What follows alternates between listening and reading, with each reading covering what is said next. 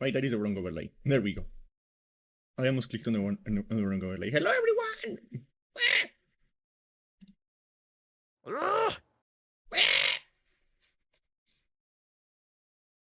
This house is crazy. I keep finding weird rooms like this. You know, they have gotten progressively not as bad. I mean, you took me to a closet that literally was like a hellgate. Then you kind of just like took me to church, which really did kind of sum up Sunday school growing up. And now I'm in a pool. I think this is a bathhouse, not a pool. Oh, yeah, the Roman statues and everything. Yeah. What are you And trying to get me to do, Candy? I don't know. I just found this room. Is this our bathhouse? Why is it so grimy? Uh, I sweat a lot. Also, why you said that you discovered it? Are you telling me you haven't taken a bath in your own house the entirety of the weeks we've been in this labyrinth? I just shower with like a I shower hose. too. I don't swim in my own filth. Yeah. Yeah, like no joke. Jokes aside, I legitimately have never been in a bathroom in my entire life. Because those are not like a You common thing around here. mm-hmm. Like, I don't think I've ever been in a house with a bathtub. In North America, it's very common for like the way your bathroom to be constructed is the bathtub is like part of the wall, and then it connects to the shower faucet to the wall. So you could either take a bath or you just stand in the bathtub and take your shower. Some That people have the sounds walk-in showers. that Yeah. sounds a little bit uncomfortable. It's not the worst thing in the world, but but when you take a step back and look at it, you're like, yeah, this is weird construction. Yeah, around here everything is a walk-in shower. Yeah. I I mean, I walk-in showers are in theory safer, so yeah. I have never seen like I've never been in a house with a bathtub. What was that Yeah, sound? that was me slightly belching. Oh yeah, like I don't know. It's one of those Just things that like you just know mhm. they are you are like expecting them to be common because every movie you watch is American. Yeah. But when you actually like look around, it's like, oh no, nobody actually has one of those. Well, At least around here. I haven't taken a bath since I was like 7. I've showered. I shower far more than I bathe, but it's like I know people who bathe to like relax, like what they do the whole Japanese method where it's like they shower first and then they take a bath to just relax. Like in a bathhouse scenario. I mean, we're in a bathhouse right now, but it's like I've never bothered to do that because my brain's like I'm already clean, so why wouldn't I get out and I don't know. do Like anything else? for me, a shower has always been like a chore. I have never enjoyed showering, so I just like yeah, like I'm going to get in, do it as fast as I get clean as fast as I can, and just leave. Oh, I'm slightly different. I do a lot of my thinking in the shower. It also resets me and my mood. I do it a lot to prep myself when when Tequila. what is it? When I'm like tired. There you Yeah. go. Yeah, no, because like a good shower before you have to study or before you have to work or something, it'll just wake you the fuck up and refresh you. Showers make me sleepy. Actually, they never wake me up. Like The even with cold water, they just make me a little bit sleepy. Oh, really? Because yeah, I'll do a cold shower in the morning, and then if I have to shower at night, then I'll do a hot shower. I mean, right now I don't have like there is like the house I live in right now, the apartment I live in right now doesn't have like a heater or anything. So every shower is a cold shower, and they just make me sleepy anyway. Mm, well, I don't know. Like I just genuinely. I mean, you say you don't like showers that much, but it's just like when you're feeling like grimy and stuff, you feel clean again, and then you just put on some nice new clothes, and then you're like, yeah, I'm refreshed. Mm. No, for me there are, because like I understand like especially like someone like me, I have uh perspiration issues. I sweat a lot. Like Mm-hmm. even if I'm not doing anything, it's always I've always like struggled with. I actually need to like I actually have like prescription uh Well, you deodorant. said you have an yeah, you said you have an active metabolism. I'd imagine I need to use your body prescription heats up a deodorant. lot. Mm. uh, because I sweat a lot, and it gets, so I am very well aware of like how quickly I can just get very stinky. So I do shower relatively. I do shower often because Yeah, I mean, I it's also just understand like that. the fact that it's also just the fact that like when you're sweaty and like after a while you just feel it and you're like, ugh, Yeah, and you you, just want you to feel a get little bit comfortable sticky. again. And you're just like, You eh. feel like you're And you sticky. shower. Yeah, but like Yeah. regardless of whatever of that, I just go like, yeah, we're just going to like take a shower quick and get back to what I'm doing. I don't know. What's your length of a shower? It depends if I'm doing my hair. Okay, let's go the maximum. You're doing your hair. Usually like around 7 minutes. Okay, that is extremely short. Yeah. Okay. And most of the time is the hair because I have very the problem is not that my hair is very voluminous. Mine as well. Yeah. So and it's also like very long. I think at this point is like midway through my back. Okay, mine's voluminous but not long. So I need to Oh spend yeah. so when I'm like properly washing my hair, I need to spend a lot of time just like making sure all the shampoo is getting in there and then rinsing it Yeah. out. Well, it's like I think the annoying thing whenever you shower is just like you wash your hair with shampoo, and then you have to you stand there and you're like, wait, how long do I have to let this sit, and then rinse, Yeah, and put the conditioner, and then let that sit, and then rinse, yeah. and then What I yeah. what I usually do is like I do the shampoo, I let it sit a little bit, I rinse that, and then I put the conditioner. And while the conditioner is sitting there, I do like the rest of the body washing. Usually my showers are anywhere from 15 to 30 minutes. And that's long. That is not long. That like 15 minutes is an average, Candy. You shower short. Because I don't like But like, showering, so I just go like, and to be fair, 30 minutes I'll admit starts getting on the long end. But like I said, I do a lot of my thinking in the shower. yeah. Yeah. No, But I, yeah, I just don't. I think like the funniest thing is like whenever like every now and then my sister's boyfriend comes to stay over, and they get in the shower Mhm. together and they spend like an hour in there, Ew, and then they try to ew, and then they try to deny it, and we are like, no, you cannot deny ew, that. Why are you spending an hour there, ew, huh? ew. Just call her out on it. It's like we know you've already done like what is this? What does this? What does you denying it prove? Yeah, we Like, yeah. we Why is your have sister trying to suddenly be bashful? yeah we found the handprints on the wall. You cannot deny it. Ew! Stop it! Stop it. The The worst part weirdest is part I've known the you. weirdest part is Yeah. that the weirdest part is that there were his handprints. So what the fuck were they doing? Ew. But like, the weirdest part is just the fact that like one you when your sister was first with her boyfriend, you mentioned how like it was kind of weird, but you're like whatever. But it's just like we've known you for so long that we've heard your stories. So just hearing this progression and then this, it's like no, ew, I don't like it. Like I think like the main reason I get to like weirded like the main thing that weirded me out at first when I realized that my sister was like active in that sense is that like Mm-hmm. I have like this like big sister thing that in my mind my sister was only 14 years old.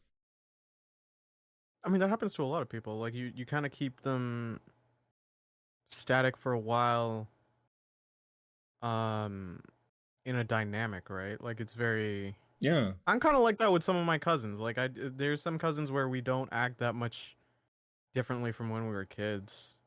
yeah, Rather just like very immature. and like I think it's like my sister is 7 years younger than me, so like there is a very like big gap in there. So there's always like an You know element what? of Yeah, like I totally forget how much of a gap you have with your sis. uh so there is a lot of like Yeah. um so there is also like like I don't know like mentally she's always going to be like a little baby to me. I No, think no, like that's it doesn't valid. matter. Eventually she's going to. So like when that started happening, like I think that was the thing that was weirding me out. It's like, but you're so young, and then I think no, she's not young. She's 19. Yeah. But She you can are do whatever she baby. wants. Well, no, but yeah, but your sisterly instincts. But you are baby. Why you do this? Yeah, She looks at you. She's like, sis, I'm 29. I have 4 kids now. How? You are but a baby. You are but babe. And she's not even that short. I don't know. I don't know because if she was like short, maybe I She's understand that. got your fucking genetics too. Yeah, so she's like I think my sister is like 182. Oh, she's tall. Damn. Yeah, it's like like a cisgender woman that is 182 centimeters is very tall, especially around here. Yeah, I know. Yeah. That's holy shit. So she didn't get like. I think she's around the same height as my dad. Hmm. But the funny thing isn't like your mom like the shortest one. Yeah, my mom is 4'11".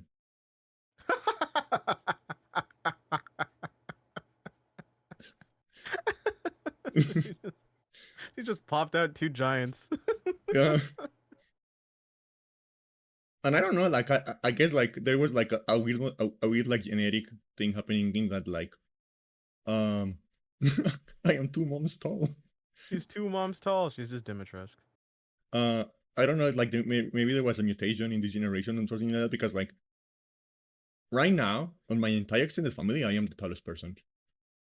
Nice. Um, and I think like as far as like the cisgender women go, my sister is the tallest one too. So I don't know, maybe because it's weird because my dad is in short, but he's like like just like a dude, and my mom I thought he is was. tiny, tiny. I thought he was tall like you guys, and then you guys just inherited that. No, my dad is around 180.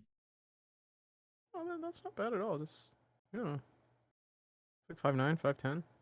Yeah, No, wait, that might be 5'8". I don't It's know, like hard.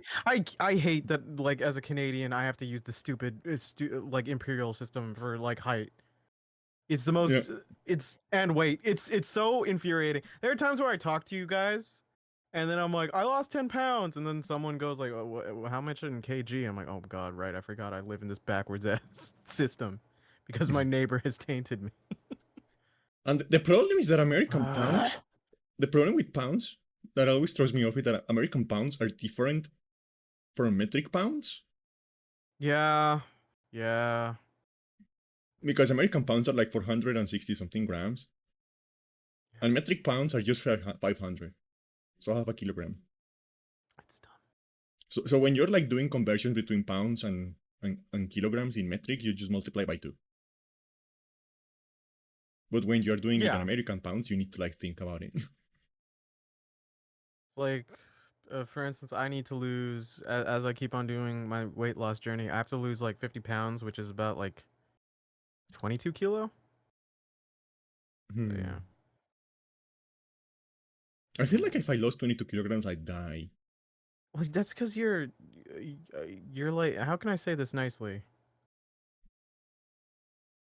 I can't, so I won't. You're thin. You're very thin. You're like also because of your metabolism, Candy. It's just like, yeah, you're Yeah. absurdly thin. You're tall. Yeah. I don't know. Like, I think I'm actually like slightly underweight. I think I need to gain a little bit. Like maybe like I think I need to gain like 8 or something like that. 8 pounds. 8 8 kilos. pounds or 8 kilos. So that's 16 pounds. I mean, that's not impossible. All you, sorry, I had to move my mic because Pika went on my desk again. Kitty. Yeah, she. I don't know why she's so fascinated with the window when it's open. She's not like other cats. She doesn't appreciate heat. She likes cold. So yeah. What was I saying? Oh, getting 16 pounds. That's not necessarily too hard. You just have to. Oh. Oh no. You just have to up your I think one of my protein, neighbors. maybe. I think one of my neighbors just got dumped. Ooh.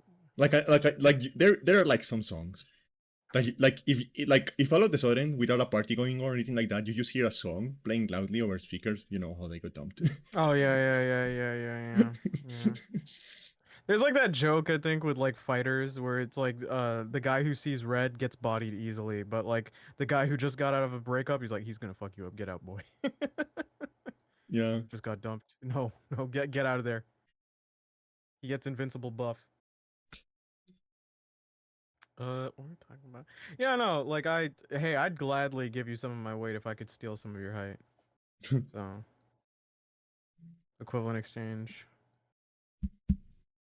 And before anyone goes like, but Candy gets to be tall. She likes taller women. She'd win. She'd win this exchange. Don't take Yeah. this away. Yeah, there you I go. want to be the short spoon, the short spoon sometime. There you go. So this is gonna work. But apparently, like Don't work, I, Candy. I did some googling, and apparently, like statistically speaking, there are around 500 women taller than me, like in the entire planet. Oh, that's a pretty low gap. That's a low amount. Which That's is like, oh Jesus well, you know what Christ. you should you know what you should do also to help gain the weight. Just start doing volleyball. You'll meet tall women. Actually, you know what? 500 is, you know, I can make it my goal to like do every one of them. 500 is a number I can do in a lifetime. That's really your goal. That's the okay. You weren't satisfied with the one. You were just you got a little too greedy. That's how we had to go. I mean, okay. How would you feel if, like, on the freak chance that you met a woman exactly your height? Would that also work for you, or? I mean, I like when I was in high school, I dated a girl that was like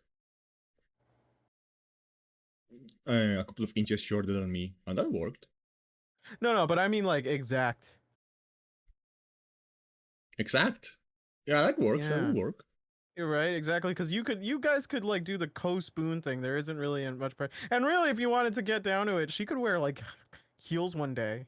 It Yeah. would be good. I don't know. I Yeah, feel yeah. like if your partner is the exact same height as you, 69 will be very comfortable. It probably would be. Probably would be.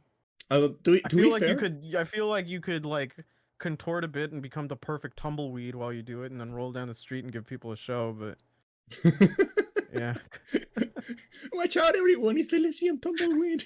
no, there ain't enough room for two cowboys in it. What the fuck is that? Oh no, I mean, not again. Not again. How did they keep coming in the desert? uh, a lot to be fair, like I don't know, maybe that will be complicated a little bit because of my proportions are kind of wacky. Mm-hmm. You know Pat, angriest Pat, Yeah, how he looks. Pat has very he's only short. Pat is legitimately only short because his legs are too short. Yeah, he's like a bipedal dash nut. Yeah, the fun like it's not even to be mean to him. He mentions this, and if you see pictures of him, his chest, his head, and his arms relatively proportional. They work, but like his legs are somehow like half the Are height stubby. of They're super yeah stubby. of what actual legs should be, and it's not like they're necessarily deformed outright. They function as legs. I don't think he can bend his knees. No, he might be able to bend his knees, but like yeah, it's fascinating. That's why he's kneecapped. Poor choice of words, but like at his current height, and he's mentioned like jokingly, although I maybe have seriously, like if prosthetic legs could be a thing, he would just like chop off his legs immediately and put in. Yeah, Like they're like I am the opposite of that. Like I am like, yeah, you're mostly legs, you right? know Yeah, I how remember like you saying this. like you know like for every weird person there is an equally weird person in the opposite direction. The second law of Newton. Mm-hmm. Um, yeah, like Prosthetics are a thing, I'm sure, but like I think he wanted more advanced augments or something. Yeah, I go ahead, Candy. I think like, yeah, like I think like from the floor to my, I always forget which one is the, is it waist or hips? I think it's hips. Well, technically they're about the same, so yeah, you could just say waist. Uh, yeah, so like from the floor to my hips, it's like around 150, 120 centimeters. Oh, that's freakish. Yeah, I have very long legs. Yeah, you're just So so Bayonetta. so I have the torso of someone who is 5'10". That's pretty funny. Well, it's like because people keep forgetting. Is just human like they go like, oh, nature's such a beautiful thing. It's like human bodies are only oh so they can only do things oh so exactly like in formation. Like our bodies are not symmetrical at all. Yeah, It's why like people get freaked out when they see photos because the mirror inverse that they're used to completely shatters and then they notice their asymmetries far more. yeah, It's like your eyes aren't level, your ears aren't level, um your mouth might be a little crooked, like no one has like perfect teeth and it's like your shoulders might be uneven. There's just there's just so many things about the human body that's kind of gnarly. And it's not even just humans, like all animals. Like symmetry is a very very hard thing yeah. to create naturally in biological life. I will. Another thing that makes me look a little bit wacky is I also have like very long arms. Oh yeah, you can vibe too. So like Oh yeah. uh so like I know this is going to sound weird, but I am perfectly square. If I stretch my arms like straight up, like making a T, they are the same length as like I'm my telling you, height. just if you just want to meet tall women, just start playing volleyball. Yeah, probably. Yeah, yeah, just play volleyball and then you'll meet tall women. They'll start putting you in teams. And if someone's gonna tell me he's like, but Nick, how is she gonna know if there's gonna be gay women in volleyball? And I'm gonna look at you and I'm gonna give you the look. It's like, yeah, there's a yeah, okay. Yeah, Gonna be yeah. like, you're right. There's a real drought. Can't you imagine that? Can't you imagine that a gay woman in sports? Crazy. Oh, that's crazy. Oh my god, you're telling me? Wasn't there Oh, this? Wasn't there this thing where like? Wasn't there this thing a couple of years ago where like a hockey game between the US and the Canadian women's team got derailed because they were just fucking? that's pretty funny. Hey, power to them. They had to get that aggression out somehow. Plus, your ears are supposed to be asymmetrical, so you can hear whether things are above or below you. I didn't know that, but that could just be a natural thing too. Yeah, as well as like possibly the eye alignment to have a like slightly better angled vision in case. But Yeah. yeah, no. But like I don't know, like the human body is very very wacky. Yeah, no. When It's a people very say wacky like thing. nature knows what it's doing, it's like absolutely not. It's a mishmash of bullshit. That's why we have a bunch of extinct species like outside the realm of like hunting to extinction. Like there are just some that just didn't make the cut. And there's also It's like some that yeah, like there is also some that we hunted to extinction. But let's be realistic, that was just accelerating the inevitable. no. Like those was not going to survive. I think the only metal extinctions are like some of the great sea extinctions, or like there was like one I forget what it was. It was essentially like a giant sea bound. I want to say lizard. It's essentially a dinosaur, but it was so efficient in killing and being the apex That that you it run out of kind of food. just yeah, it died. Its entire species got screwed over because it was just too good. So it just like Suffering from straight up, success. yeah. I forget what video it was. There was a video about that, and it's like its skeleton, and just the what's it called?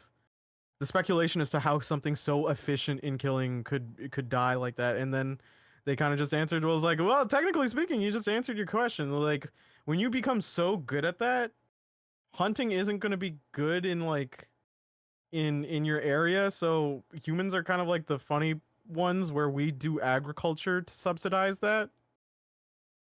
Yeah, and So like isn't like, that like also like yeah, the isn't that the what's a problem with outdoor? dinosaur gonna do? Isn't that the problem also with like outdoor cats? Other cat like Outdoor what cats that they are like a little bit too good at oh killing. oh yeah, probably. Yeah, like the problem with outdoor cats is that they are like a little bit too good at killing. So like they legitimately start to threaten the population of birds and like rodents wherever they are. I mean, just put them in a place with a lot of vermin for vermin problems, and then you're somehow the cats in Turkey are doing a okay. You're just out in the streets chilling, and you can just pet them. Yeah. Yeah, I need to get Dura to take me to Turkey. I say this because he has slight Turkish blood, so I imagine they won't hiss at us. Um, and then we can just like pet cats all day. Yeah. The Istanbul cats. They just hang around. Who am I kidding? I'd be the one petting cats. He'd be like in the car playing with his DS. Yeah. Yeah, the war was never fair. I mean, to be fair, we do the same thing to pandas in our cultivation for them. Oh yeah, These things pandas are were just like like one of they're just kind of miserable in terms of their own self-preservation. But since yeah they're like cute, we're just like, yeah. it is kind of weird that an animal is cute, so we decided we have to make them fuck.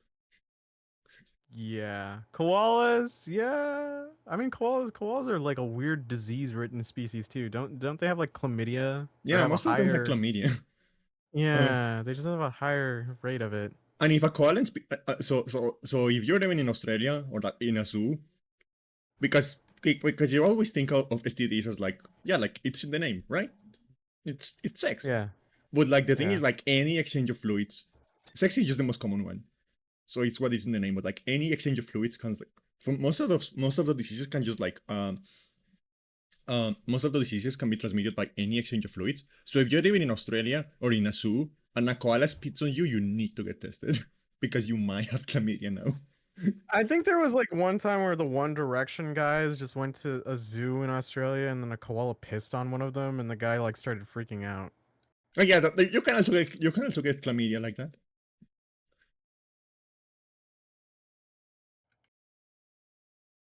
You can also get so like basically if you get any koala fluids on you, get tested because you may have chlamydia now. And I don't know. Oh, I feel yeah. like because like if you I mean like I don't know like if you get chlamydia in the normal way, at least you can like get some consolation if the sex was good. Okay. So But I if it's a think fucking if I koala rem spitting on you, I think the dinosaur that I'm talking about is the Mosasaurus. Or it's not really a dinosaur. It's a type.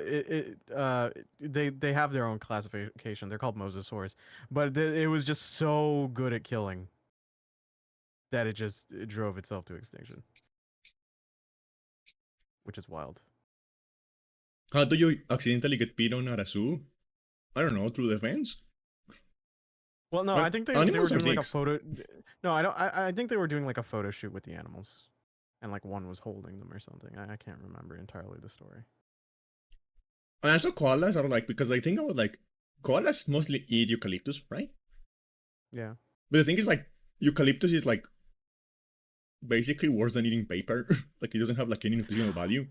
Oh well, yeah. No, the babies have to eat like their mom's like feces because that has more of a nutritional intake.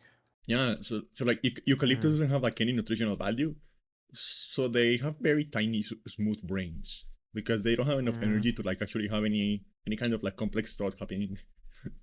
Yeah, So nature they is just just kind of like fascinating because they're just kind of yeah, stupid. So it's nature not a is just kind of surprise that a koala fascinating just kind though. of pees whenever it is. Because you think about it, and you look back in the olden days, hark the days of the dinosaurs, to which were essentially like kaiju and the aquatic horrors that lay within. And now you move forward to the current day, and it's like, what are the creatures that live? And it's like the sloth, it really doesn't want to for some reason. The panda, it really doesn't want to for some reason. The red panda, it really doesn't want to for some reason. The koala doesn't want to for some reason. And Um, you're just like, huh? how does I guess shit that's have not more fair at nutrition all. than what made it? I think it's because it is I think it's processed. back. I think it's yeah. I think it's because it's of the bacteria within the body and it I coming think like the out. thing is like it is processed, so Could be.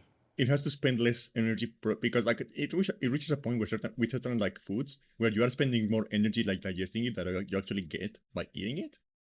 Also, it could just be the fact that like a different species doesn't necessarily defecate the same way that we do, where we just try to absorb every nutritional aspect to the best of our ability, and the rest is mostly just Yeah, I know there are some all the ways. I don't know if koalas do it, but I know Mm, there's some species of animals that like shit and then they eat their shit because they need to like mm, process it multiple times to like actually get the entire thing of it. So so like because they mm. are not super efficient at digesting, so they have to like they Yeah. eat something, they shit it out, then they eat the poop, then they shit it out again, and they eat the poop, and that is how they actually like get the whole thing. What a wonderful podcast. Which I feel like at that point you might as well just go the whole way and do what cows do and have four stomachs Yeah, true. and skip the part True. where you have to eat shit. Well, there's just some species like cows have probably just evolved alongside our domestication, just like any other domestic. So it's very fascinating just seeing those creatures too. So like I don't know. I find all of, I as a person, if I had to have any sort of like job outside the realm of something like maybe office job, which I think would just be fine for me to work it from home or whatever. I'd like to work with animals in some capacity. Yeah. Yeah. No, but like going back to because you mentioned sloths, sloths actually have like a very cool, like little evolutionary adaptation to like help them survive. Which one is it? Is it the ability, like their ability to not need to eat for long periods of time? No, it's something like very, very, very cool. So like when like the way most animals work, including ourselves, is that Yeah. when we tense our muscles, Mm-hmm. they tighten, right? Yeah. So your hands clench and your jaw clenches, right? When you tense your muscles, they tighten. Uh, slots evolved to be the opposite way. They mo- Oh, so they loosen. when they clench their muscle when they tense their muscles they loosen. Uh, and the reason they do Okay. that is because to be able the reason they do it is the grip. Is the grip. Mm-hmm. So basically, they don't have to spend any energy to be able to just stay grip to a tree, and they can do it while they're sleeping Oh, without any okay. Yeah. worries. If Okay. they fall That asleep, they protects can them still like from. Yeah. because basically what that means is that like their default state is gripping, and they have to make a Mm-hmm. conscious decision to ungrip. That's actually very useful. Yeah. Because there are different types of strength out there. Yes.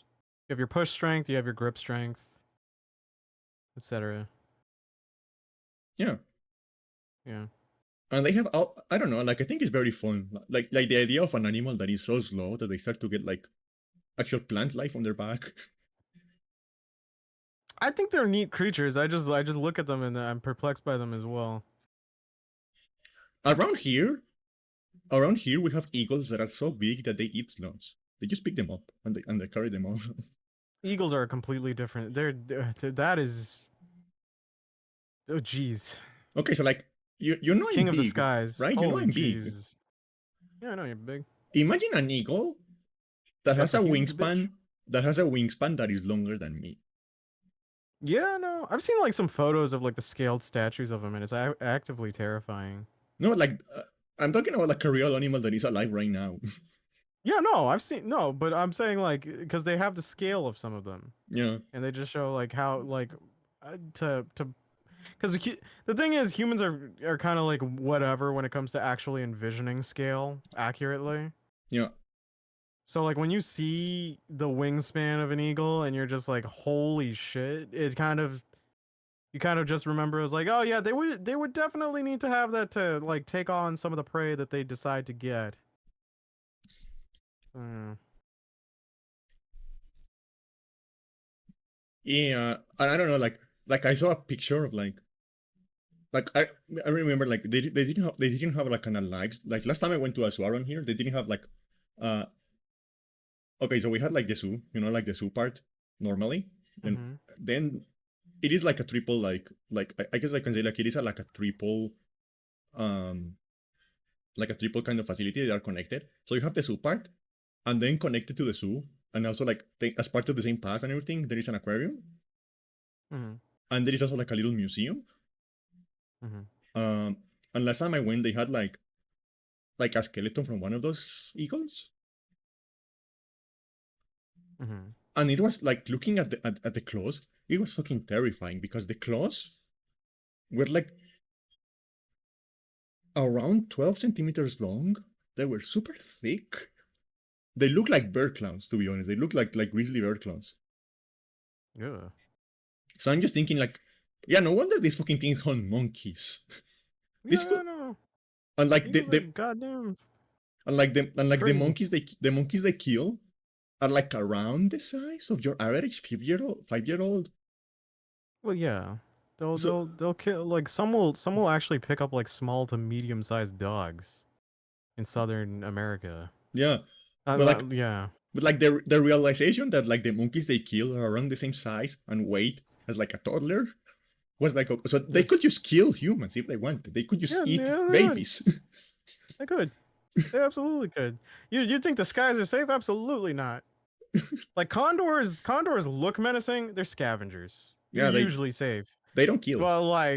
But like eagles are a whole different breed. They're like nothing can mess with me. You're just like, oh. Yeah. And Also, like like birds are weird. Birds are interesting because like out of the four kind of species that we know of, I think alongside just like lizards, they usually have the least amount of hybrids in terms of species.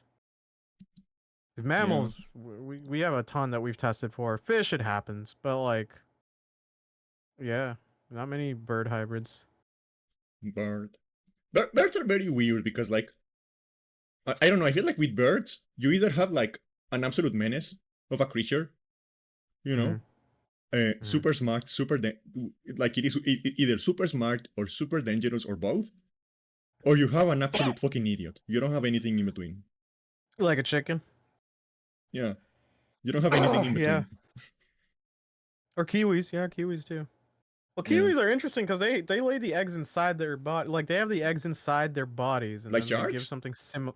Well, yeah, because like apparently like the way they push the way they have the eggs are also like um extremely like in terms of proportion to their body weight. The eggs are very large, so it'll even like push their rib cage and stuff to have the egg be in their body, and then they'll essentially give something similar to live birth if I remember correctly. But Uh, it's just the fact that the egg is actually inside their body. So like that's yeah. weird. That reminds me Yeah, of a no. story I heard today. Mhm.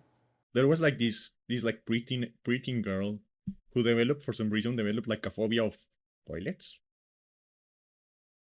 Oh, I'm already not liking where this is going considering the segue that you just came off from, but and okay. and she refused to like go to like the uh, The like bathroom? her mom tried, yeah, but like her mom tried to get her to like a hospital or a psychiatrist or anything like that, but she refused to go. um so she didn't Yeah. go, so she didn't go to the bathroom for like 2 months. Oh, it must have compacted. Yeah, like the thing is like eventually so much built up that it started like moving her organs, and it crushed her heart and she died. Well, yeah, because your body, you should be expelling your waste. That's an extremely danger. How bad was the phobia? That's so like it's tragic, but also just like extremely stupid. I feel bad, but like Yeah, god damn. yeah, it Yeah. crushed her heart and she died. That's terrible. But like it's just like how much like brain power are you using to negate a bodily function? Yeah, like It's wild too. I feel like if you try to not go to the bathroom for like that long, at some point your body is just going to like Your body just release gives. It it. should just yeah, your body should just give. Like why is it doing that? Yeah, like I feel like pooping your pants is a better outcome than like fucking dying because your heart got crushed. Oh my god. I feel so bad for the mom. That's a terrible way Yeah, that ended, but it's just like like to me because phobias are just like obviously they're unreasonable, but like to have the distinct phobia of like a toilet, like I don't know. yeah, like I um, don't know what happened.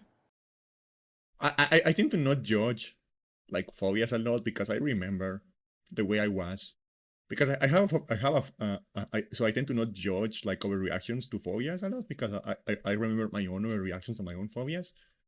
Hmm. Um, and like one thing is like, for example, um, I, around here, uh, the way it goes is that like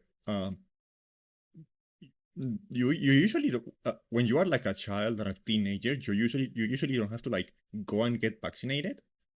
Um, because what's going to happen is that like every couple months, the government actually sends people to the schools to check like for the vaccination stuff and to just like administer any vaccines that are needed for like everyone in the school. So you Yeah. usually don't have to get vaccinated like outside of school. You have to just wait until they come into the school and you get like all your vaccines that way, right? Hmm. Um, and I remember when I was like in middle school, I heard they were doing vaccinations, and I have a phobia of needles. I knew about one of your phobias. I didn't know needles was one of them. I have a phobia of needles. So when I heard they were doing vaccinations, I legitimately run out of class and climbed into the roof. I guess, but like, And I was like, no, no needles, thank you. well, I get that. Well, as extreme and I think irresponsible as that could be, like, I get it. But like, there's one thing on your brain doing a fear response for self-preservation versus like you actively somehow willpowering your body to not do a natural thing. Like that's the wild part to me. Because it's just like how did your because there are some things where your body just gives. How Yeah, is this not one of those moments? yeah, yeah. Like it is weird that that actually was able to happen at all. Yeah. But anyway, birds. I, birds. Yeah, birds are cool. If I had to rank my favorite to least favorite, don't forget things like autism change what's normal. I guess, but like just chalking it up to autism is like my autism powered up my ability to stop myself from doing a natural body function is just a new level. It's like a Baki episode. It feels like the one guy I've somehow reduced my ability to go to the bathroom. He's like, what does this do? And what does this do? That reminds me of the game I'm playing lately. Like something that happened on the last session I had is that one of the characters almost died, but they managed to transplant his body to like a little robotic body. Um, Mhm. and he's like, this is pretty convenient. I don't have to defecate or piss anymore. And then another character goes like, haha, you don't have a dick either. Haha. Haha. Was it the whiny bitch? It was the Ciscom beach.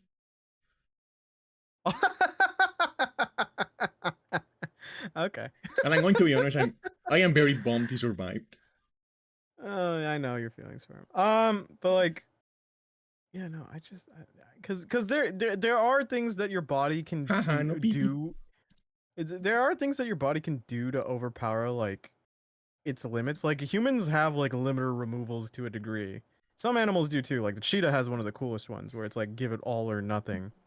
And Yeah, adrenaline is a hell of a drug. yeah. But like, I you're still, I don't know. It feels like a D&D backstory I'm being told, and I'm like, could that even be real? I am making a monk character, and to illustrate his incredible mental prowess, he doesn't go to the bathroom ever. I just I just sit there and I go like, does he still eat like or does he photosynthesize or what? He still eats. Everything else is normal, so he just doesn't have to go to. Does he like 100% dissolve? No, it's just still in there. I mean, it's still in there. Why would you clarify that it's still in there? Uh, and now you have to keep, and now the party has to keep me alive because if I die, I explode.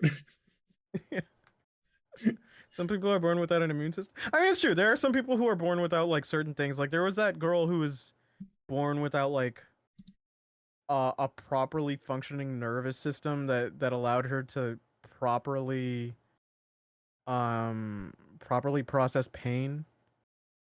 And it's like Yeah. people are like that's so cool. It's like it's not because I mean, she I would have still that get the problem. damage.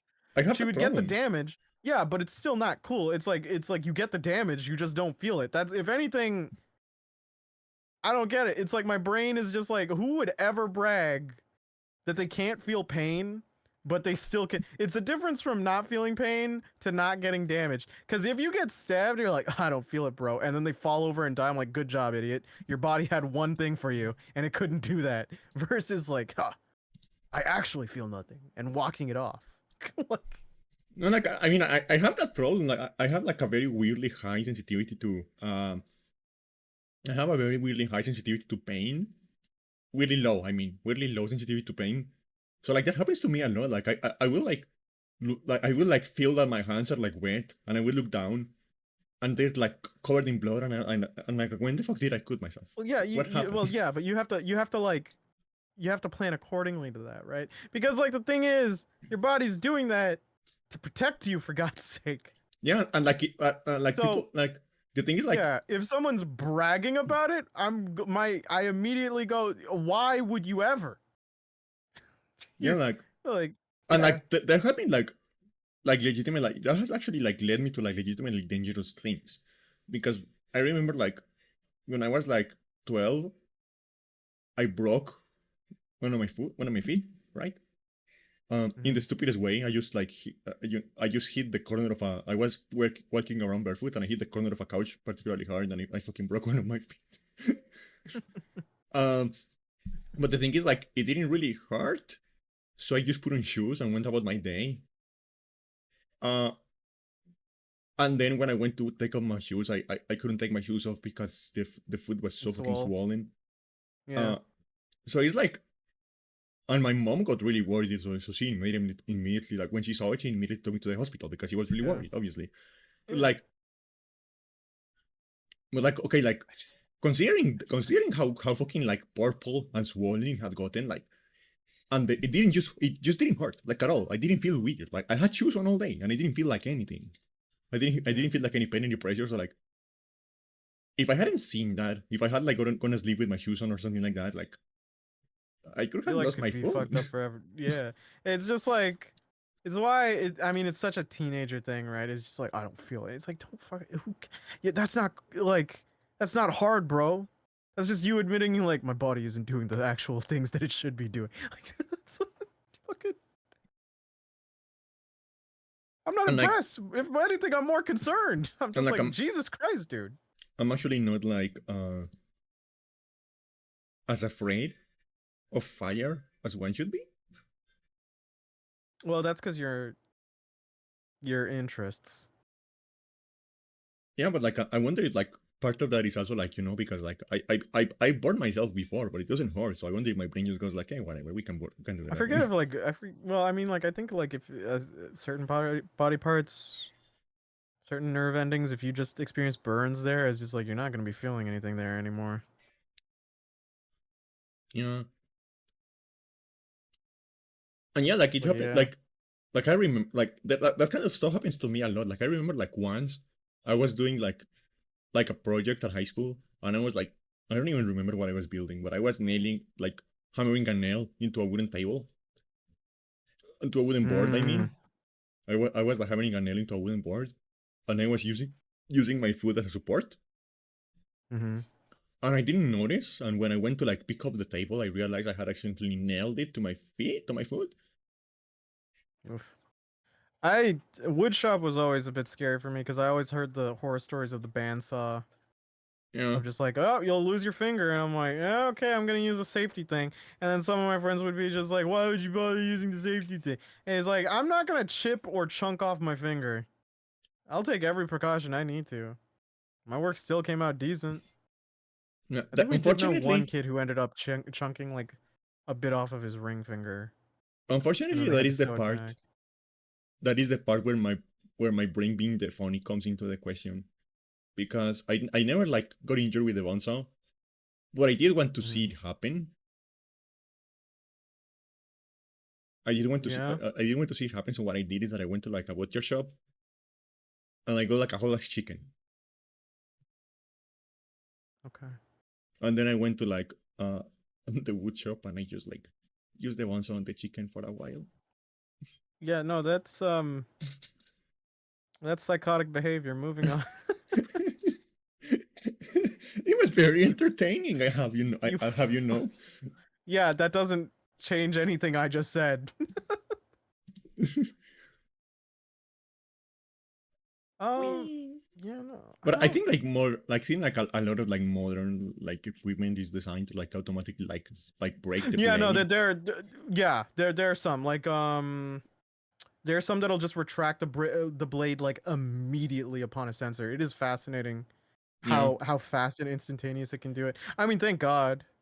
yeah. Like it's pretty dope. There are But there are like there are yeah. others that are like that have like a break that is so strong that the fucking like blade breaks. Yeah. I mean, But the we thing is always like had the.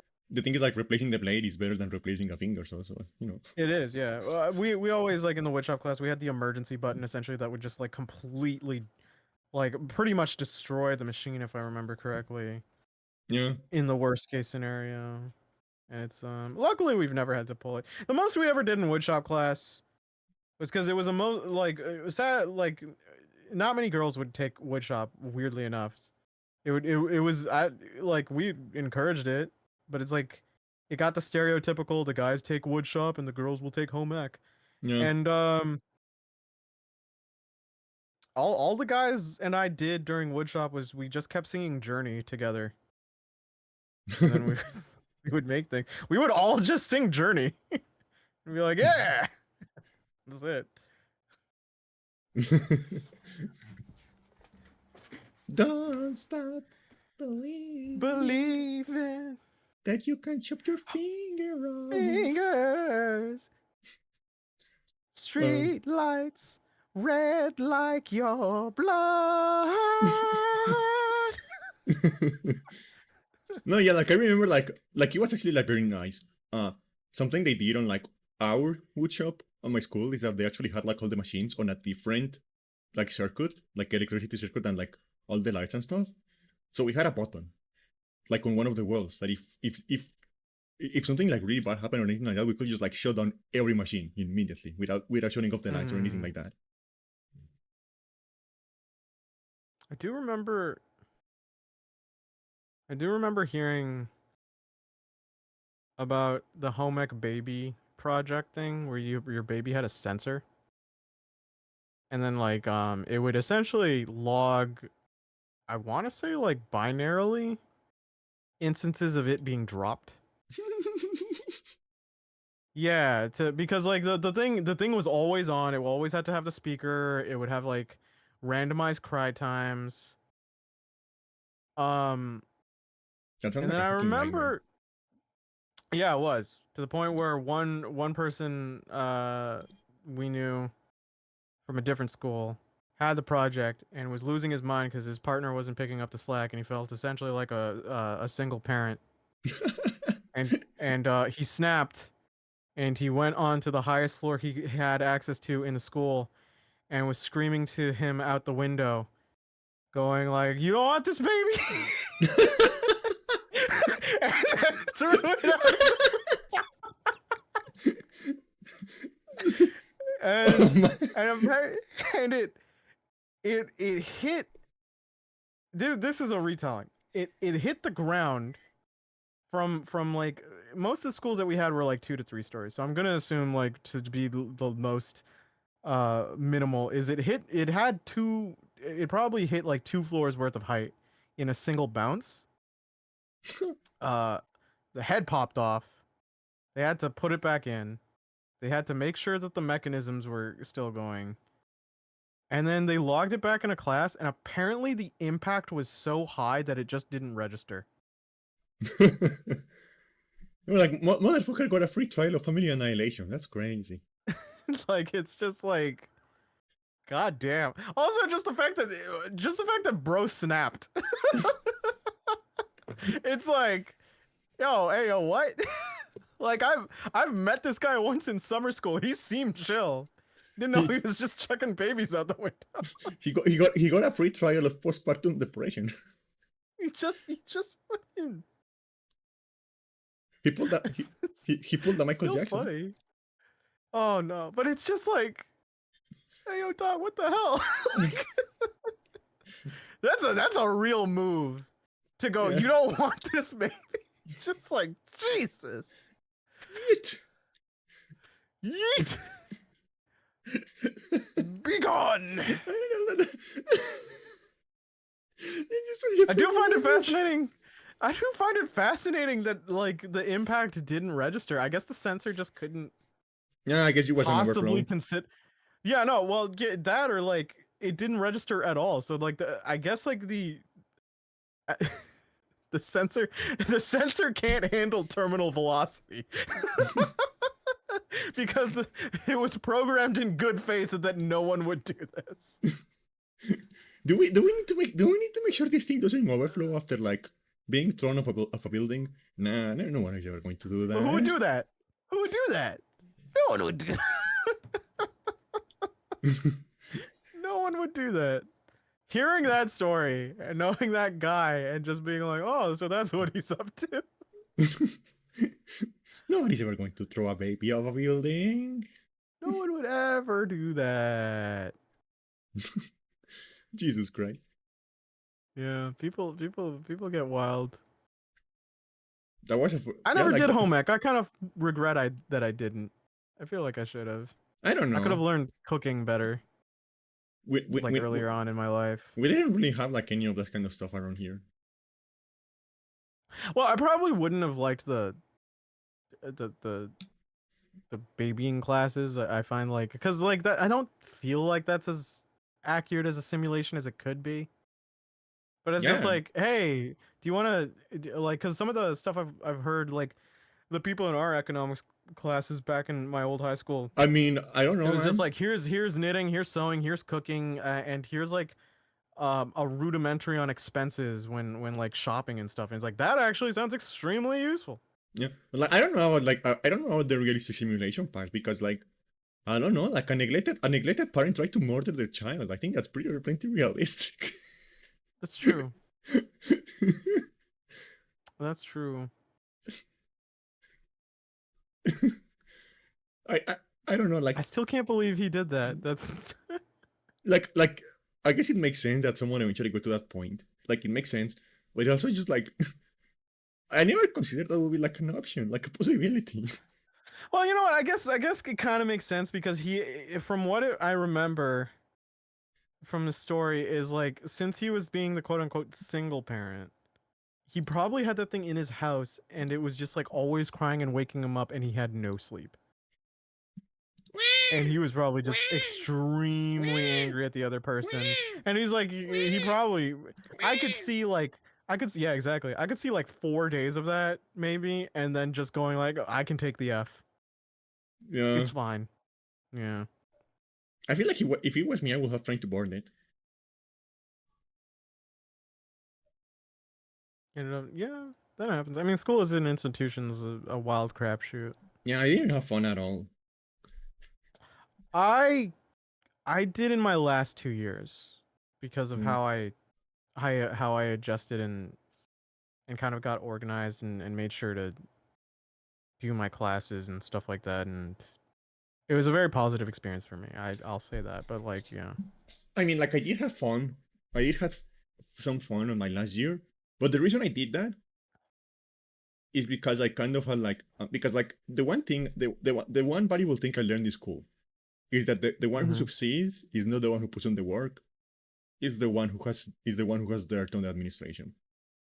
Oh my god, this again. Listen, we're not like in your corrupt backwater mountain city, all right?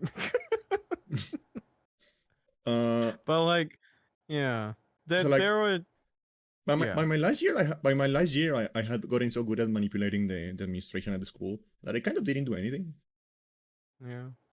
Well, it's like with me, So how are you it chilling? just it just helped me because I'll admit I was like a slacker most of my life, and I was very self-loathing, um, because of it. And so I realized in grade 11 that I had to put a big change in my life. And I kind of just wondered like, well, what subjects speak to me? And I realized I'm very much more math oriented and history oriented. And I Yeah. kind of leaned into math where the careers would go. But I always loved reading about history, and my history teacher told me like my history teacher encouraged me, and I always regret kind of like not taking him as seriously because I did love it, and I imagine if I went fully on that, I'd probably enjoy that career path maybe a little more, even though I really like math. Hmm. But yeah, I went to what I did was I went to like a tutoring place, and I went like, okay, I have to start from my fundamentals again, rework my discipline. And it became like a thing over the course of a couple months, and then math was starting to get easier for me, and then I would just like have a set routine schedule, like a ritual of it, where I would just come back from school, finish my homework immediately, and then I'd relax. And I kind of just started blending into my other subjects, and then it felt comfortable, and I felt like really good about myself that I was able to put in that work and do everything. And then I started encouraging my friends, and then we did summer school together, and we decided to do English in summer school because we all hated our English teacher. And our because the grade 11 English teachers were going to end up being our grade 12 English teachers again. We just didn't know who the pick of the lot was. It was just all terrible people. But we finished that, and then grade 12, it was very flattering because apparently like my grades were good enough that people started asking me for help. And All so right. after Sometimes school, I forget you I'd have like an extra year. yeah, we have 4 years of high school. And so in grade 12, I would just have friends going like, "Hey, could you help me with this math stuff?" And then we would all take one room, and then we'd all kind of like help each other and study together. And that was kind of like a social thing, and it was tutoring is also an extremely good way to study. Yeah. Um and so being seen as reliable also was just extremely good for my mental health, Yeah. and it helped push me forward. And yeah, and I know like school isn't for everyone, but even like during my tutoring jobs, I've kind of went like, I'm here to help. I like, you don't have to go down a career path that might not suit you, but it's like always better to have some skill sets even if you might not necessarily need them, and I'll help you through it. And yeah, it helped a lot of clients. Yeah. So I don't know. I genuinely feel like high school you can put like some effort in. It's tough for a lot of kids who get bullied and stuff like that, and when you're in a tutoring position, you really want to make sure they're comfortable and not judged, and try to help them through it and make sure they open up and be like, yeah, no, you if social things, you should also talk to your parents and stuff like that if it's available, or whatever resources they're on hand for you. And then it's like when it's post secondary, that's the scariest part, because like people will complain about high school, but like post secondary education is a completely different beast, and it's like no one's going to be as intimate with you in terms of an education, Yeah. like, because you're a paying customer. If you don't show up to classes, they don't care. They Yeah, don't they don't call your even take house. assistance. They just like They don't take attendance. They go like, well, I don't care. They'll even go so far to go like, I don't care about your circumstances for you missing the test. You're just gonna get a 0. yeah. And it's just like you can't do anything. You have to talk to your registrar. You have to go out of your way. And if you have mental health problems, you have to go through a bunch of like registrational procedures that just can be exhausting on their own.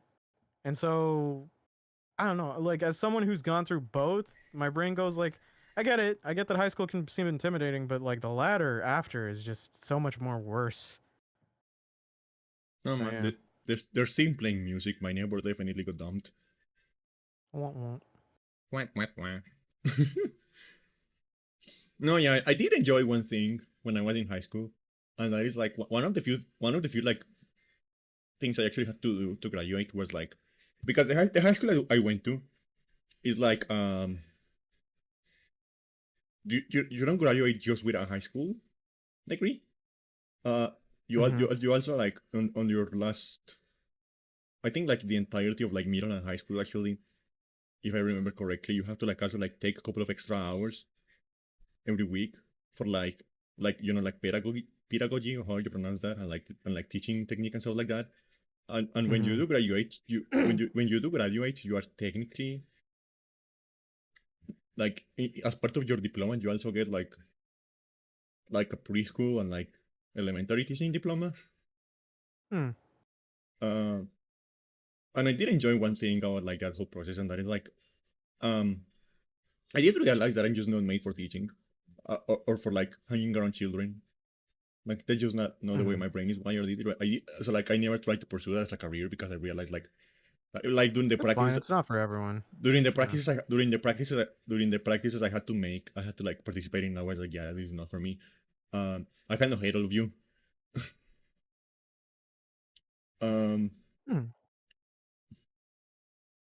but what I did enjoy because like the subject I was like doing my practice on was maths, and I did end up writing a paper um I didn't end up writing a paper out like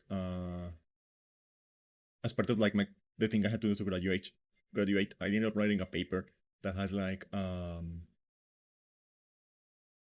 essentially because like I did end up like developing a method for teaching maths um that I felt like will work better. And I think that like the problem with like a lot of like math education nowadays, and just like in general, is that like people assume that because math is like an exact science, it has to be taught like an exact science, right? Uh, but what I realized, what I discovered is that like it actually works better if you teach math as like a language. Uh, Um. if instead of like if instead of following the usual like protocol you follow to like teach math, you instead like copy the structure and the curriculum of like a language class, and you use that structure to teach the fundamentals of like how to think in terms of math, you get better results. And people Well, hate you it have to less. elaborate. Like what method? What Uh methods? okay, so like because like okay, so like because like the way math is taught is very like procedure based. You know, it is like follow these formulas, follow these procedures, do this series of steps. It is just like a bunch of like memorize these steps, memorize the like. There is never like a deep like dive into like the whys and the hows of like into like the fundamental structural and the fundamental abstract level of like why Uh, it works the way it does, mm, okay, right? I kind of get it, but you have to be careful on it because, like, depending on the when you're doing early math, getting into the abstract allows for because abstract math in itself is proof-based formulas, Hmm. and people can struggle on that very early on Yeah. to the point where even university students do. Because like, there is mathematical language, for like for instance your universal quantifier language, like for all, for lack of better, um straight line, it's like x is greater than 0. It's like for all elements x within the set of real numbers, all elements of x within this set are greater than the value of 0. Like you can have stuff like that. Yeah. And yeah, but it's just like you have to, when it comes to actually proving it, it's tough because like when you have to go 1 + 1 = 2 and someone asks why, if I had to write the proof for a kid, it would end up into an entirely devolved conversation that would get even more esoteric and overwhelming on the Yeah. amount of knowledge that they'd have to have. Because that's the problem with it. It's like, I get that it's procedural, but there are some things to which you kind of have to go, here's the suspension of disbelief. You have to just trust me on it on the most fundamental aspects. Yeah. Like the sky is blue. It's like, hey, hold up 2 fingers, and then they automatically go to, oh, like, here are 2 fingers, and it's like, okay, well, you notice how there are 2 1s essentially. One plus Yeah. one is 2. Yeah. Yeah. But I don't know. I think like what I'm talking about is like you don't when it comes to like teaching a language, at least like doing it properly, you don't learn like it is important to memorize like like words and like rules and stuff like that. Um, but if you are actually like learning a language like properly, you don't just do that by like memorizing sentences or memorizing the dictionary. You do that by like learning to think in that language and understanding like the Yeah, reasons and like that's the part. uh uh and understanding like understanding like the way the structures of like the language change the way you think and stuff like that. Yeah, yeah. Um, and what I Well, realized math is that is like a lot of observation. what I realized is that like you end up getting better results if you approach math that way. If you try to like yeah, because yeah it is important that you have like that like there are some formulas you have to memorize, some procedures you have to memorize, some like proofs you have to memorize, stuff like that. But it's also important to like learn to like think in math. Not just like think as like a formula, but like as well like I mean, it's hard to explain. I probably should find Well, that paper at some what point. what, Um, what I do, what I've done, because I've tutored for 9 years. So usually the way we do it is a lot of it is practice, and some of it is repetition, and I know it gets boring, but what we do is we try making it competitive on some of the basic aspects. So we give like uh because it's the same people that expect to understand stuff with that. It's the same people who expected me to understand stuff without explaining any of it. Well, it's like, yeah. I mean, to be fair, I know people also as a tutor. I know people get annoyed where it's like, I just showed the answer. Why do I have to show my work? It's like, because the problem is if you don't show the exact methodology, Mm. there is a margin of error that can happen. Yeah. And even if you keep doing it, there's no guarantee on a set because there, like, again, in mathematical languages there can be sets that overlap extremely for very large quantities of elements, but then once you input something outside of that set's quantity and try using your formula internally for it and then you fuck up, then it's a problem. And it's easy to hand wave and go, I'll never reach that, but we don't do that, especially in an educational institution where we go like, no, but we have to account for the broadest strokes.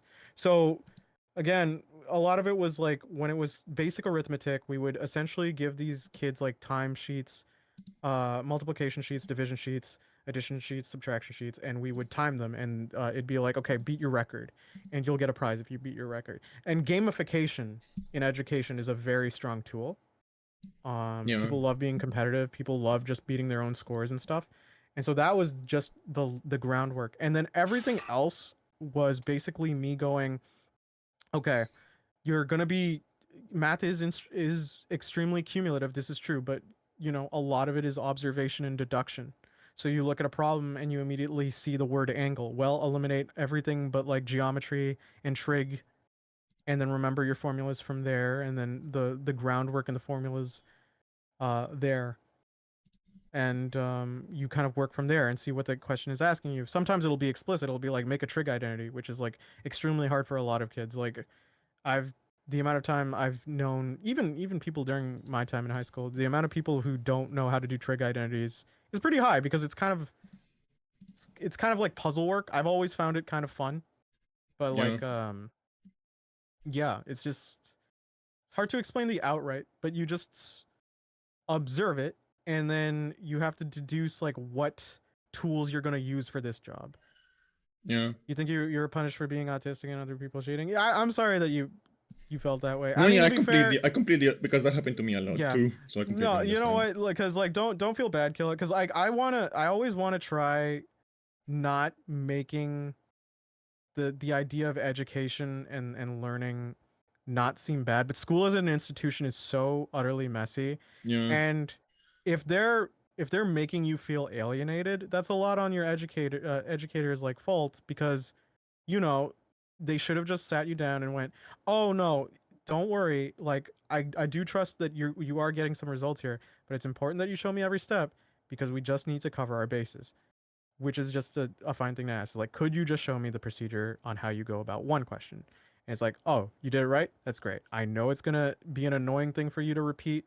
Just please try doing that for me. It's just how we kind of roll. It's just to make sure that everything's good. And if I do have to make minor adjustments, then we can go. If they went so dismissively to you and make you feel guilty for actually putting work in, that's very shitty. Yeah. But yeah, that's education is a very tough thing. Yeah. But I always do encourage like just getting skill sets outside of your field because it's just learning outside of your comfort zone allows you to bring in skills to a domain that doesn't necessarily apply those often, and that allows you to have outside the box thinking, which I think is very useful. I've used math in a lot of my not Photoshop, my Premiere editing. I've used math in like how I just approach certain things in life. It's just like you can find like ways to use your skill sets and creatively. So yeah. Yeah. I don't know, something I found like, um when it came to like because this was like the one time I actually felt like I accomplished something, um is that I think I was in ninth grade, and we were doing like, I don't even remember what we were doing, but there was like this whole like long formula, long procedure you have to follow to like get the results. And I just looked at all of the like in my mind I was like just like processing the examples on the board, and I realized that like, okay, why are we doing this longest formula if it always works if I just do this? If I just do like these two steps, if it always works like Eh, I yeah. went so when it came time for like us to like do our own like work on that on our side, I did it using like my formula. Mm-hmm. Um, and when I presented it to the teacher asked to talk to me and was like, okay, like what are you doing? What is this? Instead of just telling me to like do with like instead of just telling me to do the like normal formula, he asked me, okay, like explain your formula to me. Explain this procedure you are doing. So I explained it to him, and he took some notes and he went away. And then he came back and he's like, you know what, this actually works. I mean, yeah. But it's like you have to. It's just like at a teaching thing. It's like, and because I know some teachers, and again, I've had to mark work. It's just like it's we whenever we see the kid put the right answer there, there is a very large part of our brain is like they probably do know. It's just like if I just mark it right and then they do a final and then it's next year it's a problem, I get blamed for it and then etc. So it's good to instill that habit. Also, like small mistakes can happen if you don't write them down. That's why writing every step is pretty key. Like I've had situations where I'll make small mistakes in math and then I'll be like, "Oh shit, let me write it out again." Oh, that's the step that I messed up. And even when I write it down, I have to look back on each step and I go like, "Yeah, yeah." Because like I'll freely admit, I don't find myself to be a talented person. I very much am when I get my results if I just drive myself to it. Yeah. And I kind of like that about myself too. So because it just maybe it's just because my OCD nature. But it's like that. Right. I didn't get to respond to kills. I think they tried to explain it, but the work was easy. I just couldn't get my head around communicating my processes. So they just, I mean, just don't be hard on yourself. It's very hard. Like I don't know. I have to talk to some of my clients who were the same way, and I would just sit next to them and I'd be like, okay, so how we'd go about it is you just write it like this and this and this. And then I'd also just show them like, okay, let's look at how your textbook just explains it, because that's going to be the way they're going to want it in term of format. So just think of it as copy and pasting this format, and you're just solving a bunch of mini problems, and you're just going about it, and you'll just do it for the full marks. My math teacher even told me to provide a better way for them to do it, and and they still didn't care. Yeah. So it's tough. Like a lot of it is systematic, and there are things for updating. There have been times where like my clients have brought back their homework or their test, right? And they got a Yeah. lower grade. And then I did they showed me their solution. I did the problem, got the same solution, and then made sure a colleague got the same solution. And I'm like, bring this back to your teacher and tell them they're a moron. And if they have a problem, they can come to us because this is stupid. Like, because Yeah. there are sometimes where teachers are completely off base and a little too confident in their own abilities. And it's like when you're in education, be you the teacher, be you a tutor, be you a student, you're always learning and you're always correcting yourself. If you don't train your muscle, it's gonna just like degrade. Hell, I haven't gotten to do math in like a few years intensely. So I just feel myself degrading and it's one of the worst feelings in the world. Yeah. Yeah. Yeah. Yeah, that is what Oh yeah. like what you mentioned is Oh like yeah, one of the reasons I absolutely, don't like, Killa. because like okay, so like if a teacher is like downright being like abusive or stuff like that, yeah, like yeah, but like when a teacher is just being kind of like lazy or mediocre, I have a hard time feeling like angry at them, because like maybe they are not actually Sometimes being lazy, they're maybe they are just like burnt out completely. they're yeah, they're human. It sucks. But at the same time, like don't take it out on youth. Because like I get it, but it's like I mean to be fair, I say this, but there have been times I've been mean to my clients because they were being terrible little gremlins. Um is just they're impressionable and it's their formative years and like they kind of need that guidance and if they're willing to like do the work, if they're willing to put in the effort, then you shouldn't like throw backlash at them Yeah. and stuff like that. How old are my clients? At the play, I used to work at a cram school. So essentially, I would go through, and our cram school wasn't organized. So I would have a full table of people of different grades. I taught as young as like from 5 all the way to 18. My favorite clients tend to be either like the little 5 to 6 year olds because they're adorable. They're generally trying to put in the work. They're hyper, and it's just like kind of cute, and it's just like, they might not focus, but if you just tell them a story, like a funny story, then they'll be like, tell me more. And then you'll like, if you finish your next page, and then you do it, right? It's very big Yeah. brother energy. And then my other favorite end of the spectrum is like those who are about to like graduate or in the second half of high school. So you're 17 to 18, because like they're kind of getting in that mindset of, oh, I can't slack. I am coming to this tutoring place not because my parents are forcing me, but because of my own interest to better myself. So it's a very easy back and forth where they're very easy to communicate with. They are willing to ask questions and etc. Because if I'm a tutor and my client is struggling and they aren't communicating to me and they're being completely silent, a lot of it has to be on me to ask, like, is everything okay? And they'll be scared sometimes, and I'll be like, dude, you don't have to be scared. Like, my job Yeah. is to help you. Like, Yeah. let me show you how this goes, and then I'll teach them. There have been, I will say, I say that usually, and I don't want to be mean. Usually, my least favorite clientele are like ages like 12 to 14, 12 to 15, because it's the hormonal preteen to teen era. Now, teenagers And, are psychopaths. Everyone knows that. and it's like the Teenagers are most horrible. cringe, like that is the isolated amount of the most cringe in your life that you'll ever be. And it's disrespectful, cringy. They'll distract some of the other clients. They won't focus. And I I can take my lumps.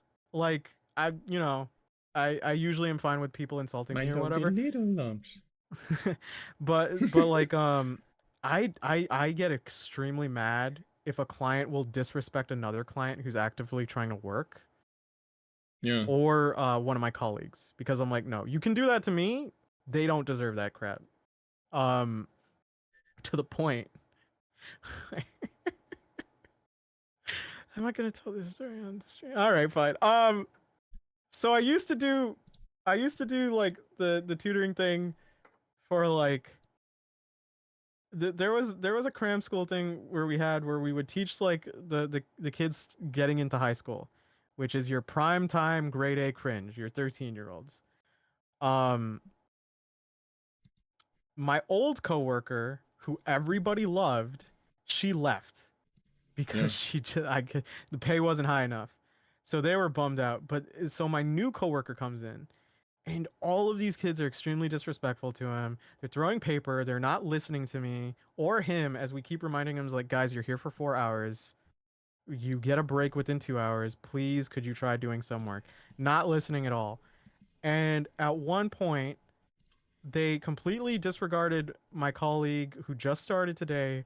His his simple like asking of, don't leave the room and don't open the door and leave in the back parking lot, because hey, we're also watching you. Your parents would get extremely angry at us.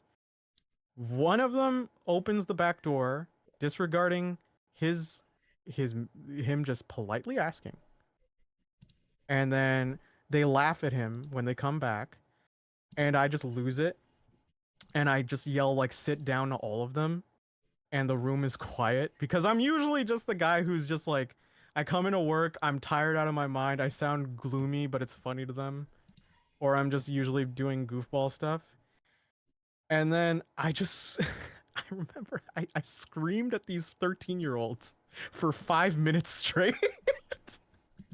I, I remember ending it with, I don't know how any of you people have friends. I get paid to spend time with you, and I don't want to be here. And just like, and I'm just like, and you can tell your parents, I don't have to, I still get paid the same wage whether you're here or not. I'd be fine with kicking any of you out because you're not my friends. And I'm like, I'm gonna go take a break because looking at you people makes me sick. And if my colleague tells me you've done anything, I will sit down with your parents and I will have an hour talk to them on how you are hopeless. And then I went to the other room and I just like my boss. So the funny thing is, this was a separate room from like my boss's room. My boss was hearing me scream at them, and and I sat next to the photocopier because there's just a seat next to there, and I'm holding my head in my hands like oh. And my boss came over to me and he just patted me on the back. Like he wasn't proud and he wasn't angry. He was just like, yeah, yeah, it's one of those days. And he handed me a water bottle, and I was just drinking from the water Just bottle. one of And those days. I also felt bad because this was my colleague's first day. He watched his senior crash out, and Oh, so that's what happened here. yeah, and so like who's Boop de Boop? Boop. Hey, Boop. Yeah. I am So Boop. I am actively calling him a bottom on a Discord server right now. a bot? A bottom. Oh, okay. Um, so like I'm just holding my head, I'm drinking my water, and I'm like, oh my god, I can't believe I yelled at them. I also can't believe I yelled like and my colleague watched me crash out at them. And it's just like my colleague comes in and he pats my back and he's like, thanks for standing up for me. I'm just gonna print out their sheets. Come back when you feel better. I come back later, like 5 minutes later. He was being really sweet as a coworker. He told them to make me an apology card. So they grabbed a piece of graph paper and then they all wrote apologies on the apology card in this makeshift graph paper apology card, and they gave it to me. And when I came in, they gave it to me, and I threw it in the recycling bin. Because like I was just being real with them. It's like I'm not giving you an out because I know if I forgive you, you guys are just gonna go back to this. You want me to like you again? Then you're gonna have to work. Yeah. So I ain't your friend. It's gonna take some weeks. Get your Yeah. shit together, You're gonna have to show your work. and then you show your work. God damn it, or I'll crash out again. But like yeah, they started to get more well behaved because like I don't know. I know part of it was them being probably dragged in by their parents, but like they're not terrible people. They realize like okay, we did kind of push him too far, and it was very rude of us to treat the new guy like this. Like it was kind of fucked up on our part, and then things kind of just went normal. So yeah. the one time I lost it. Felt so bad. Hey, it worked. I mean, I didn't It have to say worked. that about the friends thing. I felt bad after I said that. You That was cannot a pay me bit. enough money to be your friend, the piece of shit. Yeah, yeah, man. Leave. Oh my god, I felt I so mean, that was bad. great. I don't know. It was kind of cathartic. I'll admit it was kind of cathartic. I remember messaging my friend that, and she's like, "Nick, you can't yell at kids." I'm like, but it felt so good. I've They never, deserved it. I've never, I never got a chance to scream at the kids when I was doing my practice. They were mean and they were bad, so I had to. I never got a chance to scream at the kids when I was doing my practice, which is a shame. It's also like, you know what? To be fair, some of them ended up being really sweet. There's one who was like just a dork who would just send me dad jokes. And I'm just like, God damn it, you're like half my age, man. Stop. Like the Su joke I made earlier before we started stream. Yeah, kind of like that, but he'd also just kind of do the Jerry Seinfeld voice. It's like, why do we park in driveways and drive in parkways? Like, bro, I'm about to lose it. You can't. Please stop.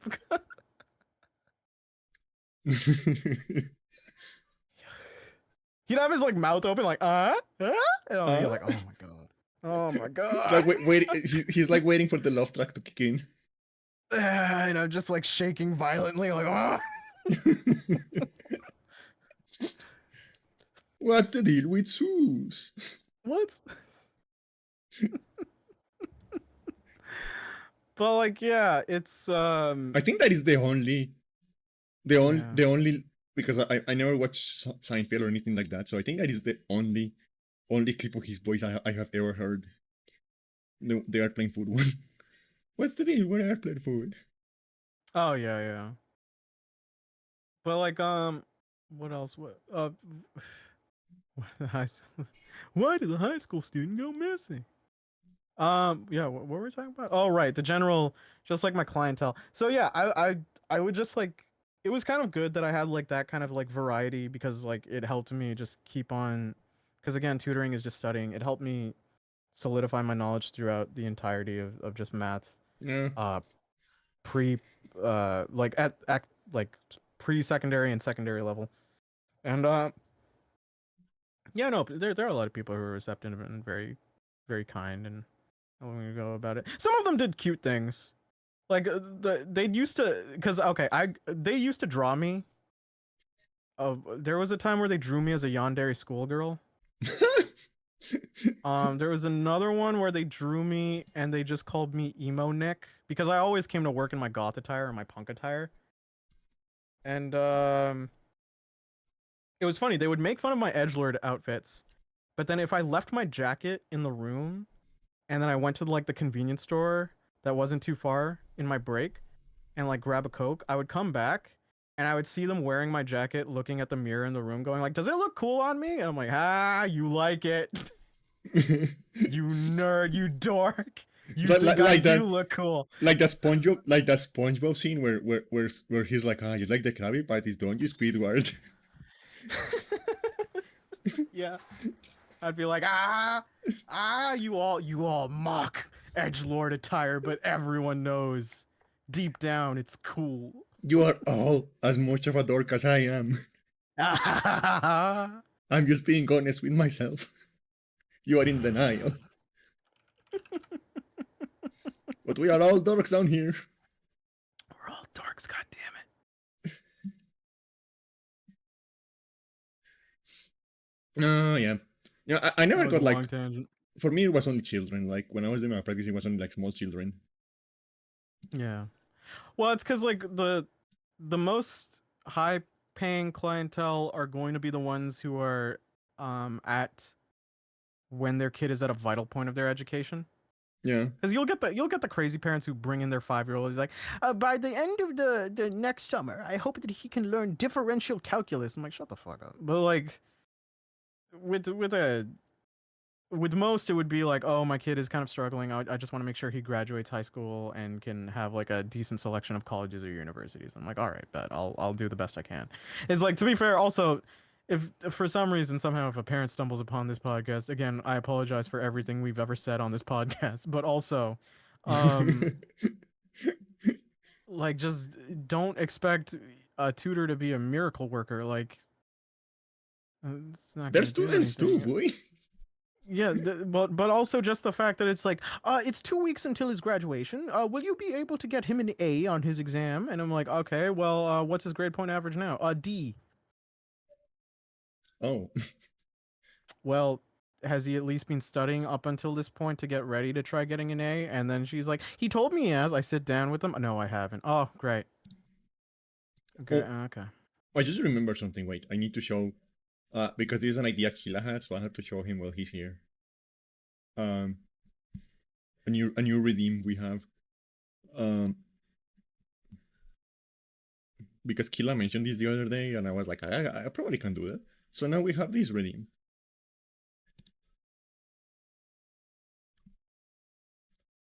Redeem, become yours. You are hamburger. Yeah, this is horrifying. It is. You're just the hamburglar. But the eye's still there. Yeah, they are. Why doesn't the burger mouth move? I couldn't figure out how to do that. Are you a burger without a patty, by the way? You're just like tomatoes and Maybe I'm a vegan the burger. I patty's in the don't know. very middle. Maybe. What were we gonna I don't know. do? I just asked to become Oh a yeah. burger.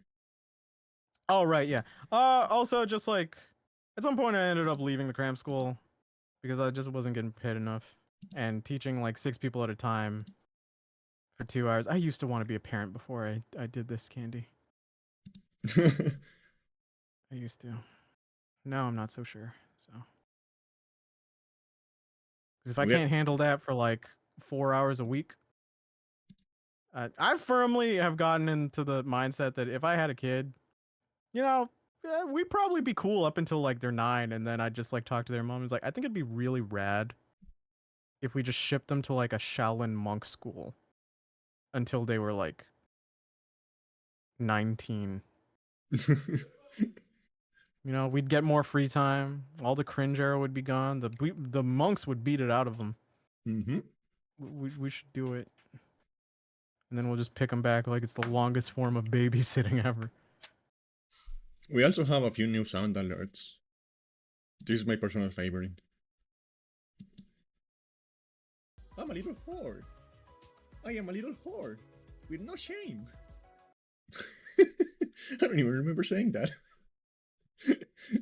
Well, I mean, it's because you're a little whore with no shame. Yeah, I decided that is going to how I'm going to use the sound alerts. I'm going to just put stuff out of context.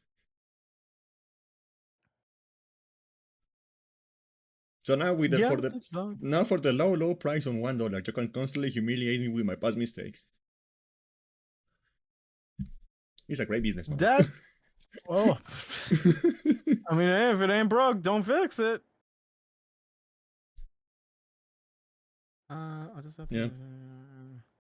This keeps happening that Sorry, we start like this keeps happening I was that we getting get into like messages.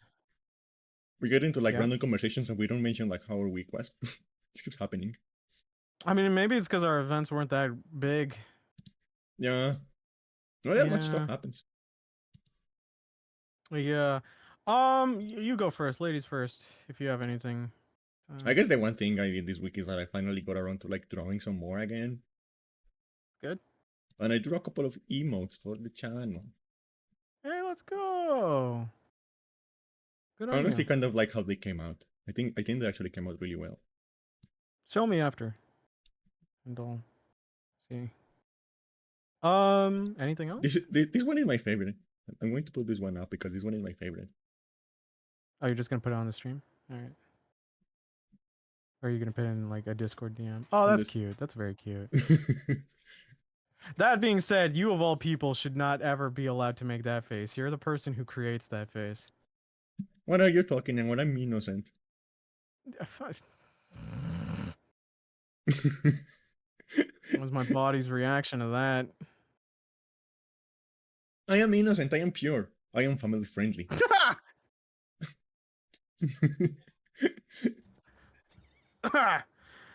Yeah. She you're right, Killer. She says that. She says something that she usually says, and then she remembers what she says, and then she makes that face. Hey, Yeah, Silent. the problem is that I talk way faster than I think. Hey, Silent. That is the main problem. I think way harder. I talk way faster than I think. So I will say something, and then I will immediately be like, why did I say that? Yeah, that's also the autism. Yeah. Yeah. Why would I say that? Why did I ever say that I am a little whore with no shame? And go clip and she gets post clip clarity is a really funny one. Yeah. What were we talking about? I am not All going. right, anything. I know you clipped it, but I am not going to turn the Onichan into a sound alert. I refuse. But you said it. I refuse to said turn the Onichan. Onichan into a sound alert. You said Onichan though. Onichan. There you go. Well, I'm not your Onichan. Well, I am older than you. And I am already I super guess. old. So what does that mean about you? I'm just as old as you. Hey, I'm nowhere near as geriatric as you. You fucking xylophone rickety ass bitch. I was looking at like Every like time the you leave your room, your mom goes, "Jeepers creep." I was looking at like the fucking like pin messages on like the chat and you called me like a linguini vertebrae bitch the other day. Yeah, I did, didn't I? I like to think that my what my insults are usually is my brain will just scramble and get a bunch of words and mishmash them. And sometimes it just kind of works. And I'm like, you know what? Yeah, all right. Linguini vertebrae bitch is a good one. You know, I feel like I gave chat too much power with that clip marker thing. Well, I mean, you did it. I mean, I'm Yeah, not that much older than you. I'm like, what, 3 years older than you? I You're think. 27, right? Yeah, I'm 27. Yeah, okay, I'm 3 years older. Yeah, Yeah. yeah. So yeah, that pretty much was my We're week. we're 90s kids, Candy. Yeah, Yeah. I Yeah, remember we were 9/11. we we were born in the last millennium. You know how wild that is? Yeah, You're still older than us. Well, it's fine, so it's fine. Don't worry. Me and Candy aren't even like the oldest in Euro server. I'm yeah, like I'm the youngest of the elder half, and she's like the second youngest out of our entire group. yeah. Yeah. And The only one who Kel beats is you a at being baby. Yeah, Kel is a baby. Kel is shout out to streamer friend Kaluku. Yeah, Wonderful, wonderful lady. I should She's try our to dear like match the beloved time friend. zone someday. Yeah. Well, she's UK based. She if Yeah, for those of you who bothered to watch my video, and thank you if you did. In the video, there's a section of a pink-haired girl holding a paintbrush. That's Kaluku. She's she's very fun. She plays Marvel Rivals on stream. Check her out. yeah. Yeah. And she's very pretty. She's absolutely adorable. Very beautiful Yeah. artist too. She paints. She paints. Yeah. Also, also adorable, but still a degenerate, which is par for the course. So. Do you remember? Do you remember when Pachi was scared that we were going to scare her off? Oh my god. Well, Patchy's like the worst one. Her sitting us down. Patchy sitting us down is like, I want you all to be on your best behavior for Cal. It's just like the audacity of this bitch. It's like, woman, I look at any message you've sent to any of us in the past 24 hours. You're gonna be telling us this? And I even made a joke. Is like, I'll just like send her to some of the messages you did, and she's like, please don't. It's just like, okay. And then Kel became pretty much British Patch. I don't know. Like, I feel like lately Pachi has been struggling with like the activity feed on Discord, which is really funny. Oh, because I called her out on click holding. No, because like every now and then this has happened a few times. Every now and then I wake up and I see she sent me a DM and I open the DM and it's just the name of a game I was playing the day before. Yeah. And followed by Yeah. her going fuck. Like she's I accidentally. mean, It's like she's Yeah. accidentally clicking on the activity feed and saying, and just sending me the name of the game I was playing or something like that. I also just don't like the activity feed when it's in the server, because the activity cards they're useless. Yeah. Click holding was hilarious to watch. Yeah. I, Because it's just I, like I, none of them never are. actually watched anyone play click holding. Yeah, I just made the joke of click holding because obviously the title is to look like cuck holding, and with our friend Patch, it's She talks on about brand. cooking a lot. It's one of Talks those about things that she cucking her really, own- really talks a lot about. It's She like talks about pegging for me. cucking- Yeah, she talks about cucking her boyfriend with me a lot. She doesn't do it as much anymore. But yeah, I don't know how to even respond to it. She's just like, "Ha, you're our bull, Nick," and I'm like, "What does that even mean?" I don't want to search that up. Every server has the cook chair. I'm shaking my head now. She talks about cooking as often as I talk about pegging. Yeah. Well, you guys were talking about romantic pegging, like pegging for the soul or whatever, and I was just like, okay. Yeah. Yeah, if you have an emotional connection, you can get to a dude's soul by his asshole.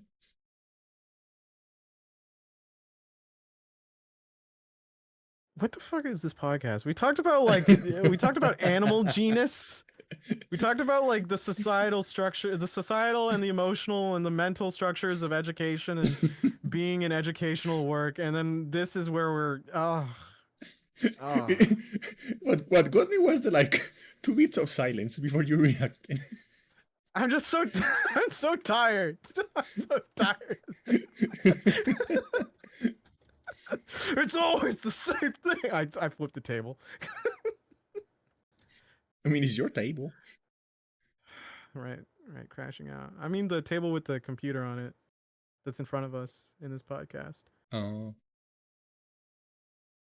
I mean, it has a CRT, so it's difficult to flip.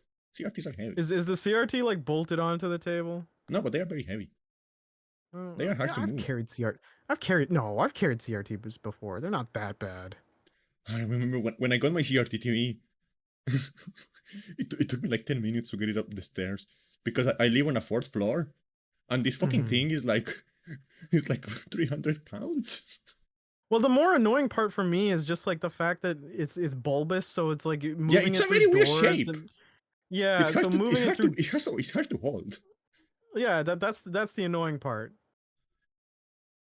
So you think it's funny that neither of us can see the screen? I like to think that in canon is you as the viewer is watching the chat and we are just wholly unaware. Yeah. Yeah, we're just picking up vibes. Yeah. Maybe this is POV. You are a receptionist, and we are the two worst clients you have ever had. Well, I mean, from this from this perspective, it looks like a divorce hearing. Yeah. I'm sick of you, Candy. I got the witness to sign. Oh, new lore. Update. That neighbor who had me sign for the divorce, they sold their house. Oh. I used to also cat sit for them. So. Do you have to sign also for the house? I mean, the real important thing is there lies a narrow window for me to go. Hey kid, I'm the reason your parents are split. I'm the reason your parents split up, kid. I was the power. They drive off. I say that while they're in the moving truck and they're about to drive off, and then I tell them, and then it all just goes like. You can hear them screaming on the truck as they leave. It floods to their mind, and their facial expression changes, and then you hear the scream as it drives in the distance, and then I fold my arms like another good deed done. As I walk home. Another satisfied customer. Another satisfied customer. So how was your week? But didn't you have anything other than the emotes? I mean, I guess I've been playing the same game I've been playing, and it keeps getting crazier. And it's annoying because, like, okay, so like the game starts, and I find this character that I really like, so I'm going, this is my wife now, right? And then she disappears, and after like another 15 hours, she doesn't come back. So I'm like, I'm going to give up, and I'm going to get a backup wife, right? So a new character shows up, and I get a backup wife, and then she disappears. So I go, okay, I need a third backup wife. So I get a third backup wife, and she gets sick and dies. Oh. And it's like, okay, okay, fuck me then, I guess. I'll be alone forever. And Chad gets to have her weird. Chad gets to have the weird like blue-haired girl, and I'm alone. Oh wait, your axe dummy mommy's dead? I'm assuming she is because okay, the plot of the game is that like you have to survive 100 days in this school, and she disappeared on day 15 and she hasn't come back, and we're on day 82. So I think she's dead. Okay then. Also, like I added like I showed this I showed them this earlier, but like because they like her so much, I'm gonna let my cat out of the door. She's freaking out. Kitty. Baby.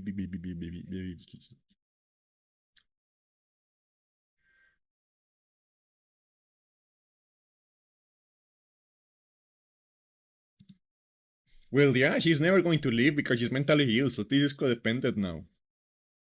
You know?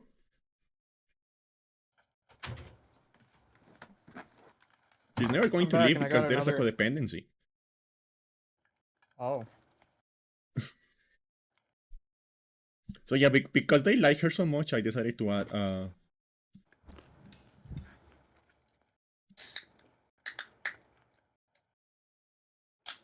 because they like her so much, I decided to add a Rumi on demand button.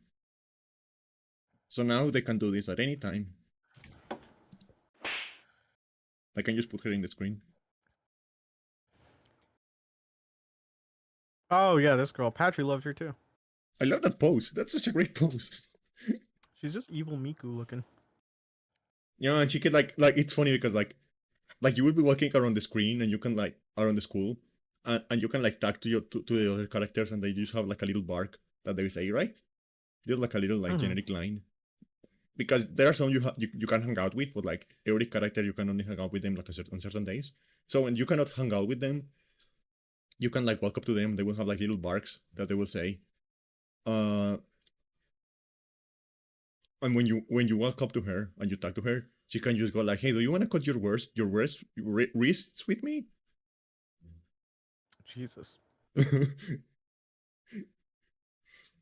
And then she goes like, "We have a machine that revives us in here. We can do that as much as we want." So yeah, she's normal. I'm not surprised Patchy likes her. Patchy just likes broken people and goes like, "I'd love it if we could just break them more." Yeah. She's simping for Char Aznable. God damn it! I don't know why I'm so angry about. I just get so angry. They Patch and her boyfriend are both watching Gundam separately, mind you, and Gundam it's cocks. fun. Where I Dura is watching it, and it's a discussion I could normally have with someone I know who's watched Gundam around my age group, talking about the like character flaws, the flaws of the system, etc. And then meanwhile, Patch is just like, "Oh man, wouldn't it be like awesome if I just like broke Char emotionally and then just pegged him to death?" And you're just like, just sitting here, and I'm just like, why are you so full of your brain worms? God damn you. Why are you the way you are? I mean, that was like that was the skit thing for her in the video. Is like, why are you like this? Every single conversation. God damn it. Okay, so like if you were to like in terms of like craziness Hmm. from 1 to 10, where am I and where is Patchy? You're both different kinds of nines. Just because it's the same number doesn't mean it's the same like kind of value candy. Yeah. Yeah. You could go like from 1 to 10, like what would you rate like, I don't know, a hot dog and like fucking a cake. Two completely different things. Still relative values. Like you're both crazy in very different ways. And also the same ways. So Am I the eh. hot dog or the cake? You're Patchy's got boobs. You're the one with the ass. Don't worry, babe. You know my preferences.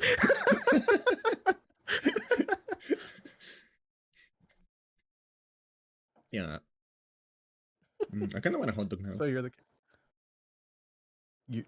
you're handing that one to me on a silver platter. I'm not gonna. I'm not gonna.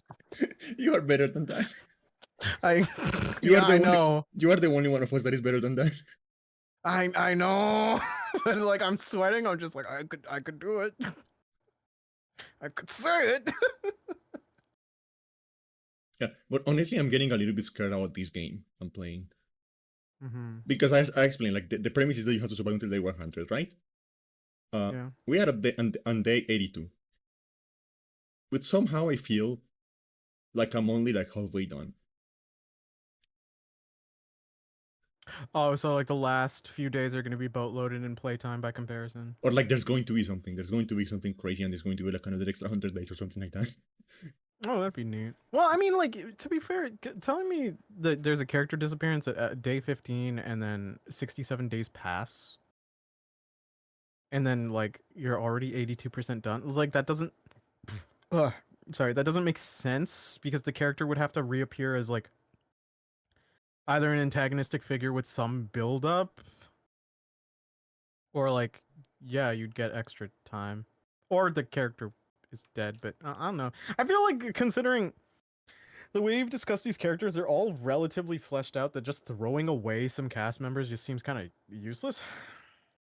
Yeah, but that is like a very interesting conversation I had the other day with someone. I was like, Mm. like the value proposition of killing someone in a story. Uh, Yeah, because you have yeah, to it's a wait, powerful thing. you have to weigh the cost of uh, or the possible impact of their death against the cost of the unfinished character arc. And you Mm-hmm. have to decide which Mm-hmm. one will be like more satisfying to or Well, impactful. well, I mean, to be fair, the finale of their character arc could be the death. Yeah, So yeah, death is a very strong thing. To be fair, though, you'll get series that just shit on the concept of death. Like Yakuza doesn't care. I could yeah. see a man. I could see a man get hit by a mortar strike live, real time in Yakuza. And in the next Yakuza game, you're in a Costco and he's just shopping, and he's the guy who's handing you just like a free sample. Is like, bro, you're still alive. He's like, I walked it off. You walked it. What do you mean you walked it off? Yeah, you know, every now and then you get blown up. Why do you want a one hammer? No hammers today. We don't get hammers today. Who does Destiny want to ban? I don't know. Is there a trouble door? No, Trouble? I think it's just a joke. Oh, Um, okay. no, but and there is this one character in the game that I am 100% convinced is going to betray us in the end. Yeah, you've told me about them. And the reason I'm convinced he is going to betray us is because he is normal. Yeah. Like that sounds In weird. your Like, mentally no, in your mentally ill lineup, it checks out. why are you being reasonable all the time? Where is your mental illness? Where are What your you know what? problems? But I want that. I want that in a different game. And then the revelation as to why he betrayed them is like, I'm just so sick of all of you. Get help. Yeah. it's just, it's just like, oh, can't wait till Candy finds out it's her fault her wife died and has to start again to see her content. Oh, that would suck. That would really suck. Like it again, like I have mentioned this before. It's really funny that like so far, she is the only character who had like a swimsuit illustration. Yeah. I mean, to be fair, we joke about this, but Candy's replayed Three Houses God knows how many times. This would be nothing for her. Yeah, and like for a total of like 1,800 hours. Yeah. Like Nice so, old and it cheeky. is like a full screen. It was like a full screen spread. Look at that. Yeah. Yeah. And she's the only character who has gotten this I so mean, far. neat for her. Like none of the other characters have gotten their boobs out, Yeah. which is a shame. Oh yeah, Anything else in your week? this game is so Oh, fucking sorry. like my fucking mouth hurts. This game is so fucking worthy, and most of it is not voice acted. Oh, oh yeah, you're doing the voice acting gambit. Hey, listen, I respect it. I remember, because like I had to play Ace Attorney. Like, yeah, no, it'll It kill is you. so worth, and I can work because like the game has a gallery, right? The game has like Yep. a gallery where you can see like previous events, and there are 8 pages, Yep. and we haven't finished filling the first one. Yep. So like, okay, so how The much amount, content is here? the How much amount of more game do we relief, have? the amount of relief when because most of the time when it's visual novels, I stream in VC. I don't usually stream on Twitch. Maybe I should try doing that more, but it's just like a different mindset for me. Is like if the game has voice acting, the sigh of relief I have, but when it's because we're voicing Ghost Trick, like yeah, things can get bad. It's not only just scheduling; it's like your throat's gonna get sore if you have too many lines, and God forbid when you're doing multiple voices that have to talk to each other. So yeah. Yeah, I was doing like individual voices for like every character or like trying because I am not that great at like doing like separate voices. But I was trying to like make Mhm. like individual voices for like a few characters and I gave up on that because it It's got hard. confusing me. Again, I did that in Ace Attorney a lot. But I mean, to be fair, the only cool thing that came about is I like when my voice is raspy. Yeah. So after doing it, my voice became raspy. So I was just like, oh, okay. But like, it still hurt like a bitch. Yeah, the only character I'm giving like a unique voice at this point is the weird is the has Patchy shown a weird like blue hair guy with like an eye patch on the server? Yes. Again, we fixated on if they're broken, Patchy likes them. Yeah, he's the only one I'm giving like a unique voice at this point. I don't know why. That's fine. Oh, that's fine. Um, anything else in your wiki? And at this point, Oh. Darumi is really depressed. Like in the game, Oh. Darumi is really depressed because we are almost over with 100 days and and we haven't killed each other yet. Mm-hmm. So she's very depressed about that. She really wanted this to be a killing game. Yeah, no, I was gonna say, what was I gonna say? Yeah, anything else with your week or no? Not really. Okay. So you can go ahead. Not much in my week either. We did Ghost Trick. It was very annoying because we thought it would be the finale. And then we had 2 hours, and then we realized we had 1 hour to go, but it was too late. So we were like, all right, well, we'll schedule like the last day. I made sure to get everyone to agree in advance. It's tomorrow. If I see people who agreed to it to like for tomorrow and they don't show up, I'm gonna find them. I live near them. I'll do it. Like, bitch, I know where you live. I live close What are to you your doing? house. He's like, oh, sorry guys, I'm out with family. I pull up at their cribs, like, I see you in your living room right now. What's up? The vibe was off. Get at your computer, VC. Right now. We're well, doing Ghost Trick. well, Right now. right now, we're doing Ghost Trick right now. God damn it! But yeah, no, that game continues to be absolutely wonderful. I keep recommending it. It's only 9 to 12 hours. It is a visual novel in terms of its dialogue, but then it actually has unique puzzle kind of like gameplay and its setting where, again, you essentially go to a you see a dead body and then you go 4 minutes before it's death to try averting the disaster that caused them to die. I'm gonna put it here. Ghost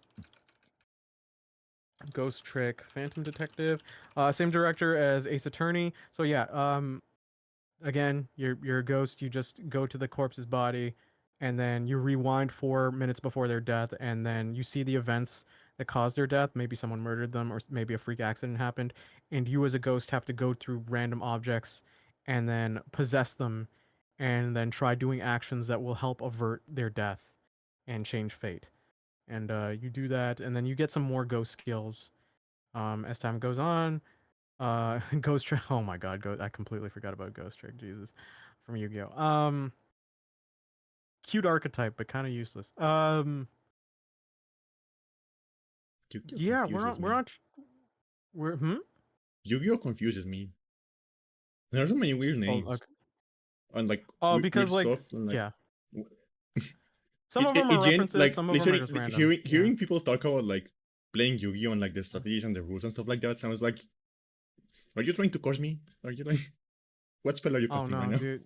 No, here's the thing, right? It used to be simple. You used to have like, you had your normal summon, you had your tribute summon. Tribute meant, oh, you tribute the monster to summon it. Then you had ritual summon, where you use a ritual spell, and the monster comes from the ritual. And then you had fusion. He's like, oh, okay, yeah, self-explanatory. Then you had synchro. You're like, what's synchro? It's like it's when you synchronize them. He's like, then what happens? They kind of merge into one creature. Isn't that fusion? No. Then you got Xyz, not Exceed Candy. Xyz. You want to know how you spell Xyz Candy? An X and two C's? An X, a Y, and a Z. Oh, that's worse. Because you go fusion, synchro, Xyz.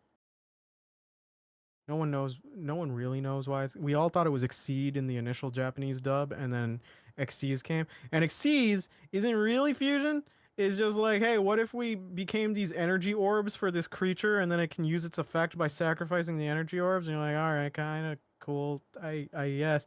And then Candy, we had like we had fusion, we had ritual, we had synchronization, we had exceed, we had overlay essentially, and what do you think is the natural progression after this Candy for the next monster? An orgy? Think about it. No. All right. Pendulum. Pendulum.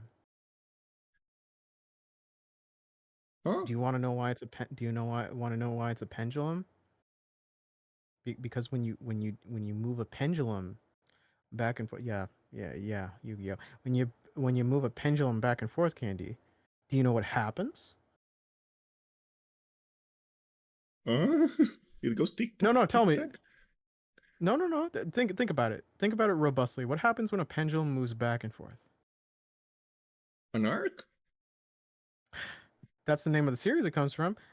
Yeah. So, what do you think would be the natural progression of an arc in a card game? I don't know. I'm You scared. get to spam monsters. That's what you get to do. Isn't it so innovative? Isn't it so easy to translate? Isn't it the stupidest monster type in this entire fucking game? It's our pendulum monsters. I hate pendulum monsters. Worthless archetype. You know what? To be fair, Konami also hates pendulum monsters, so I feel a little validated. It really, I don't know. Anyway, It feels like someone just has like a dictionary open in the office and they are just throwing darts. it was just that. So pendulum monsters were kind of like, hey, let's. Also, it didn't make sense because they were hybrid. They were monster cards and spell cards, but then you would put them in specific slots so you could spam monsters based off of a number counter, which doesn't make any Hey, sense. Milf. Hello, Milf. Hey, Milf. Sorry And for the so, sorry for the late reading. I was my eyes were glazing over because I was very confused about Yu-Gi-Oh. don't worry, don't worry. Okay, now Candy. All right, that's fine that you got out of Xyz's MILF. That's a smart decision to do. What do you think? And this is the final one. They stopped after this one. What do you think is after Pendulum? So we go Fusion. Please tell her to stop being horny and lock in. I've told her that for years. That's not He happening. he has he has known me for 8 years. He knows that doesn't work. He has given up. So okay, Candy progression. All right, Fusion, synchronize. Sorry, Ritual, Fusion, synchronize, exceed. You know, kind of overlay. Um, Pendulum. What comes after? What is the natural Fulcrum? progression? No. Software. Link monster.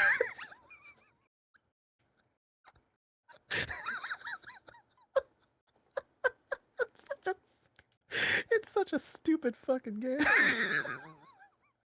Do you want to know something? Do you want to know something about link monsters, Candy? Yeah, I guess. Okay. So every different kind of monster has a color coding, all right? Yeah, So, your ritual monster, blue. Fusion monster, purple. Your synchro monster, white. Exceed monster, black. They kind of have a nice galaxy motif kind of with the card print, but it's black.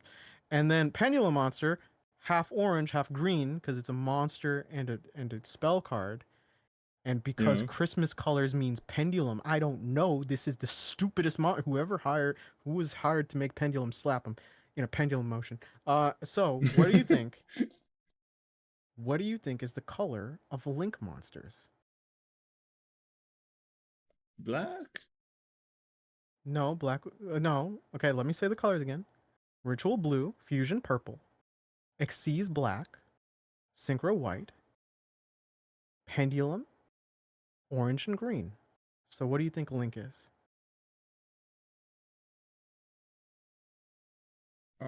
Those are all the colors I know. I'm colorblind. No, just say any other color that you've heard. I don't know. Cyan? Okay, close. It's blue again, Oh. but you got hexagons on the card. And that apparently makes all the difference, and you get little arrows. Uh-huh. Uh-huh. Uh-huh. Okay, now, remember, okay? It's really important that you know this. Link monsters are software, virtual world, right? How do you translate that as a mechanic for the entire game to change up the gameplay state? Fusion again? No, what you do is you put arrows, and then every other special summoned monster has to be in those arrows in the adjacent zone. They can only really exist in that zone. And I know what you're thinking, Candy. This sounds like it would have changed the entire game, and then you'd have to buy a new mat. Yeah, you did. Now, you would think, well, as long as they're going to continue this forward, in which they went, no, because actually we realized it's really dumb. And that was it. Uh-huh. And now after that, we have what we call Rush Duel. Now, if you would like to know anything about Rush Duel, don't ask me because no one cares about Rush Duel. I don't know what Force Julie is. Nobody knows what Force Julie is. Nobody fucking Here's the knows. thing. For the people who played Yu-Gi-Oh, Yu-Gi-Oh is a very interesting card game. It definitely gets power creep. It has way too many mechanics, but like when you learn them, you kind of get with it. You're fine. Um, it's still my favorite card game. I just love how the archetypes are based off of real life inspirations. Like you can have like Godzilla and the Kaiju's fighting like uh FIFA players. Like it's so dumb. But what I usually do, because I know I'm not gonna really pull anyone into Yu-Gi-Oh, is in the server that Candy and I are in. Sometimes I'll just post Yu-Gi-Oh art, and usually it's women because that's how I get Candy's attention. Or penguins. She was really receptive to the penguin one. I love penguins. They're stupid. Yeah. But yeah, Yu-Gi-Oh is just it's a very technical card game. Um, there are so many. I could talk about Yu-Gi-Oh for hours if I had the right person to talk with it to, but I don't want to bore Candy. You got Starlight Access Code Talker. Okay, Silent, that's a hell of a pull. So like, there's a rarity. There are different rarities, Candy, and Starlight is like one of the best. And he could probably So there is sell also that card for a Gamba. lot of money. Yeah, of course, it's a card game. I genuinely forgot that ritual monsters exist. Hey, guess what, Milf? I can't, because I run Drytron, which is a ritual deck. Because someone went, hey, do you want robot dragons from outer space? And I went, oh, they made everything I've ever wanted. How viable Oh is my. it? How viable Mhm. is it to make a deck that is entirely hot women? There are some archetypes that are that. Okay. Ritual is Maybe I starting will to make play a comeback. Yu-Gi-Oh. Ritual's kind of mixed as a comeback because it's like until like rituals are consistent. Yeah, I knew I was thinking Dragon Maid 2 Silent. To be fair, Candy, I've shown you a bunch of women archetypes. I could show you which Yeah. ones are meta. I mean, to be fair, I don't know how many are meta now because I'm not But as familiar with also meta you right know now. me. You know me. Yeah, I know. If I ever going into Yu-Gi-Oh, I am not going to look up the meta. I'm just going to pick the characters that I like, and I'm going to make it You're work. well. To be fair, I think you're just gonna collect the cards. You wouldn't really play then. You would just look at the pretty art.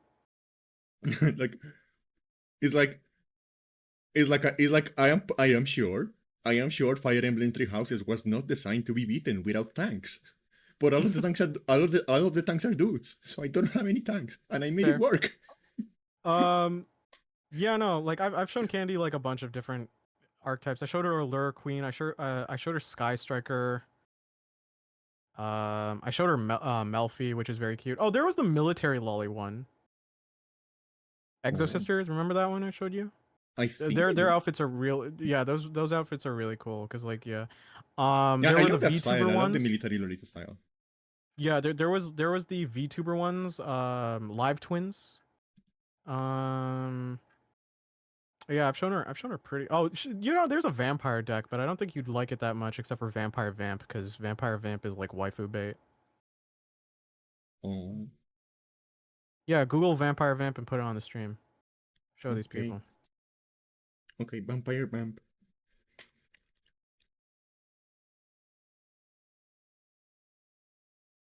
Vampire Vamp Yu-Gi-Oh!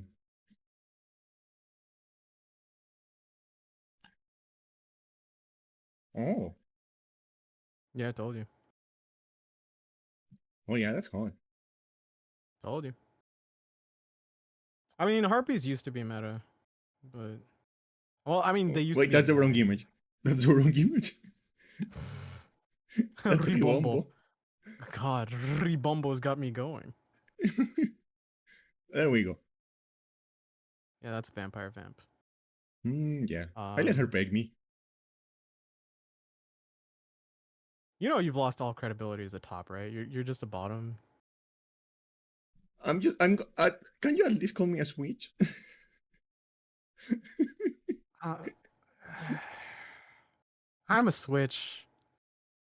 I'll Yeah, I'll give you a pass. You can roll with me. You get a +1 badge for now, but I'm keeping my eye on you.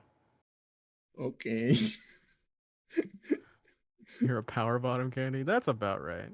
She used to have top credibility. I like how everyone that's talked to you is just like not a top. She used to be like, yeah, I'm a top. And it's like, yeah, sure you are, babe.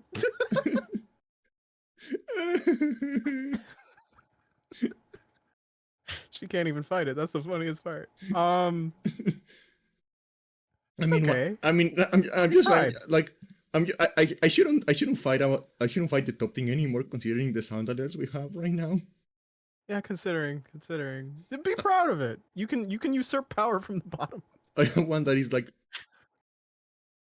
oh yes, please insult me more, mommy. There, you know what? Okay, you guys want to know? You guys want to know the last set of messages before the podcast? All right.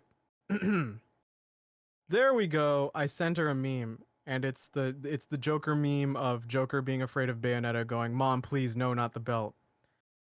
Candy, Lamau, you're still looking for that meme? Me, tunnel vision, baby. And then she went, "I please use the belt on me instead." She meant Bayonetta. And then my immediate reply was, "You masso sub."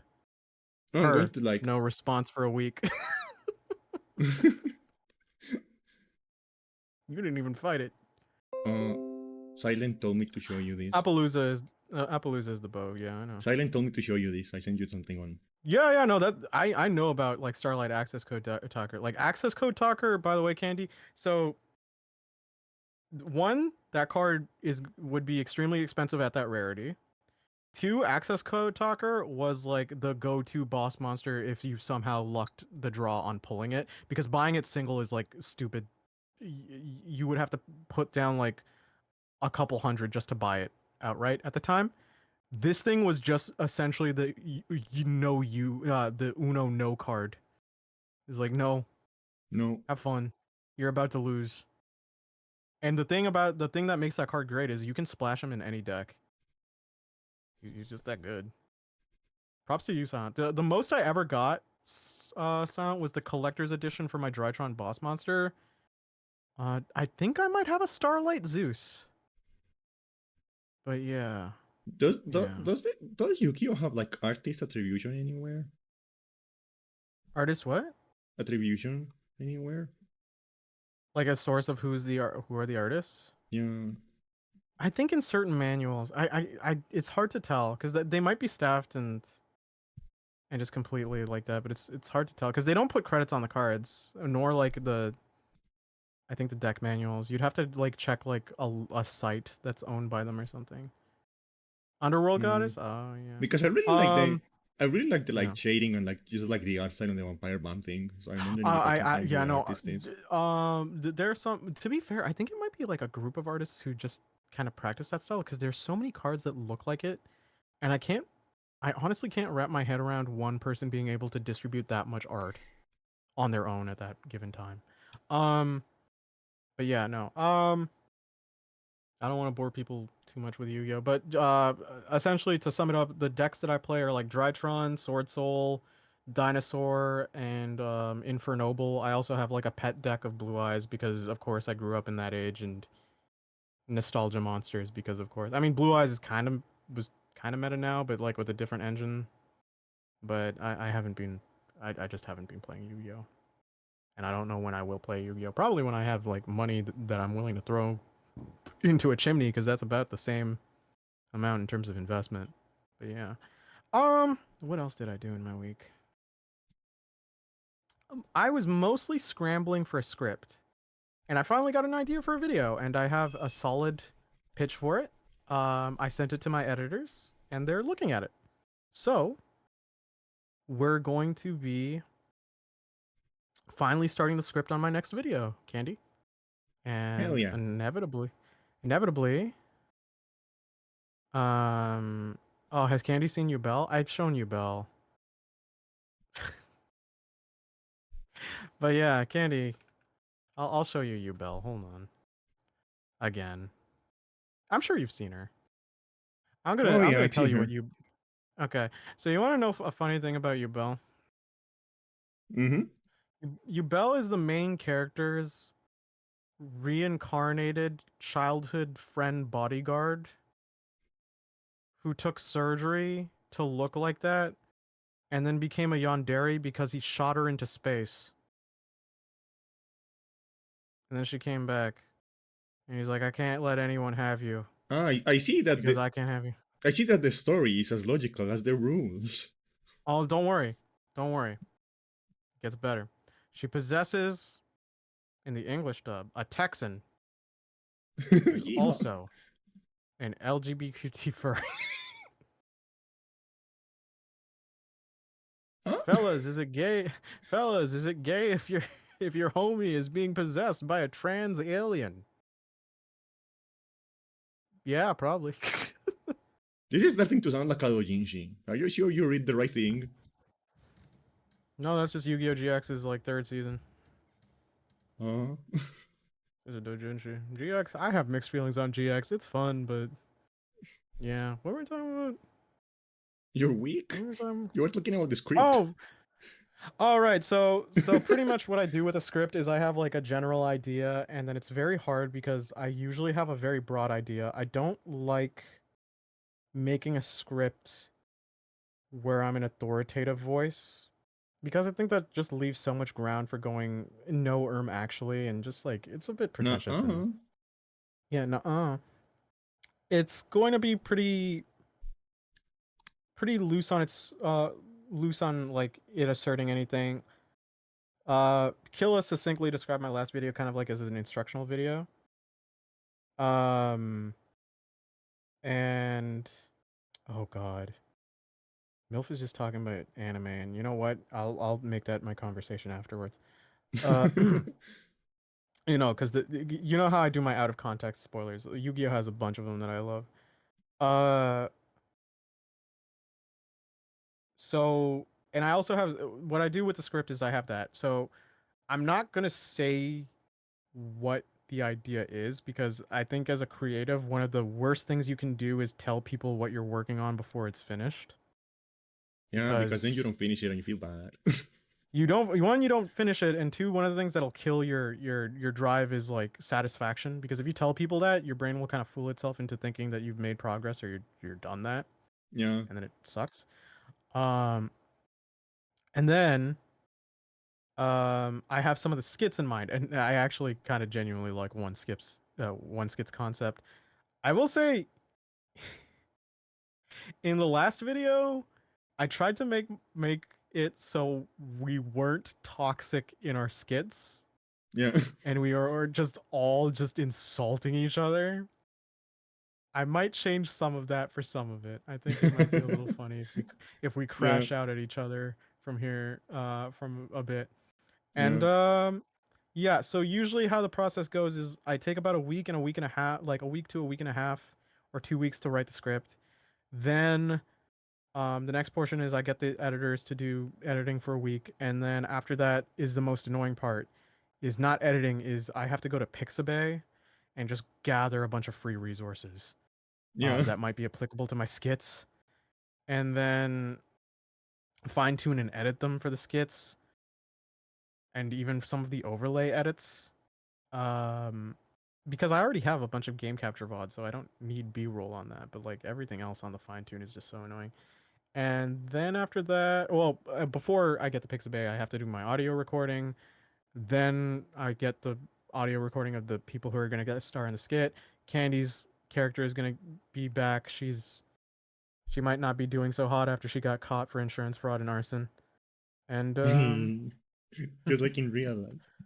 just like in real life. And we'll see. The editing will probably take about like well, the resources and the editing will probably make it a month to 2 months, which is the annoying part. If I had like multiple people on it, it'd be one thing, but I can't afford to pay people, so I don't really want to abuse goodwill. And I like testing out my editing skills. So yeah, we're back on the second one. I'm hoping to eliminate another like maybe 3 to 5 terabytes of like game capture footage on this video. And we'll see what else.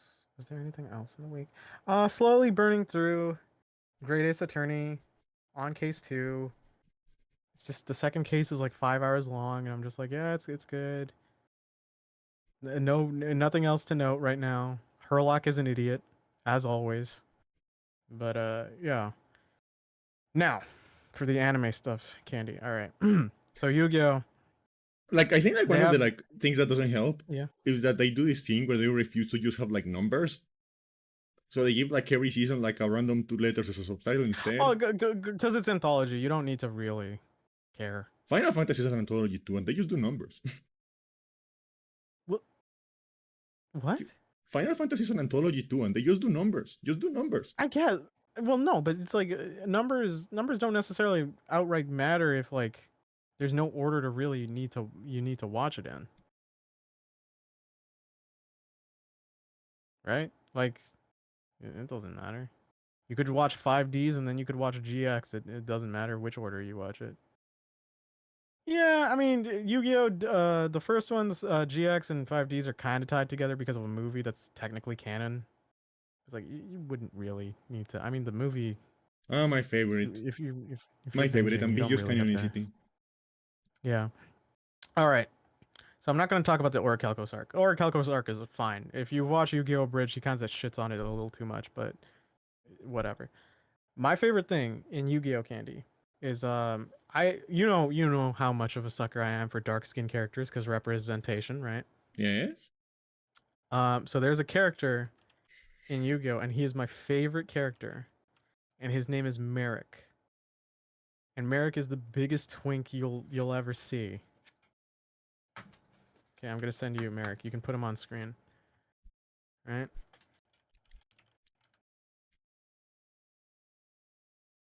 All right. Let me Okay. see him. Don't worry, Melf. I'm gonna. I can't believe I just said that. Don't worry. I'm about to tell you. I'm about to gas up our boy Merrick.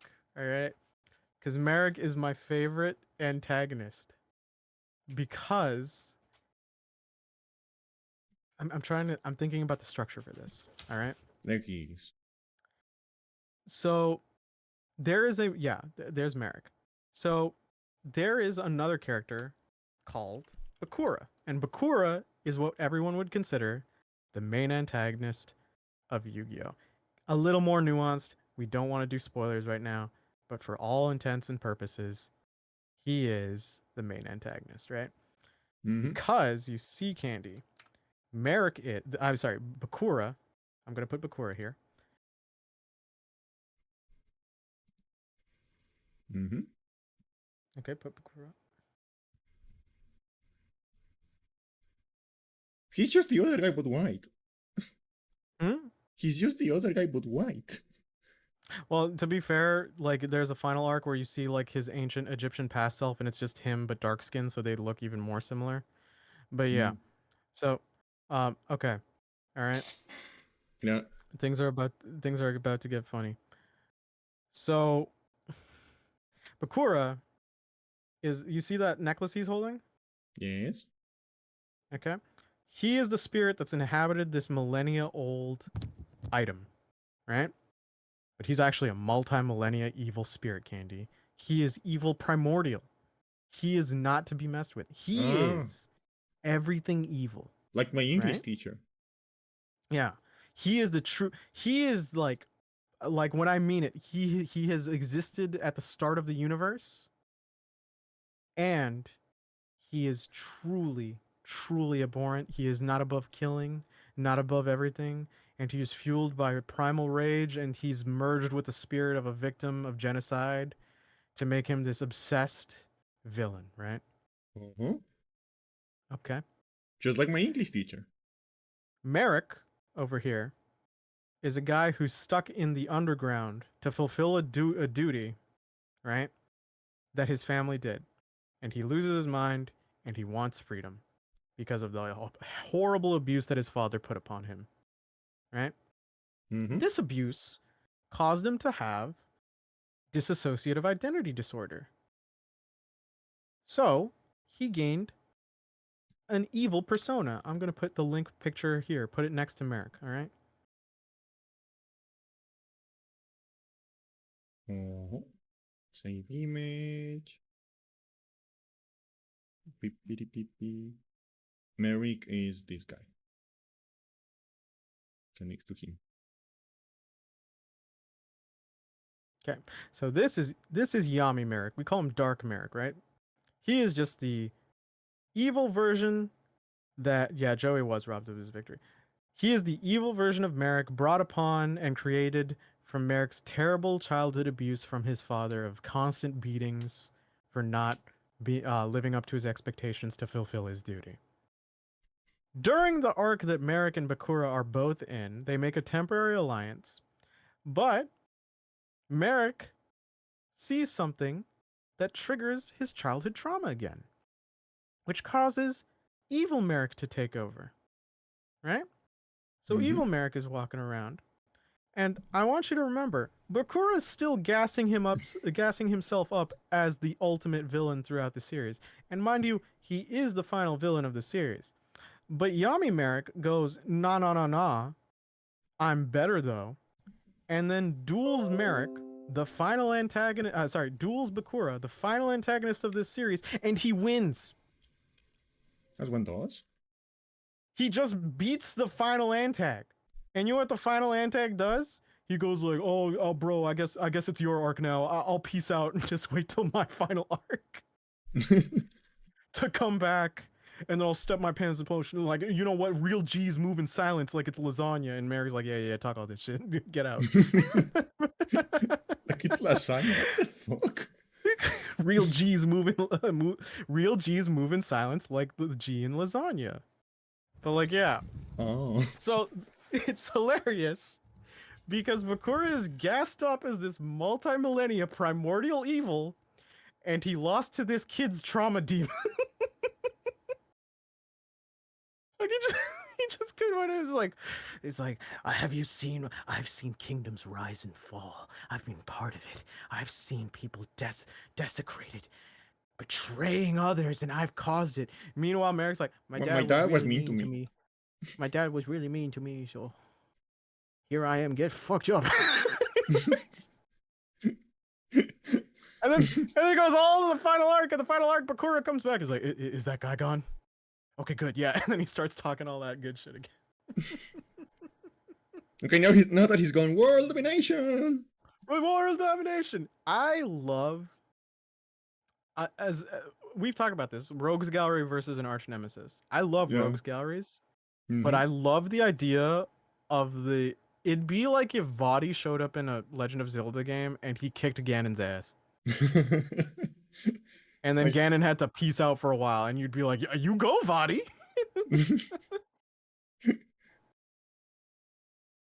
I do love that idea of like a villain that show. Yeah. I mean, it would be very interesting for like introducing a villain as like just like kicking the previous villain ass like so thoroughly that is Yeah. like And it's great it immediately establishes what the level of threat is. yeah. And so like Bakura has to essentially recover after getting his ass whooped so hard that he only can get into action like literally in the last act. So shout out to my boy Bakura. Dude's trauma demon beat a primordial evil. Low diff. Low diff. I need you to I need to classify it. No competition. Like he brought out evil Merrick brought out the sun god Ra, and meanwhile Bakura was just like, I got this creepy looking zombie in a gimp suit. Just like, this fight's going downhill fast. Zombie in a game so they just sound like Voldo from Soul Calibur. Kinda does look like her. But what was it? Yeah, you can clear the images now. No, they're After staying that, there. oh, okay. And after the villain arc, after the Battle City arc is the Orichalcos arc, which is actually kind of fun. Then, oh no, there's the Cyber World arc, and if anyone loves Kaiba, it's really good. Then they continue Battle City arc, and then that ends. Then you have Orichalcos arc, and then you have a kind of like a lame tournament arc with the Lavender Kingdom, and it's a very staunch German probable homosexual being angry Ah, because capitalism didn't work the way he wanted. yeah, sounds like a Metal Gear character. Yeah. Yeah. And then we go back to Egypt. He was, yeah, to be fair, his final board, because his card just goes like, if my word spells final, I win the game, but he never once procced it. So he always lost. I think Bakura's always lost every duel he's been in. I think he might actually have just lost every single on-screen duel that he's been in. But Merrick is just kind of a goat. But yeah. Yeah, I'm trying to think of other Yu-Gi-Oh! GX things. To be fair, there's another in Yu-Gi-Oh! GX. There's a character called Zane, and Zane has his Cyber Dragon deck, and then he loses to a cocky guy, and so he goes to a temple in the mountains, and he's like, "It's time for me to get the Cyber Dark deck." And he gets the Cyber Dark deck, Candy. And would you like to know something about Cyber Darks? Mm-hmm. They're known as one of the worst archetypes in the actual game because they suck. They need a lot of conditions for setup. They're dog shit garbage, which is funny because previous deck pretty high tier for a long time. So canonically, this man went from like, oh yeah, I'm eating good to let me starve myself so I look hard.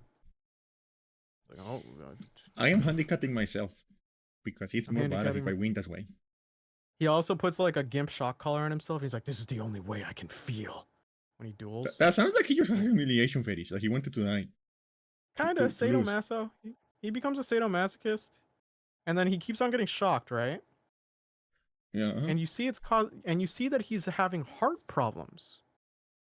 So then he fights Yubel, and Yubel's like, "Oh shit, he might actually win." And then he gets a heart attack and dies. Right? Uh-huh. But then he gets revived, Candy. And he comes back, and everyone's like, "Oh my god, Zane's alive." And the nurse is like, "He's having heart problems." And he's like, "Is it because of all of those electroshocks?" "No. It's because his cards are evil." Everyone just goes, "Are you sure it isn't the constant electroshocks? I feel like that's more believable." "No, his Cyberdark deck is just that evil and goth that it causes him heart problems." And it's anyone who's played Yu-Gi-Oh! The idea of a terrible deck taking away years of your lifespan just because, like, it's insulting. Like, if I played a high tier deck and I was giving away my lifespan, I'd be like, yeah, okay, the trade off. But it's like, if it's terrible and I'm losing my life, not fair. It's like Candy if you got a Faustian bargain, right? Yeah.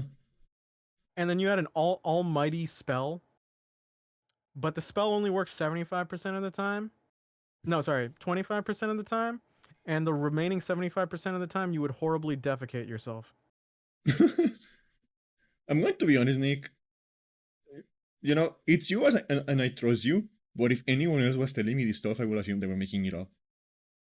No, Yu-Gi-Oh's just that dumb. They're even saying, "Oh yeah," because Zane gets heart problems from the evil of his. He's so stupid. This fucking series. Oh my god. The This evil Yu-Gi-Oh 5 card! Ds. The evil card. Yu-Gi-Oh 5 Ds kind of has stuff that's good. It's mostly good. Early in the show, it's basically hard like holograms that eventually just turn into doing real damage. So you're saying you can have sex with the holograms? No, sadly not. You Oh. can with the spirits. There's one guy in GX who sees an Amazon lady, and she's just like, "If you stayed in the spirit world with me, we could get her." I don't know if she's actually a human or if she's like an actual card Amazon lady. But he decides to stay in the spirit world with his Amazon wife. I mean, Which I based? mean, like, yeah, yeah, yeah. No one's Based. cooking Bastion on that. Everyone's just like, "No, you get it. You get it, dog." He got his bag, he kind of fumbled it. Yeah. Yeah, you didn't. 5Ds is pretty solid, but 5Ds is mostly like, what if, right? A space dragon told you the Nazca lines were evil. And you're like, yeah, okay, fair. Fucked up lines. Don't know who made them. Evil. And then there's a convoluted time traveling plot, but it's all pretty good. Zexal's pretty weird. Zexal's entire villain arc, Candy, Yeah. is a guy keeps on sending all of the Earth's trash to another universe, and that guy who owns that universe is really pissed about it. So he's from New Jersey? Kinda. Like Baron, I do remember Barian being like that. And then you find out some people were reincarnated from that guy's species, and then he's like, "Oh, our friends are kind of evil," and like you beat them, and you're like, "Whatever." And That was about it. Yeah. Is there anything else in Zexal? There was one guy who was like an Atlantean king or something, and the dub was like he massacred his entire kingdom, and then in the dub it's like he exiled them. It's like, bro, how do you exile an entire kingdom? You know? At that point, you just leave. That's Yeah. just like, I'm done with all of you. Leave. It's like a mass exportation. You just leave, bro. Yeah. Just find At a this new point, place. like you remember how like last week when you watched the Minecraft movie, you were talking about like finally understanding what a father feels like. What a father feels like. Yeah, yeah, I think yeah. I finally understand what my mom feels like when I get bored and just explain the plot of Metal Gear Solid to her. I'm gonna keep going. So in Arc 5, they were like, "Hey, what if multiverse because Marvel?" And it's like, "But what if multiverse make us a giant space iguana man?" And that's it. And Vrains, I already told you about Vrains. Vrains is goated because it's a PTSD victim who's really all about revenge. And to be fair, it's really doing wonders on him. He hasn't lost. You know what this is starting to remind me of? Yeah. This is starting to remind me of the fucking like plot of Shadow Hearts. Have you ever played that game? One of those games? No, my friend played Shadow Hearts. I know it's a card game. No, it's an RPG. What am I thinking of? Shadowverse? That is a card game. Yes. Yeah, yes. I'm thinking of Shadowverse. Shadow Hearts is super weird because like it's just like what if the typical JRPG plot, but everyone was a historical figure? Hmm. Well, this So is Fate too, right? so like you get like nobody unlike Fate because in Fate they have the names and like some traits but they're like redesigned, Mm-hmm. right? In Oh, so it's Shadow, just actually the okay. yeah, it's actually it's legitimate. Like you have your typical plot of like an evil guy manipulating the king to summon an old god and stuff like that, right? Yeah, Except the evil guy is actually just Rasputin, that's pretty funny. and one of your party members is Anastasia, and all of her attacks are like themed around the camera. Shadow I'm Hearts trying to is really think. weird. It's Yeah. really weird, and it's one of those. It pulls off the Yakuza thing when the game is like sailing for a long period of time, and then it just like completely shifts tones, and it hits you with like the most devastating scene that you've ever seen, and it completely works. That's pretty good. I see Because yeah, the chat gassing up Pegasus. Yeah. because you're just doing like the thing, you're just hanging out, and you're just getting an airship. You're just getting an airship with Anastasia and James Bacon, which is a monk from the 15th century still alive somehow. Uh, and you crash land in Japan, and Anastasia immediately falls in love with a Japanese guy. And you're just having silly adventures with Anastasia and the Japanese guy, and then you go into like your mind palace, and you have like a horribly harrowing scene about feeling guilty about the death of your father. Yeah. You guys like that. This is you. You is funny. I I've never like Zexal is weird because it's like, haha, I'm gonna be the best. There are cosmic entities that have that compound suffering and evil, and they are going into cards, and then people play the cards, and they're menacing. He's like, I play number 32, a tiger cat. He's a cute little guy. He's evil. He's making me evil. Has Moses ever shown up in Yu-Gi-Oh? I feel like this is like an anime No, he where Moses shows didn't. up. He did a new Beyblade. I don't necessarily like the Metal Beyblade series. I like the OG with like Tyson and Kai. And I know I'll probably get a boomer thing, but it's like it's I find the OG funnier because the OG is just like Kai loses when he has Dronzer, and he gets a version of Dronzer that's cooler, like the Black Phoenix called Black Dronzer, and Black Dronzer just beats everyone, and its ability is to just siphon power from its enemies, so it's constantly growing. Yeah. And then Kai quits because he has Black Dronzer. And then his old teammates, our protagonist crew is like, none of us can beat him one on one fairly. So what if we jump him on a frozen lake? And then they all like, they all five of them just Beyblade him on a frozen lake. We cannot beat him, And so why do we cheat? why don't we just jump him? And then Kai fights the five of them and loses. And then the Black Dronzer goes to the bottom of an ice lake in Russia. And he's like, "There you go, Kai. Your entire success is gone now, so you still have to be our friend. Here's Dronzer. He was waiting for you. Thanks, guys. I saw the error of my ways." And they walk off, and then you're like, Black Dronzer's still in the bottom of a fucking lake. what was the No. what was the winning? Also, I will say, Kai gets one of the most cathartic wins because he fights a guy named Brooklyn, and Brooklyn has a bit beast called Zeus, and Brooklyn is the most smug Ikemen. I'm perfect. I'm so unaffected by reality. I always win. I don't have to put effort. Whatever you say literally cannot affect me, dude. but then he keeps beating Kai, and Kai keeps getting back up, and then Brooklyn's getting annoyed, and then he wipes his brow and he's like, "What is this? This is sweat." And then the dude has a mental breakdown because he is getting actually afraid because he's never once experienced failure in his life. And Kai's like, "Oh yeah, dude, I'm a huge loser. That's why I know what it's like to lose and pick myself back up again. You don't know what it's like. You're too much of a sissy little bitch." And Brooklyn's like, "No, I'm not." Oh, that actually happened. Something like that actually happened on And the then game I'm Brooklyn playing loses. right now. Yeah. Do you remember this guy I show you? Because I don't. I am still. The game keeps telling me he's a human person, but I don't believe the game.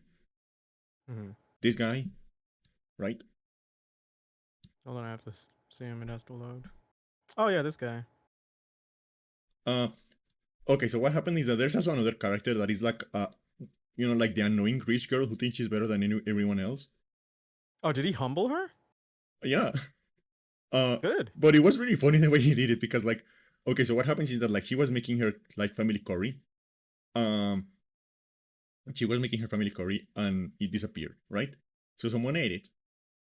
Because she thinks that curry is better if you let it sit for a while. Uh, so she had stored it. Oh, She has stored okay. it. Um, and then she comes back later and the curry disappears. So she's like trying to find out who ate her curry. Um, and he takes the blame. So she demands that he has a duel with her, a one-on-one duel with her. Mm-hmm. Um, and he tells the rest of the party that they have 8 days to train him, right? Yeah. So you spend the first like 4 days running around trying to make a gift that will convince him to like fight her, right? To like Mm-hmm. actually fight. Um, because he doesn't want to fight. Of course Um, not.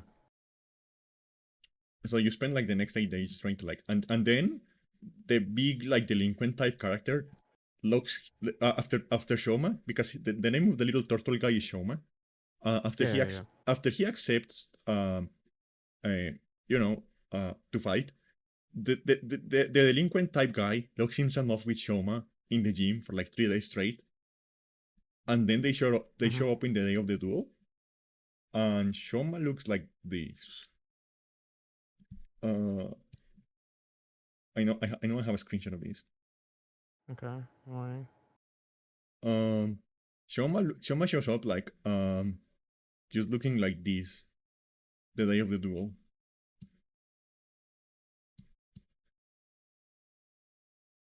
That's funny. I So mean, his body. I mean, to be fair, that gym, the delinquent bro, I'd get that man as my trainer, but like, his yeah, face is still round. That's a funny part. what's funny about the delinquent guy is that like he has like the aesthetics and like the personality of a delinquent type, but he's like the nicest guy around. No, yeah, yeah. You mentioned it. You mentioned it. It's Like funny. and like he was talking like he has experience as a personal trainer because he volunteers as at an old folks place to get them on shape. Oh, that's so sweet. So yeah, he humbles her, But and what like happened? what happens is that like I'm going to put him here. If you look at the like the rich girl, her name is Kurara. Yeah, yeah. I know the green-headed one. Yeah, she's wearing a tomato, right? Yeah, yeah, The thing is like that is a mask. yeah, yeah. She has an actual face. Um, Okay. and she's actually very pretty. She's very cute. Well, of course she is. And those Uh, characters always. uh, but okay, what happens is that like she just beats him up, right? She just starts beating him up, and he doesn't fight back because he's afraid of confrontation. Okay. He is like physically allergic to conflict. Like it's so funny Okay. because like because like he gets into a fight and punches someone once, and then he has a breakdown. He starts foaming at the mouth and he faints because he's like physically allergic to conflict. Jesus. Uh, so what happens is that like the rich girl, because he's apparently like an actual like good boxer, Hmm. she just starts beating him up. But he comes coming back up, and every time he comes back up, his face is more and more fucked up and bloody. um, Oh, that's good. and so she just keeps punching him again, and he falls down, and then he gets up again, and she starts like freaking out, like, okay, like, what why are you like, why are you still Yeah, like, yeah, yeah. like, I'm an absolute sucker for those moments. why are you still coming up? So what happens is that she's putting so much effort into she's putting so much effort into beating him up that she starts to like run out of air inside of her mask. That's pretty funny. And she starts to overheat inside of her mask. So Shoma is like, you look like you're not doing wrong. This guy is like, is still trying to avoid conflict and be nice to everyone. He's like, you look like you're not doing good. You look like you need some oxygen. Let me take your mask off. And he just picks her mask off and takes it away. Hmm. And she completely collapses without her mask and immediately gives up. So he wins. Get humbled. Even though, to be fair, I will say it was his fault. Like, he shouldn't have ate her curry without asking. That turns out he didn't eat the curry. Oh, okay, then yeah. He just took the blame because he thought it would be easier if she just killed him because he thinks he's useless. Oh, okay. Well, I'm glad she got humbled. I get the big cathartic when you get a character who's like that and they have to realize, like, oh shit, I'm not all that. And you're like, yeah, now learn from it, bro. Um, I am very bad what at else? remembering names. No problem. Oh, wait. MILF, I love Jack Atlas, one of the first guys that made me realize I was also into guys. That's a very interesting. I like Yusei more. But like Jack's fine. Jack's fine. Jack gets better as the series goes on. He's kind of like a jerk at the start. Pretty much Candy, that character is like, hey, I'm successful because I betrayed the main protagonist. I took his motorbike, I took his best card, and I went to the city. You're like, Jesus. And I stranded him in the slums. Like, you're like, Jack, what the fuck? And then you say legitimately beats him, and Jack goes, I'm really upset that you took away my king title. Are you mopey? But then he gets better. He gets better after that. I do love that, like when a villain gets beat and they just get mopey. They're just like, oh, Well, I was, but I'm the best. I'm supposed to be the best. like not even angry or sad, just like mopey, just like, oh. And they start like, they look down, they put their hands in their pockets, and they start kicking rocks around the car. He's also the only one canonically in that series who gets a harem and does nothing with it. Like he confessed his love to one character and then they redacted it. It's not like he went, "Oh, I just said that in the heat of the moment." They just never acknowledge it after. So he's a professional respecter of women. I wouldn't go that far. I think the tone you said it on is enough information. Like that tone was enough. Like, I just really like Yusei because Yusei's mentality is very much. I mean, to be fair, it's cliche Yu-Gi-Oh one. It's like there are no useless cards, but it's like it's not necessarily that. It's the ability to look at the potential of things and then use them. And it's like, yeah, no, that's a very valuable skill set to have. But yeah, yeah, no, the cathartic beatdown is always a trope I love. Where it's just like, yep, yep, yep, yep. yeah. No, Kurara is like I think like I like most characters in the game except for Ima, who is a piece of shit, and I Yeah, wish that's he, and fair. I hope he dies. Uh, but like I already told chat, like I don't care like what like because I get the feeling that the game has multiple endings. Uh, Even if it means killing everyone else, I'm going to get the ending where he dies. Even if Mhm. it's the bad ending and everyone else dies, that's a sacrifice I'm willing to make. That's a sacrifice. No, but like I think like aside from him, I like every character, and Kurada is really funny because she has a very like overactive imagination. I was like a very overacting at a very perverted imagination. uh, so like so like the protagonist, there is this girl who looks exactly like his best childhood friend, and she also she sounds exactly like her. She has like the same mannerisms, so he's very confused, right? Um, Yeah. and he's very awkward around her. But the reason he's very awkward around her is because he's trying to figure that out, right? Yeah, yeah. Is not because he wants to touch her boobs. It's because he's like, okay, but are you my friend or are you a different person? I don't understand this. Yeah, yeah, no, I get it. Like the doppelganger is confusing. Yeah, but Kurara interprets that as him having a crush on her. uh, As per usual. but uh, she gets very explicit with like the things she's imagining, because she starts accusing the protagonist of being a pervert and imagining doing things to like this other girl. It's like, I see the way you're looking at her. You are imagining her naked body, right? You are thinking about her naked. And then she gets sick, and then she gets bedridden, and the protagonist starts trying to help her. Mhm. And Kurara seems and the protagonist is legitimately just trying to like, okay, do you need like medicine? Do you need like, right? Genuinely Yeah, trying yeah, to it's be helpful. Uh, um, and then and then and then Kurara seems him getting out of her room, and he's like, oh, "You were taking advantage of her sick body, weren't you? like no, I wasn't. What is wrong with you? You were taking advantage." And she starts like, "You know, she has a fever right now. Did you use the fact that she has a fever to cook sushi on her abs?" And Karara, he's do like, you have anything you want to tell me about the interest that you may be having? and it's like, and there is this other character I mentioned her, like the girl with the samurai sword, who learned everything she knows about the world from manga. Mm-hmm. Uh, she's also like very gullible, and she's also always around Kurara. So whenever Kurara starts accusing you or something like that, she takes her sword out and starts like, "Oh, I will cut this pervert where he stands." It's like, how about we all just take a second and chill the fuck out?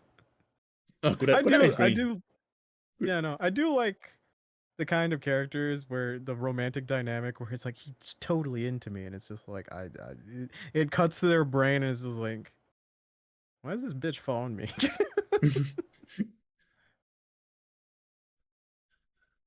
I think Yeah, Psyche K also did it pretty funny because Psyche K has like a very narcissistic beauty. She's like the top most beautiful girl in the entire school, and almost anyone falls in love with her instantly.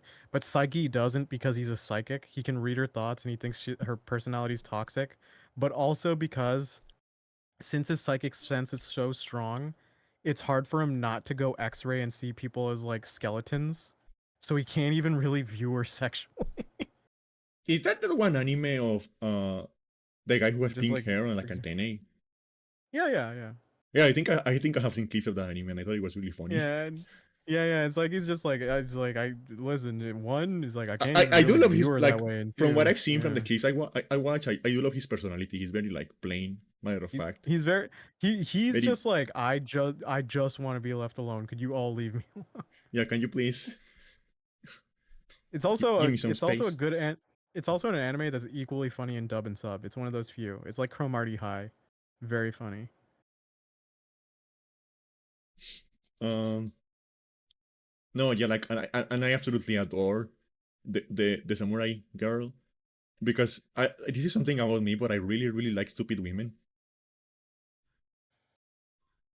I don't know why I find them very and not like in the same way I like older women, not like in the kind of like sexual way. Uh, I just find them No, very it's not brand. No, endearing. I get what you mean. Like I with just find them very Tao endearing. Kaka. I just find them You very know, endearing. It's like, oh, wow, you are so stupid. That's adorable. yeah, you are no, you are exactly. so very Again, stupid. Tao Kaka fits this perfectly of just like a wholesome sort of And back and it's so forth. funny because it's so funny with her because Kurara loves teasing her by asking her to do basic math because she cannot do math. Jesus. So God she's damn like, it. so for example, when she's like, and it's not even like hard questions. Like if it were like hard questions, like it will be like kind of mean, but it's like super basic math. So Jeez. for example, like uh, when Kurara gets forces Shoma to accept to have a duel with her in 8 days, right? Uh, Mhm.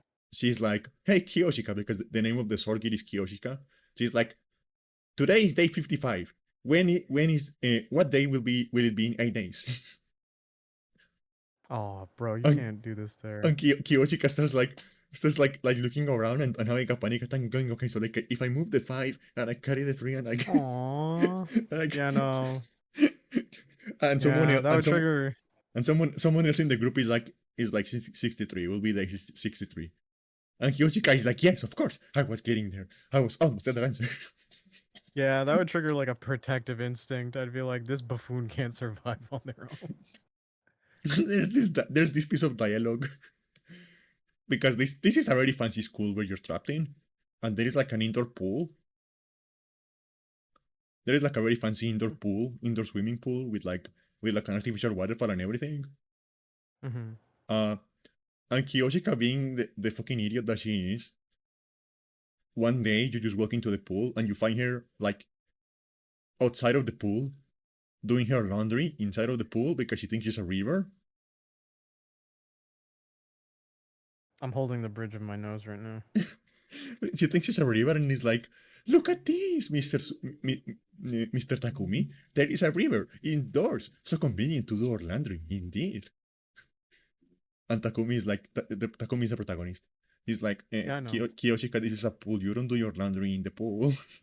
This is still water. I mean, they're jets, but by God, woman. You don't do your laundry in the pool. And she's like, but if we don't use the river, where are we supposed to do our laundry?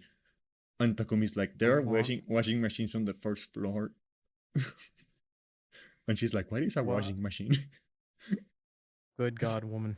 And it is like, Good and you can tell like God. the purpose of that scene, is like entirely comedic because she's completely clothed. Oh yeah, no. Like because okay, there's like a funny scene in like the swimming pool. She's going to be on like a swimsuit. Like no, she's like completely clothed in like her samurai garb. She Yeah, no, has her because you mentioned the whole only axe lady being the only kind of like yeah, not gratuitous but fan servicey. yeah. Yeah, No, she's really funny. She's really funny. She's like everything she says is funny. that's pretty great. Yeah, I'm a sucker for those characters too. There's just something about it where you're just I don't know. It just triggers a aw. Also, Yeah. there was this other part with Darumi. Because again, like the random dialogue you can have with them when you're walking around the school. There was this Mhm. other part with Arumi where you're like where you're walking where you she's just like hanging out in the roof, and you talk to her and she starts recommending you like erotic visual novels, right? Oh God. But the thing is like I was shocked because it is canonical that she likes like eroge, right? That's part Yeah. of her personality and stuff like that. So it's not surprising that Mhm. she's going to start talking your ear out about like the one she likes, right? But the Mhm. funny part is that they were I recognize the names. They are real eroge. She was recommending real eroge to you, Oh Jesus. and they are not even made by like the same company who makes the game. I was about to say that. It's like would So that be she, like cross? Yeah. no, she's just recommending the eroge the writer likes. It's weird because I remember like Japan has like a way stricter like copyright quote unquote. Yeah, and the So thing they is must have like like paid some sort of fee to just mention them. the eroge she recommends, I recognize them and I know they're really fucked up ones. Of course they are. Because there Of is course. eroge. There is eroge where like it's just kind of horny, and there is eroge where a bunch of people die and then you have sex with the corpses, and she started recommending those ones. Jesus. Like she recommended Saya no Uta, and that is like have you heard that name like at any point? No. Yeah, that one is like the like quintessential fucked up eroge. Like if you like that is the one the first one in the list. Like that is the one everyone. It is like the archetypal one. Oh. Uh, that one and Euphoria are like the archetypal ones. I think the only other one that I heard was when Super Best Friend Cast used to meme about Karawa Shoujo or something. Ah, but that one is not fucked up. Like it is sad, it is emotional, but it is like sad in a way that like you like the I just assumed characters it and I you just like the assumed it characters was an and you feel eroge. I sympathy. don't No, it is an eroge, Is it but an error? It is Oh, an okay. eroge, but it is not fucked. It is not fucked up. Oh, It okay. is not like it is like a very like the plot twist of the game is that like I mean like it is like your regular like high school dating scenes with sex scenes, right? Uh, Mm-hmm. the big plot twist with Katawa Shoujo is that you are in like a special school for people with like Disabilities, I know disabilities. that part. Yeah, Yeah. and that's actually what the name means. Katawa Shoujo literally means crippled girls. Oh, that's uh, oh. so like the protagonist has a heart condition and he has to like take medicine for that and stuff like that, or otherwise his heart will just like stop and he will die. Uh, He's and the there is like prototype of an era gay. Yeah, that's a good position to be in. okay, so there is like a girl who has no arms, right? Um, there is like a girl who has no legs. There is a blind girl. There is a girl who was in a fire and like half of her body is like horribly burnt, stuff like that, right? Oh, Um, but the thing is like the way the game treats them, they are not. The game doesn't treat them like freaks or like as attractions, right? well, I'd imagine, yeah. The game is actually like very respectful because I have played it and I know the game is actually like very respectful and very tactful of the way it like approaches like like the different circumstances Their of like each one of conditions the and stuff girls. like yeah, yeah. Um, and like there are a couple of bad endings and a couple of like harem endings as well. Uh, but like Mm-hmm. there is like a good ending for each one of the girls. So like if you decide to just like date one of the girls and just like go like mainline with her, there is like a good ending for like each Okay, one yeah, of that's them, sweet. right? That's And, sweet. and on their ending, there is no like insinuation that you are going to like fix anything out of them or like change anything out of them. You just like Oh, you that's good. you just like them as they are. Like in each girl's Yeah, respective good ending, you just like them as they are. So like it is an eroge, but it is like a nice one. It is like that's good. uh it is like so yeah, it is like it's actually pretty good. I did enjoy it. Yeah, like Oh, okay. yeah, but because there is this one YouTuber I follow. I don't remember her name. Uh, but she does like like your standard like video essay has a cross review of games, except she Mm-hmm. exclusively focuses on like weird and like fucked up edo games. Okay. So it's really funny. Because did you know that Yoko Taro is married to the lady that designed the little like that rhythm game that is very popular in Japan, that is like our like hitting a drum. Rhythm. Oh, the Taiko one? Yeah, did you know that Yoko Taro is Uh, married to the lady that designed the little drum guy? oh, that's cute. Uh, and it's very funny because like for example, whenever Yoko Taro is like making like a GDC or like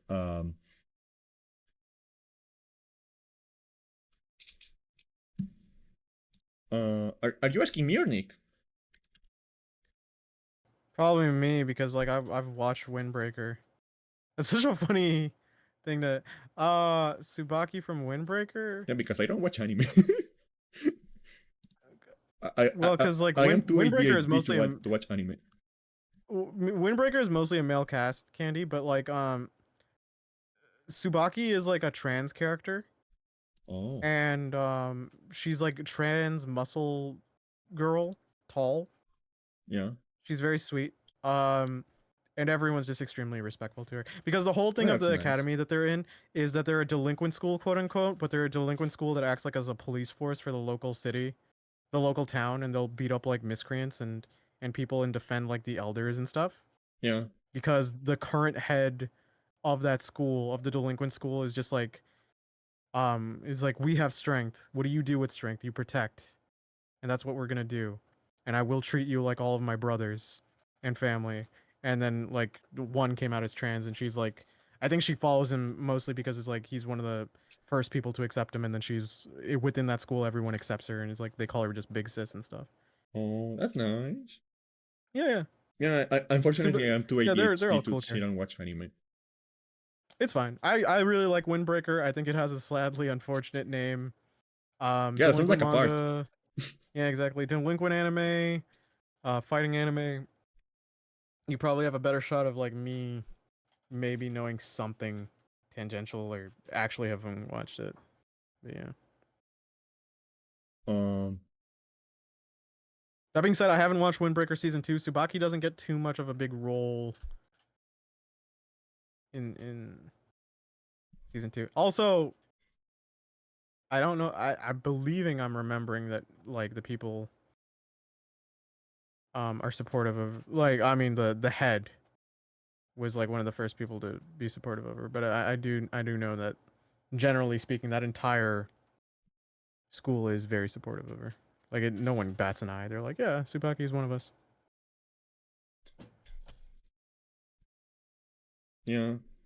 Uh, no, that's nice. That's nice to hear. Yeah, no, she's an awesome character. No, but like, back to what I was talking earlier about like this YouTuber I follow that just like, no, like, so like the Yoko Taro thing is like, because he's married to that artist, like whenever he makes like a conference or like GDC or something like that, uh, the for example, like before near, before Nier Automata came out, he was making a conference about like the storytelling in Nier, the first Nier, right? Hmm. Um, he was doing a talk about that, uh, and like in like the margins of his PowerPoint presentation, it was like a bunch of like Drakengard and Nier characters drawn as like those little taiko guys, Hmm. because like uh because she draws because I guess she's like very enthusiastic about like his character, so she has drawn a lot of fan art and stuff like that of the characters as like the little taiko guys, and they're very cute. They're very cute. Uh, so yeah, but like I was mentioning that because like this YouTuber I mentioned uses like the taiko guys of like some of the characters from Drakengard 3 as the censorship on her videos, and it's really funny because she exclusively reviews like eroge and stuff like that. So like her videos are like definitely designed to be listened to because if you sit down and watch one of them on YouTube, they're probably like I'm pretty sure they don't censor on Patreon, but if you sit down and watch one of them on YouTube, like half of the video is her face and the other half of the video is just like the little taiko guys covering half the screen with like some text on the bottom. Oh, that's cute. Wait, I'm checking. I'm sorry, I'm fact checking because I'm trying to make sure that I'm not getting characters mixed up. Yeah, Tsubaki is the trans character. Uh, yeah, she comes out because because of like an older couple who like respect her and her stuff, and she embraces herself like that. Oh, Um, she gets bullied, but then like the head pretty much like defends her.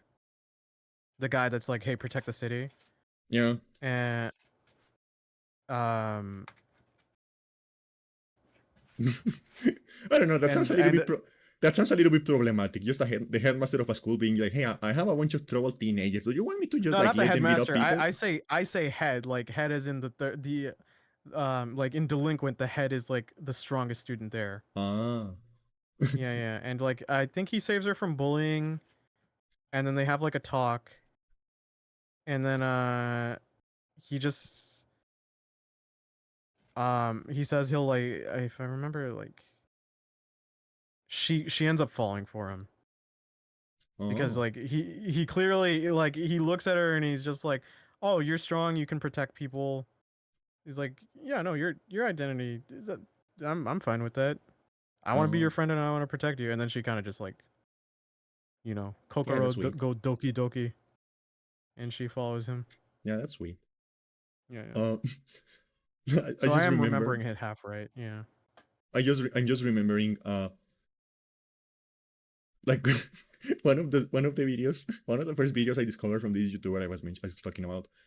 Uh, it was literally the game she was covering was literally called Sex 2. So you know, if sex is so good, where is Sex 2? Well, there it is. Well, It came there it is. There's a sequel. it came out in 1988. Oh my god. Oh my god. It's finally time. It's time to try it out. I wonder what it's like. sex too, baby. We. We're finally And I don't know, finally doing it. like Yeah. I'm not judging. I'm just confused as to how people were masturbating back then to these games, because this was like for the PC-88. This was like Oh, when you you have a will, there's a way. like what? Why I'm are you sure. like? This is just a bunch of pixels with a few pixelated colors, like I like don't know. I guess you could minimize the window and it would be a little more detailed, because right? nowadays you have like like the fully animated high quality anime stuff. Well, it's like yeah, but to be fair, it's like they never had that better thing as the alternative, so they wouldn't be complaining. They just, I mean, like when you think about it, right? I suppose it's the same as like getting it off to like a photo of that size, right? Yeah, I You guess. just yeah, yeah, yeah. This is where the topic ended for the night. This is where we are. This is where we're at in our lives. Yeah, sex too, baby. Whee! Ooh, baby. Oh my god. No, but like I really do enjoy those like her video essays, because it's like, hey, what if this game? What if this game about road women killing each other and having sex with their corpses is actually a metaphor for gender identity? And it's like, okay. Okay. And the thing is, like, she makes Not it exa- work. Hey, go for it. Jesus Christ.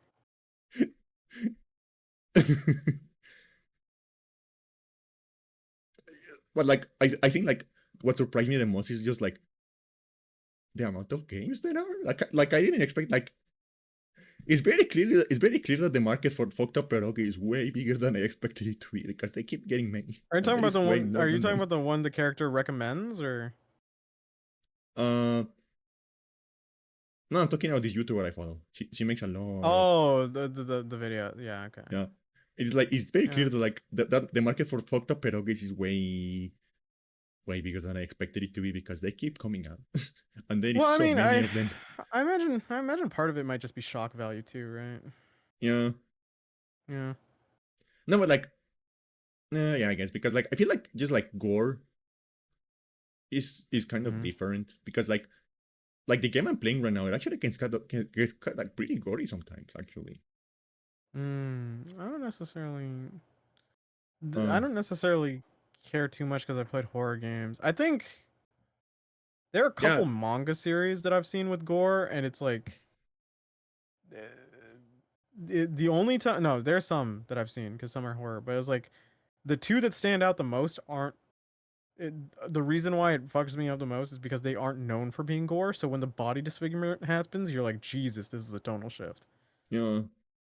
Yeah, And like, I don't know, man. I have family in the cartel. I know what a lock cutter does to a human body. Gore doesn't I'm affect me. good. I'm fine. No thanks. I'd rather just no. Yeah, I'm good. I don't like us being reminded that we're just meat puppets. Like no thank you. We're just little No bags. thanks. We're just little meat bags. Yeah, we're just little meat bags. I don't like it. Me no like it. Me don't like you. Me don't like you that I am meat bag. Yeah. Ever since I knew the weakness of the flesh, it disgusted me. That's not necessarily true considering your carnal desires. I mean, I can fuck as a robot. I'm fine with that. Eh, it's not the same. Like, I often think about that. I often like it's probably the We are meat body mecha. it's probably the body dysmorphia thing. But I often think about that, and I wouldn't mind, to be honest. Like, if we had the A technology to robot just like body? if we had the technology to just take my brain and like discard everything else and put it in like a cool robot, I will do it. No, you know what I've thought about? I've thought about this is take my DNA, clone a body, but to the proportions that I want, like the height and everything, Yeah. and then just put my brain in that. Because like then I just chuck the old one in the blender. Because like the problem with the robot body is like it's so you'd have to in order for this scenario to work, we'd have to like acclimatized that research so well that you know the ins and outs of it and Yeah. it's not a problem. Yeah. Whereas like the kind of body transference biologically is like it's risky, but you kind of know what's up. Kind of. Yeah. So yeah. Uh. s- But I Okay, will yeah. vouch for I Candy. mean, I Candy, guess like Candy. I guess maybe I'm just like more like open to that idea because I'm like like the whole body dysphoria thing and stuff like that. I am well. I'll. I am way Yeah. less attached to my body than someone like you because of that. At, with someone like me, shut the fuck up. I'm gonna pitch. I'm gonna say this for sure. I've seen Candy's face. Candy's extremely cute. Oh. Very girly face. Yeah, it's Oh. fucking true. You're extremely beautiful. Oh. You can talk yourself down all you want. I'll jump into your brain and beat up that voice. Oh, you're making me blush. God damn, that's what I do, babe. Do you think people think we're actually married? Do you think we? I don't think anyone here actually thinks we're married, do we? I mean, we're totally. To be fair, you and I have had some pretty funny conversations if we were married. Yeah. because because like what was one? Because I remember we had like the one conversation, and I think it was the joke of like when you brought in the whole we were married thing, and it was you mentioning your mom keeps on getting called as a MILF. Yeah. And I was just like, well, you could always introduce me to her. And he's like, Nick, you're not fucking my mom. I'm like, you're gonna call me daddy any damn way. Why can't I have this?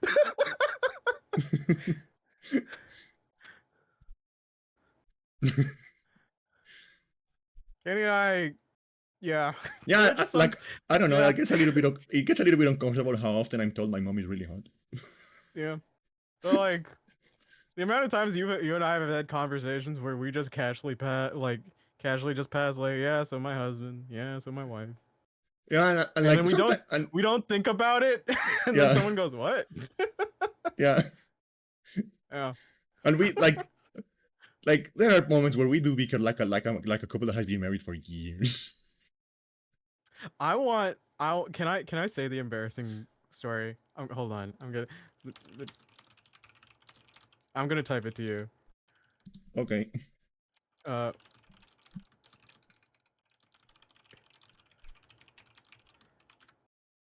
I'm not a power bottom. I am a switch. okay, here it is.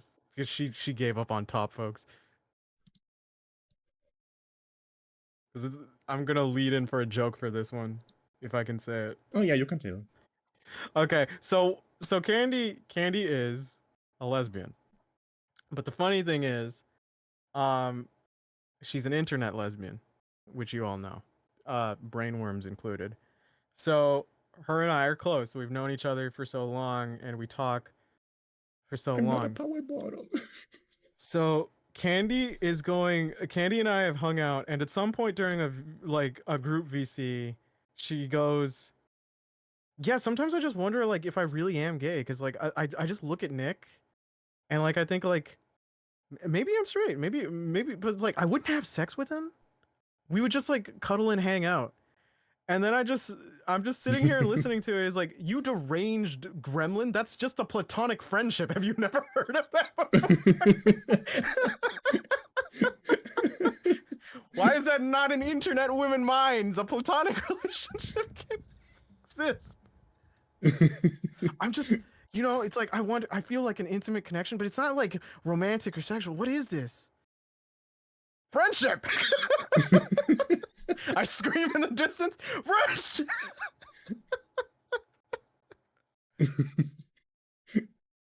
What is Candy this just friend thing you ponders. talk about? She does the thinking man pose. She's like, what could this possibly be? Yeah, what is this friend thing he's talking about?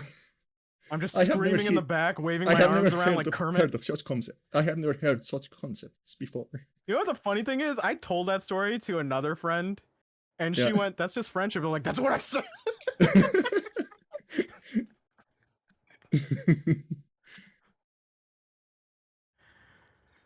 Oh, yeah. I guess we're married.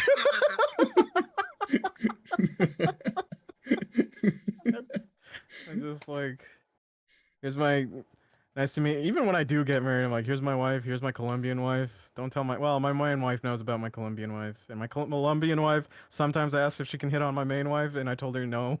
And then I went, and then she went, "What? I let you hit on my wife?" I'm like, "Yeah, she's a lesbian. It doesn't work out the same." Yeah, he stuck with me. Yeah, yeah. And like I often said, he's been 8 years. If he hasn't killed me at this point, he's not going to do it. That's Stockholm syndrome for you. It's a powerful thing. Yeah. It's a powerful thing. You know what the funny thing is? We've known each other for so long, right? And we Hmm. kind of know the origin point. We've talked about like the site, right? And then the Yeah. server.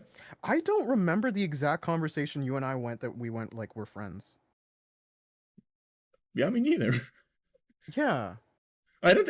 I guess like I don't think that happens. I think you just like are around someone long enough that you're just like, I guess I enjoy hanging out with them. I guess we can keep doing that. Yeah, that's true. There was a point where our server was so huge, like our Discord server was so huge because of the social site, and then we kind of culled it because like there was like a stupid drama, and it Yeah. doesn't matter. But it kind of dwindled down to like 15 to less I mean, people. to be fair, that was so long ago that most of us were like teenagers or in our early 20s.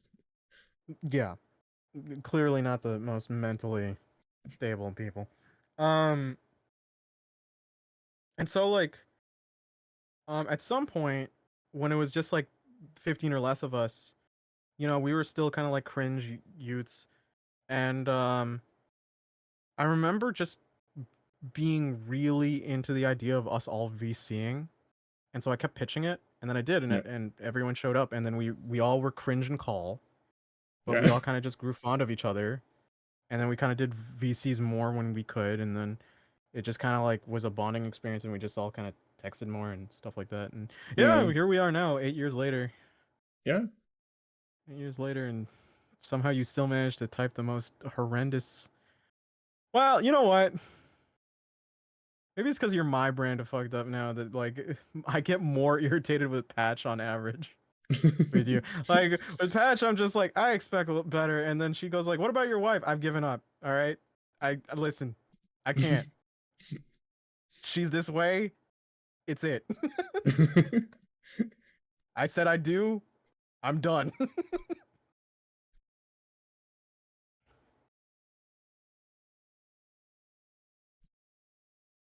I better get. You know what? You should write on my resume though for a dating profile. Just like, yeah, cool with lesbians. Just like, there must be some buff I get. Oh, there is this Yeah. one. I don't know. I feel like it would be really funny if you two guys meet at some point. Um, because there is this one VTuber. Mm-hmm. And his thing is like that he's the normal one. If him and I were just in a call together, that'd be funny. his his It thing would is just like be group therapy. his thing is like he's the normal one. Oh, So is he there, the cracked face one? yeah, Yeah, I know him. I have an emote based off of him because I love his expressions. Yeah, yeah, yeah, yeah. yeah. There are a lot of like clips and stuff of him that there are just other VTubers doing He's just VTuber stuff, tired. and he's just like in the background going like, "Hmm." Yeah, you've mentioned it. You went like Nick with us, and I'm like, God damn it. How is it in the entire Euro server, the most, the biggest troublemakers are all the girls. You all I go mean, gremlin energy. God forbid women have hobbies. No, you don't get to play this card. The hobbies you've been showing, y'all are on something. No, but Guys and like, I are just like we're playing video games. Meanwhile, it's just like, hey, do you ever think about like if we just corkscrewed a guy's like, you know, um, tip, and he just had to pee over the course of would it become like a big balloon? Would he be able to bounce on it? It's like, Patchy, please stop. He's like, no, Nick, I need you to test it. Do it for 60 days. Tell me how it goes. I'm like, it's pee like isn't that. stored in the It's like balls. The memes tell me. it's like that one. It's like that one time I tried to convince you to like dip your balls in hot sauce to see if you could taste Then it. you did it. I told you no. No, I told you don't do it because they are extreme like that part of your body is extremely sensitive considering the amount of nerve endings. What did you do? You did it and then you went, I don't see what the big oh, it burns. Yeah, but like what I remember about the conversation is that like I was trying to convince you to do that because I heard in the internet that like you can taste some stuff with your balls. You can take like toothpaste and like hot sauce with your balls. So I was trying to convince you to do it, and then I go like, all right, I have balls. Yeah, and then you did it. And then like to be fair, my brain is just like one, the hot sauce and the toothpaste thing don't work because you can kind of like just taste toothpaste from its aroma. And two, capsaicin is kind of like that too. So that's a moot point. Don't dip sensitive places Yeah, but I did do that. with that. Yeah, you did do that. You did do that. Oh, Listen, it no, is the spirit no. of science. And like I have always been like this. If I have a question, I am going to do something stupid to figure out the answer. I don't care. I have always been like this. Oh my god, girl. The problem is I believe Candy will get a girl. I truly do believe in her. My main concern is what kind? Because you see, that entails a lot for the rest of us, and it can go either someone keeps her in check to, oh god, there's two of them. And by god, if it's the latter, I'm walking into the ocean. Because it will be like an animated bit where you and her would go Nick, Nick, Nick, Nick, Nick, Nick, Nick, and then you just keep bouncing off each other, and I'm just sitting there in silence, and it slowly zooms into my face as you hear the kettle rising, and you just keep I just going. imagine it like that. I just imagine it like that one gag in Konosuba where they're trying to get the guy's attention. So like all of the girls are like Kazama Kazama Kazama Kazama, and he's like Kazama Desu, and he's like bored. Yeah, He's yeah, like yeah, yeah, tired, yeah, and yeah, they're like yeah, Kazama yeah, Kazama yeah. Kazama Kazama, and That's he's a like good Kazama question. Desu. If I'm Kazma, which one are you? I You're like to not think I'm Aqua. Megumi, No, you're Darkness, maybe. but I like setting stuff on fire. That is true, and you would burn yourself out doing it, and it would end up being my problem. So maybe you are Meg. Yeah. Apache might be Darkness. Yeah. Kel wouldn't be Aqua. Kel's too polite to be Aqua. Yeah. Yeah, yeah. I We'll don't know. see. I think like for all of the issues we all have, we don't have anyone that's like just utterly miserable as Aqua. Well, it gets funnier because Cosma calls her out on it, and she just cries. Yeah. I think that's why I appreciate their dynamic in a completely different way. Is he's willing to just be like, "Yo, you sit down and you take all of it. Yeah. I'm going to destroy you as a person." It's just, and you just watch it and you're just like, "Dear God, man." No, like the reason I mentioned that one VTuber, is that like the other day he was tweeting. The other day he posted on Twitter like in all caps like, why do lesbians keep telling me I am a honorary lesbian? What does that even mean? Oh, I've gotten that title too, my friend. Apparently what it means is when people act reserved on their first meeting with you, Yeah. and like and for maybe a few months before kind of being slowly weird. Yeah, no, that kick starts to a few days. Yeah. And and you're just like, "Oh, hmm." Well, what do you mean I'm an honorary lesbian? He keeps posting that. He posted it on Twitter like in all caps. Like, what the fuck do you Yeah, I mean? know. Also, the amount of lesbians that ask for my feedback on women, it doesn't. What does it do for you? Because Candy also does this. She'll send me pictures of extremely attractive women, and she's like, "This What are getting your you thoughts? going?" I'm like, "Yeah," and I'm just like, "What does it matter to you?" It's not like you're doing it for validation. If I went, "Yeah, they're hot," you'd be like, "Of course they are." But like, she keeps doing it, and she's not the only one. 4 others do this, Yeah, like Nick has multiple and lesbian that Nick has multiple two lesbian straight you're women sending me like hot friends, cosplayers. and I'm just like, what what's the motivation? Do you? I feel honored that you're like, oh, I'm thinking of my friend Nick, trying to send it their way, but it's like, Are you worried? Are you are you like he's in? Nick hasn't had his daily dose. He'll go through withdrawal symptoms. He'll die. It's not like I ask for them. I never ask for them. I just talk about video games. I talk about nerd stuff, and then, boop. I'm in the middle of I'm in the middle of the train. I check my Discord, and it's Candy's notif, and it's just like a girl. It's like a cosplayer with her ass hanging out, and I'm just like, oh my god, I'm on a train. I mean, I feel like at this point you should know better than to open messages from me on a train. I, j- I just always forget. Because I have other people sending me normal notifs, Candy. Oh, no, I forget the normal conversations and I think people do sometimes.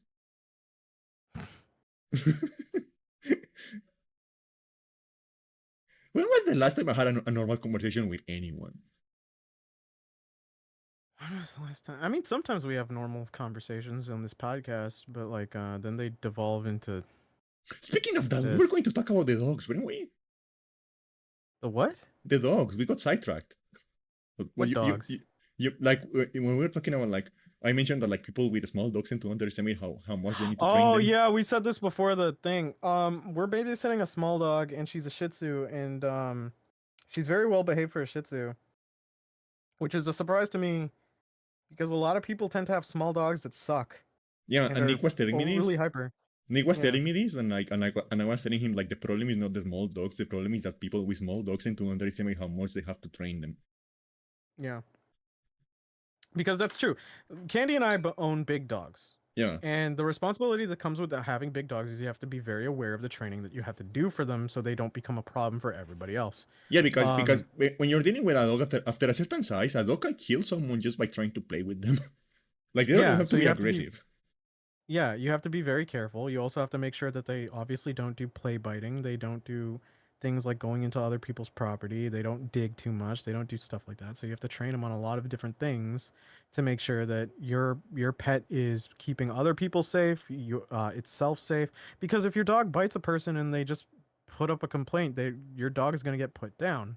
Yeah, And and that's a like very big that's a scary thing for a lot of big dog owners. and like So like we again like train them. when your dog is big, even if they're not aggressive, like you still have to do a lot of stuff because like Yeah. they are very heavy. So if they try to like get like into like a play fight with another dog, they can just crush them. They Yeah, can so just you like have to be very careful. and like you have to like make sure you are doing you are doing your due diligence when it comes to like draining their energy. Yeah. Because if you let them get hyper in your house, they are going to break your furniture. They are too big for that. Yeah. And like teething, biting, play biting, like you have to be careful. But with people with small dogs usually can forego this because the amount of damage a small dog can do is far more negligible by comparison. So you get a lot of people who neglect the training of their small dogs. So you get overly aggressive, overly loud small dogs. You get little demon chihuahuas and shih tzus. And so that's what I'm so used to. So this one being well behaved is good. The amount of time, it's like my tutoring job, Candy. There have been times where a mom or a dog owner of a small dog goes like, "Do you want?" It's like, "Do you want to see my baby?" And then I look down to where the dog or in this parallel the child is, and they are looking at me snarling, foam coming out of their mouth, going like, and I go like, "Oh, yeah, baby."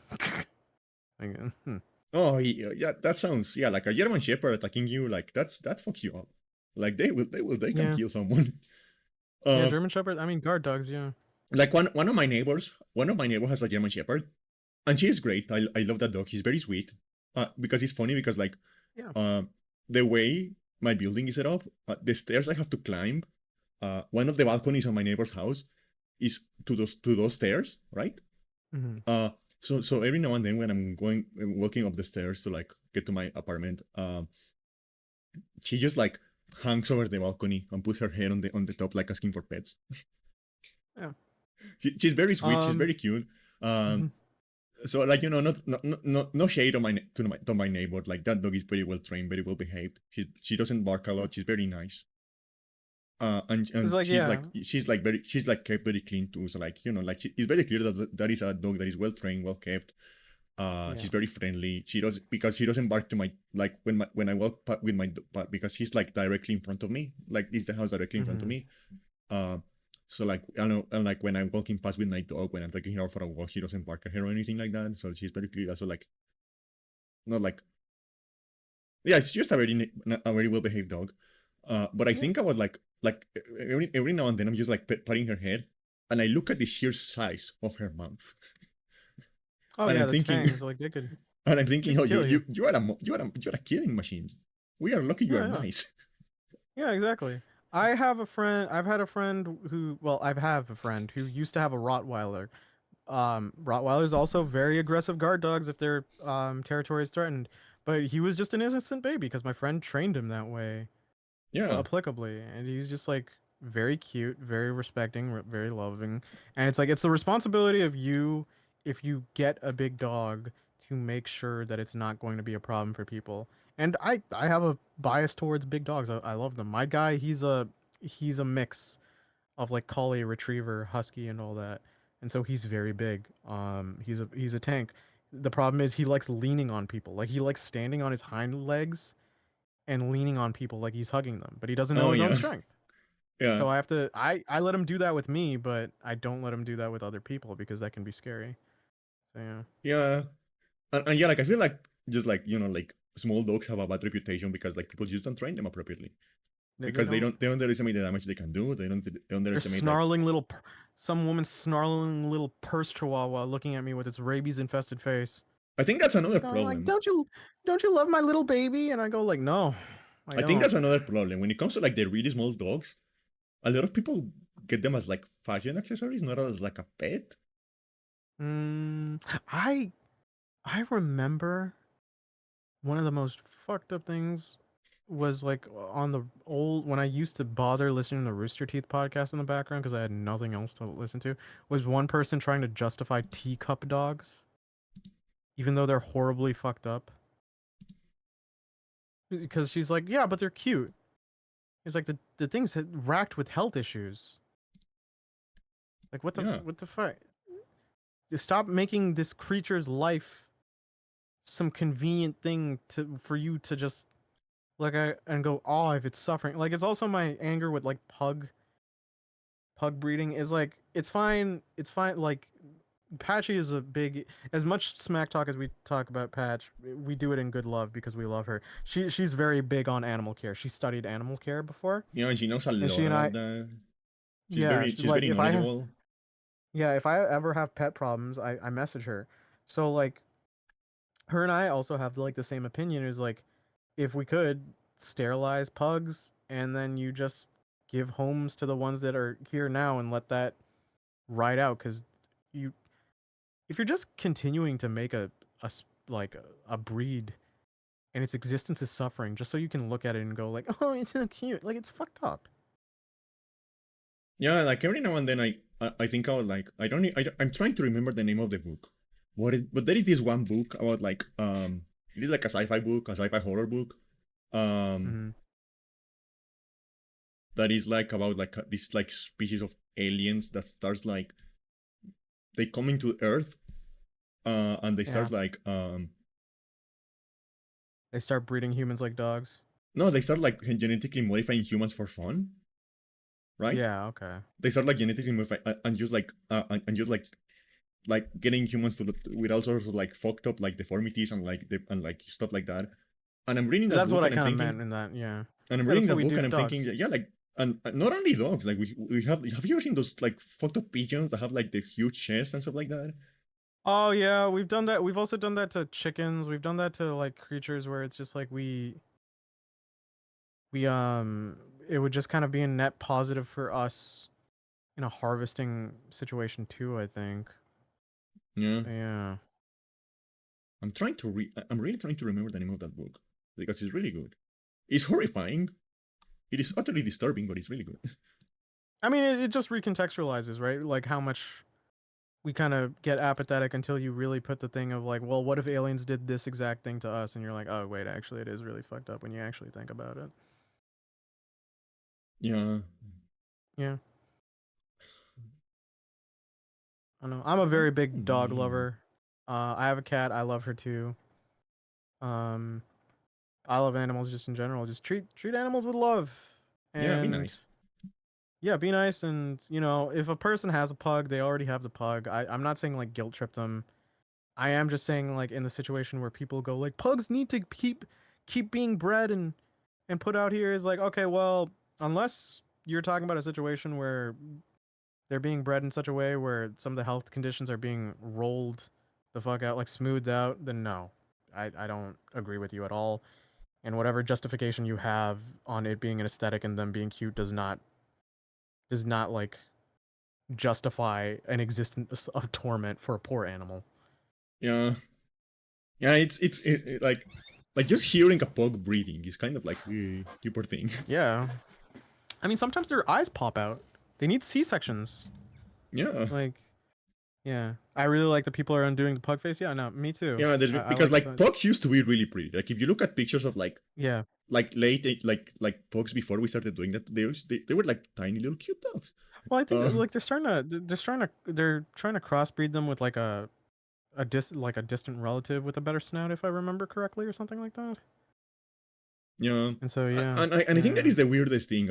I think honestly think pugs were just like prettier too, like back before we started doing this to them. yeah. I don't know. We're just so weird.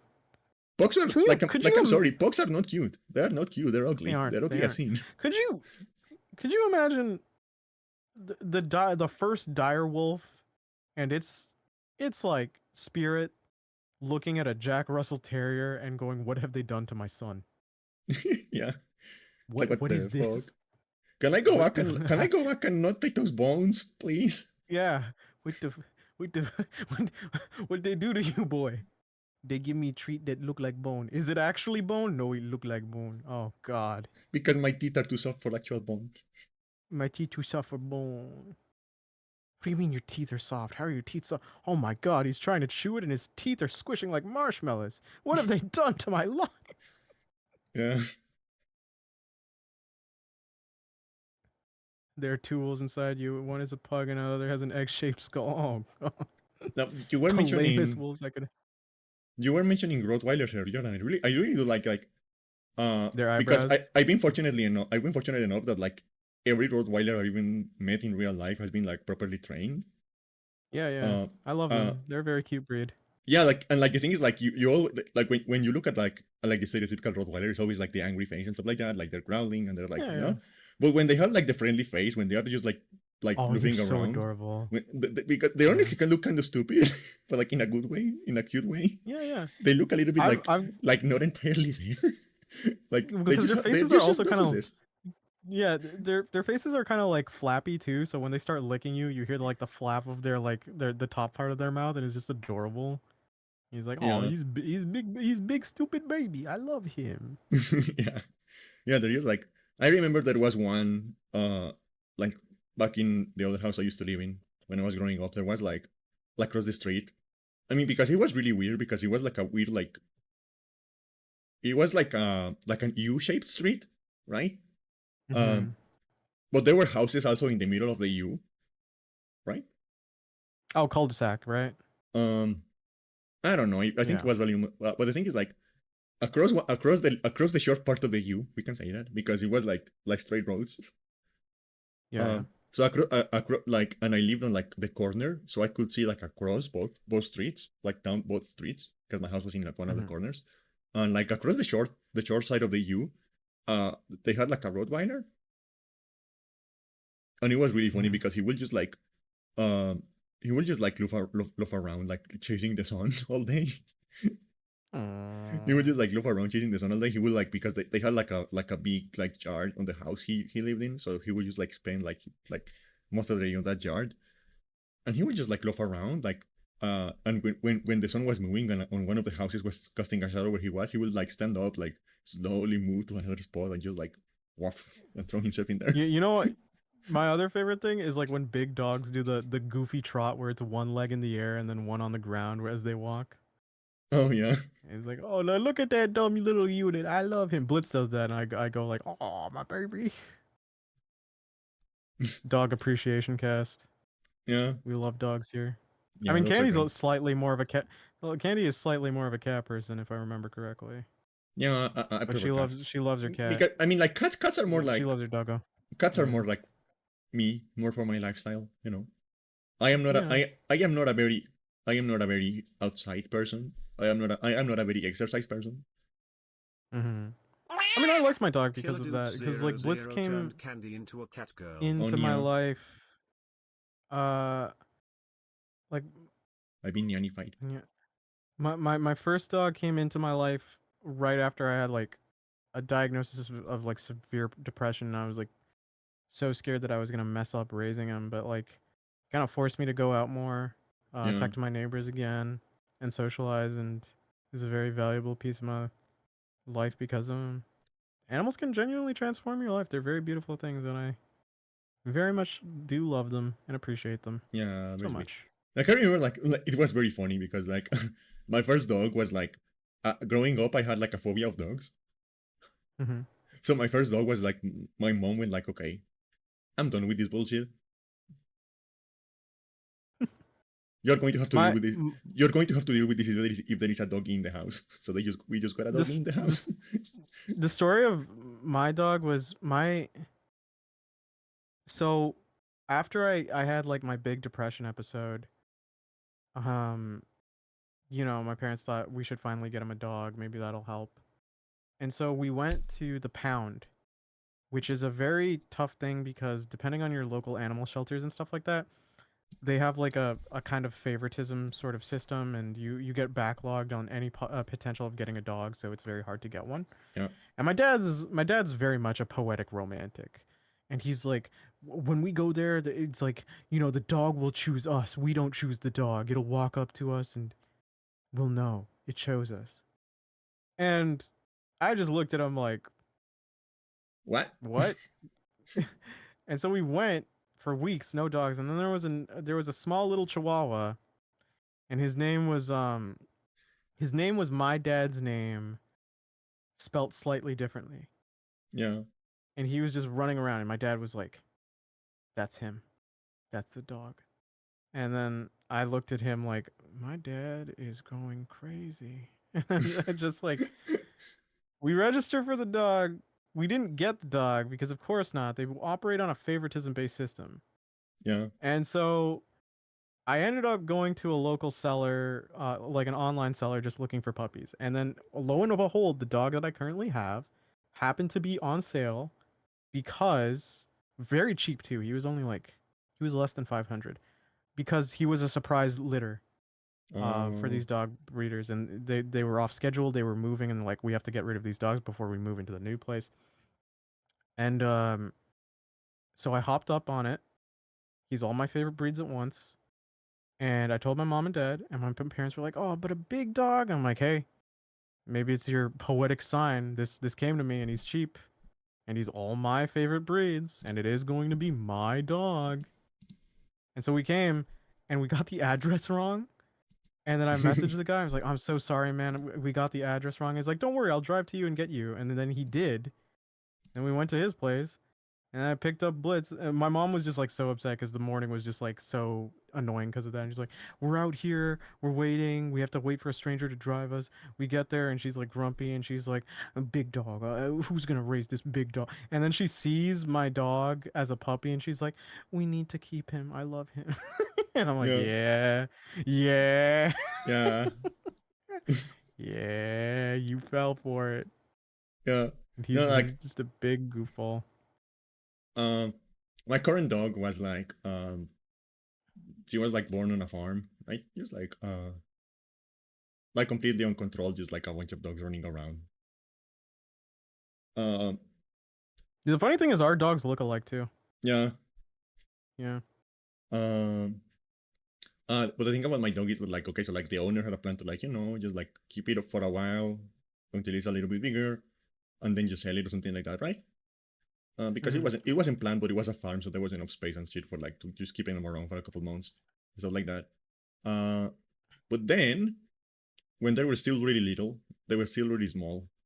Uh, there was an accident and her mom got run over by a car, and she died. Oh no. Um, So now, so the owner started just like immediately just looking around because like yeah, like without their mom, like it's kind of hard for me to like keep this dog until like I'm ready to like sell them. So like anyone wants them, I'm just giving them away.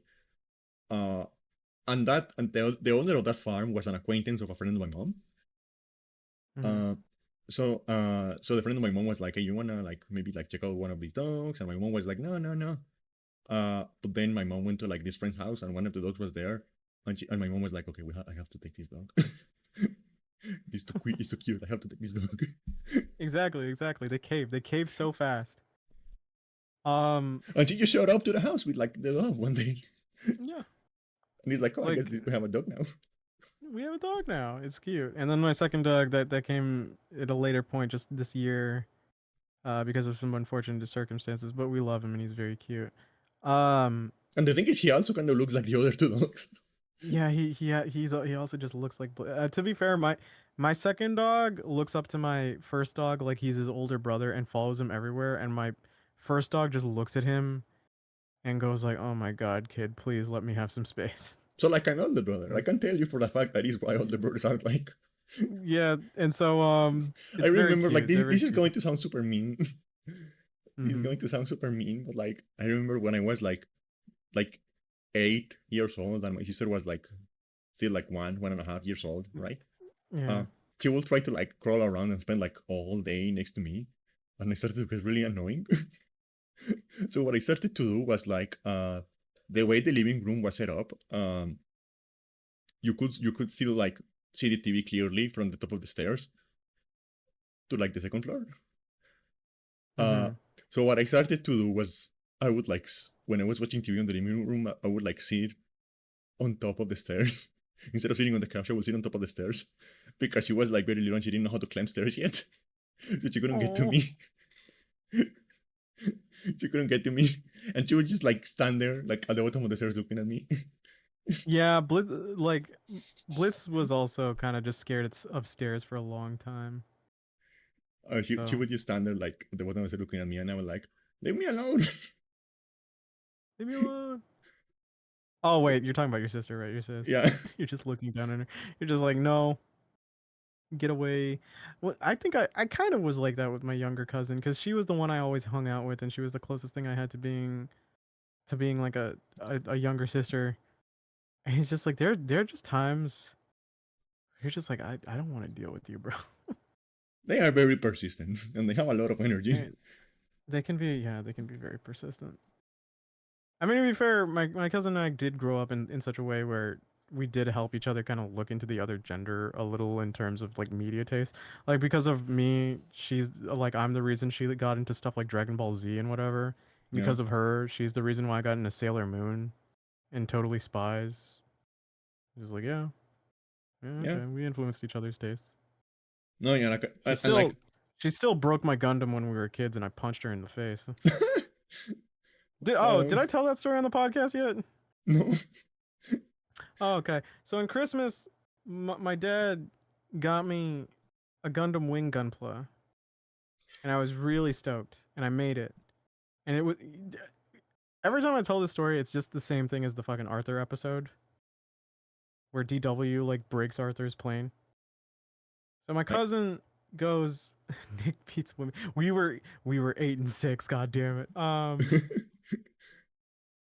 So I build my Gundam. It takes me so long, and she's like, "Can I play with it?" And it was like, "Just don't fly it. It's not a real plane. It'll break." And she's like, "I'm not stupid." And then she throws it in the wall and it breaks. And within I shit you not, within the same second she does that, I literally go ah! And then I punch her in the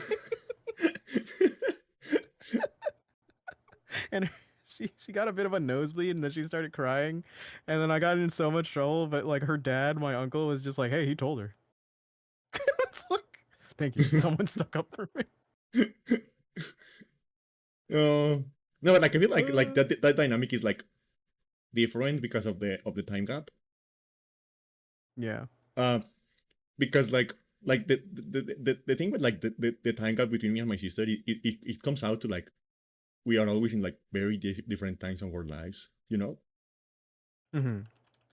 very different times of our lives. So like for example, okay, so like when she was like 6 and 7, as you started like like getting into like her toys and like her shows and like her games and stuff like that, she wanted to play a lot with me. But the thing is, like, I was 14, so I was just like a broody teenager. So I was like, no, Yeah. I don't have time for this. I need to brood. I mean, yeah, exactly. I guess the closest thing I would have was to my nephews, uh, because like I was like maybe 14 while they were like 3, and then when she yeah. was 14, and then Mhm. when she was 14 and getting to like her teenager and like her teenager angst and stuff like that, I was 21 and I was just like trying to figure out what the fuck I was going to do with my life. So I didn't have time for that. I just don't know. Well, I mean, to be fair, like yeah, like And now that my she's at nephews that too, age, just like yeah, and like trying to yeah. like starting to become an adult and trying to figure out what the fuck she's going to do with her life. I am almost 30 years old and I'm about to have the first Oh of my no, midlife crises. no, you're always gonna be like a phase above her Yeah, in terms of just like you're behind, kid. Like that's just how it's gonna be. yeah, It's like being there, done that, sis. yeah. Although I guess this time is more relatable because I'm still trying to figure out what the fuck I'm going to do in my life. I mean, Nothing has worked out so that's far. just no, that's just life. Don't worry about it. People put like some sort of like timestamp was like you got to get this done and this done and this done. It's like one is like no two lives are gonna be the same, and two people are living longer nowadays. Take your time. I just remembered something so mean I did to my sister once. What? Okay, so I was 8, she was 1, she couldn't speak yet, right? Okay. But she was already crawling around and like picking up stuff and stuff like that, right? Mm-hmm. So what happened is that I was like in the yard. I was like in the yard. Because it was weird. It was like a yard, so it had like dirt and grass and stuff like that, but it was also like indoors and it was covered. So it was weird. But I was in that place and I was like swinging, like doing stupid child stuff, swinging a stick around. Mm-hmm. And I broke one of my mom's flower pots. Did you blame So what your I did, sister? what Oh I God. went to with my sister was like hanging out because my sister was just like hanging out around the house, and I picked her up Yeah. Yeah. and I sat her down next to the broken pot, Okay, so you framed her. and I You put a framed a toddler.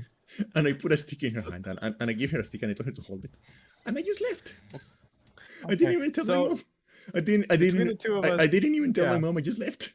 And then eventually my Between mom the discovered her like sitting there with a stick on her hand next to a broken flower pot, and just assumed it was her. and yeah. that never got brought up again until I admitted to that like 15 years later. Yeah. Okay. So between the two of us, we have a guy who punched his younger cousin for making a kid mistake. I was a kid too, and you framing a toddler. I mean, So we're close. I was thinking like he's 1 year old. My mom is not going to like ground her Well, you or were 8. anything for So that. so you and I both being 8 when these both occur is a bit of an issue. Yeah. I'm just like, yeah. I mean, I was just thinking like she's 1 year old. My mom is not going to ground her for this. Yeah, of course. She's not gonna be too. She's not gonna be mad at a 1-year-old. She's gonna be like, yeah. this is the lesser evil. This is the lesser. It's better this way. Yeah, it's What's for your the sister greater even gonna good. do? She can't get angry. She's like, you frame me. He's like, yeah, but do you even remember a punishment? No. What the fuck does it matter? Yeah, like Why are you complaining? like like it was I was a devious little bitch back then. Like the fact that I didn't tell my mom. I just left and went to my room and started watching TV and let the discovery happen by itself to make it more organic. Like yeah, it was. I didn't know she was doing that. I was just in my room watching TV. I didn't know. I don't know. Have I ever blamed one of my baby cousins for anything? No, not yet that I can think of.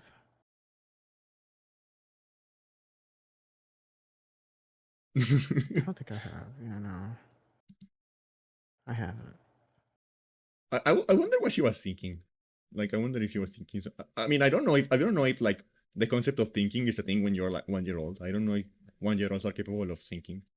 Yeah, it might just be baser instincts. But I wonder if she had like, where are we going? What are we doing? It's very adorable, just as a thought. Yeah.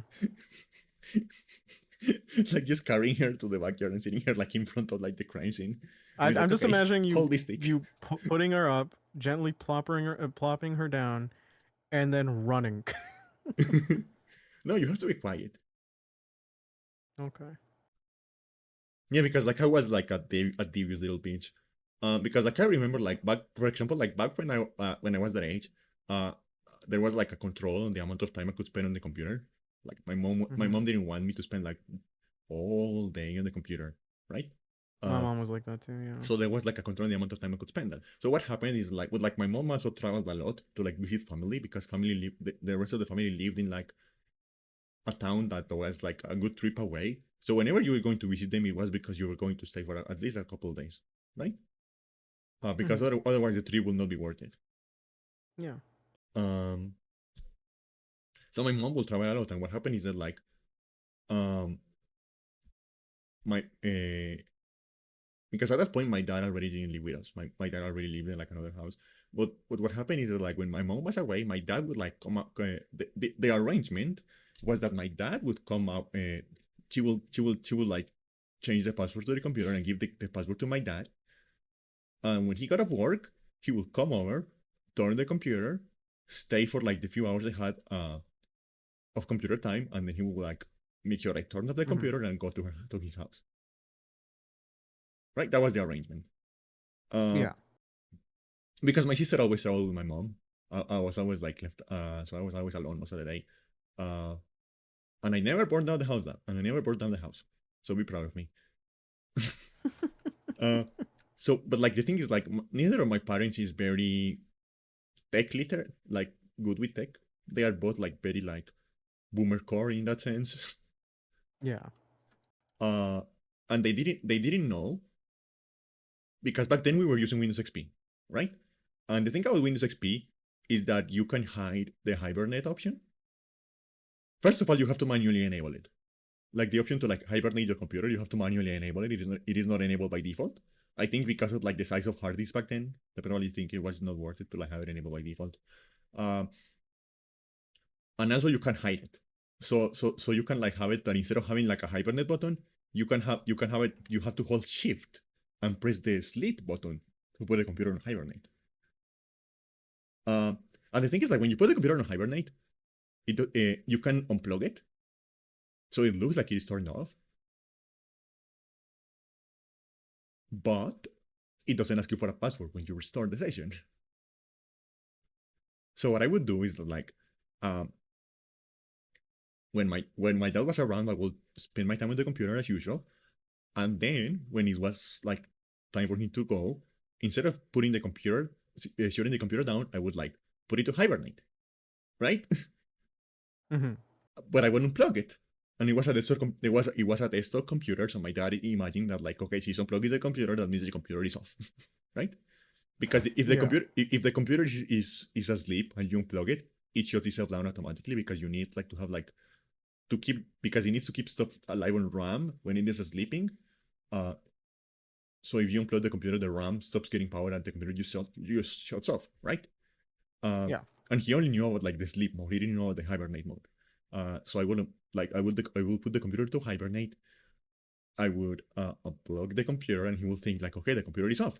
Uh, and I would like pretend I was doing something else for a while in case he like came back because he forgot his wallet or something, right? So I would wait Yeah. for like for like an hour, just like doing TV or like watching TV or like cooking something stuff like that, just like killing some time doing something else on that time, something inconspicuous on that time. Where and then when I was keeping like track of the time on my mind and I was like, okay, at this point he's in his house and he hasn't come back. So he didn't forget his keys or anything like that. So he's in his house. He's getting ready to go to bed and to go to work tomorrow, so I can turn the computer on again. I will plug the computer on, just turn it on again, and stay on the computer until like 4 a.m. And then when I was ready to go to sleep, I will put it to hibernate again. Right? Instead of shutting Sure. it off, I will put it to hibernate again. So next morning, I could like go on the computer again. um, and the thing is, like, I had it in my mind like I had the timing in my mind, like around what time I needed to shut it down, like properly, for Mhm. to have time to pretend I was doing something else. Uh, because that computer took a while to shut down because it was very a very bloated Windows XP installation or a very slow Pentium, so it took a while to shut Mhm. down. And if you just unplug it, you get a message when you plug it when you turn it back on that says like Windows didn't shut off properly last time, stuff like that, right? Yeah. And that looks suspicious, so I had to give it enough time to off properly. So I would like know exactly like around what time I needed to like shut it off, uh, uh, and just like pretend I was doing something else. And then when my dad came home, he would like plug the computer on. He would just like boot up as normal. He would ask him for the password, or he was like none the wiser. And yeah, that is how I got around that. And then uh, they never figured out the hibernation trick. They never figured that out. But what happened next is that computer died. You know, it was too old. It died. But we got a Mhm. laptop, right? Yeah. Um, and I keep doing the same trick. I keep doing the same trick with the laptop. The thing is like, unlike my dad never touched like the actual tower when it was a desktop computer. He only touched the power button and then he just used the keyboard.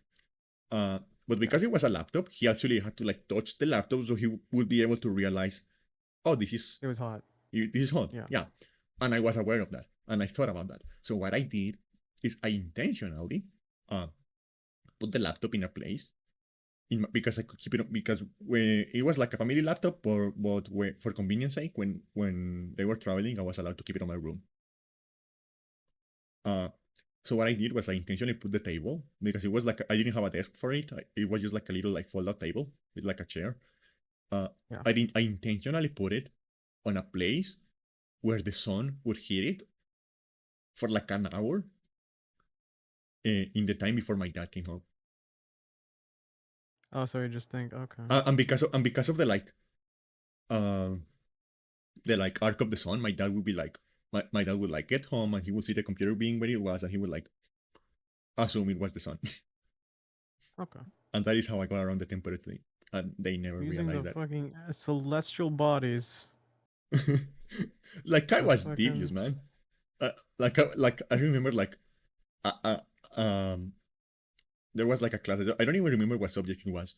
But there was a class I never did any homework for, and the teacher was always sending notes for my parents to see to like to like sign. So I just learned to copy my mom's signature. So I don't have anything to do with that.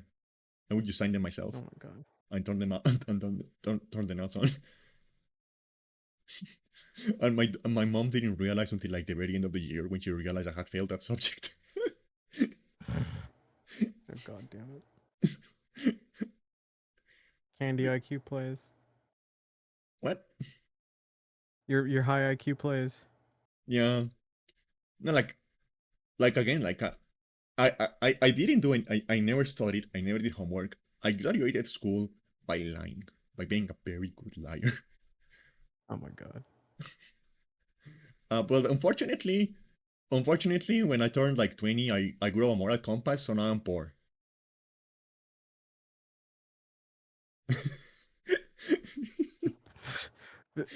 I guess you aren't a snake oil salesman, yeah. Yeah, like I feel like because like yeah, I feel like my moral compass showed up when I was like 21 years old.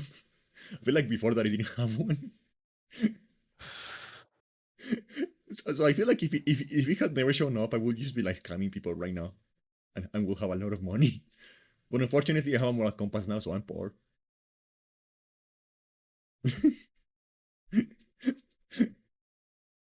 You know what else is poor? This podcast, because we can't afford any more time. So I'm sorry. This, right. So You know, check out I my had the YouTube at Bible YouTube. memorized. I had the Bible memorized. I could start a cult if I didn't have a moral compass. Oh my god, cult following. Well, you could start and follow with me. Follow me at youtube.com/@nocturne, or check my Twitch on the titles of this stream. Or you could follow the Cult of Candy if you aren't already in it, and follow her Twitch and YouTube to see her past broadcasts, her clips, and podcasts. I've actually been Or uploading a couple if bots. yeah, if you want to see the inane ramblings of an internet lesbian in her brainworms and see them as gospel, check our Blue Sky. Or if you want to see it in real time for whatever reason, go to our Discord. The bot will leave all the links provided, and if you have such feedback for the podcast, like, you two should probably go to marriage counseling, like, for the love of God. Go to We'll a couple go. therapist. We'll go. We'll go. Therapists, stop returning our calls. Yeah. Yeah. Thanks for listening. I'm Noct. That's Candy. Stay safe and have a happy and wonderful week. Woo! Night-night. I'm out. Night-night. Nutty night. Whoop. Oh, he disappeared. Oh, what terrible fate. So yeah, as he said, thank you everyone for stopping by. Be sure to check him out. You can check out his links on the hey, don't be mean to him.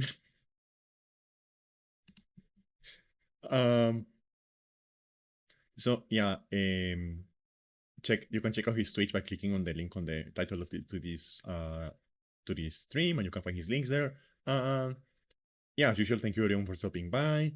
I always appreciate you guys hanging out here and giving us this space to just like ramble and rant and have a little fun. So yeah, thank you everyone for stopping by. I will be back on Monday with more 100 line because I really want to finish that fucking game. What I am thinking, I am like doing some like movement around, and I will confirm on the Discord when the day comes. But no, next week it will be like this week. But I think like the week after that, I may be able. I'm going to try because there's a lot of games I need to catch up on. Oh yeah, I gotta remember to end the YouTube stream.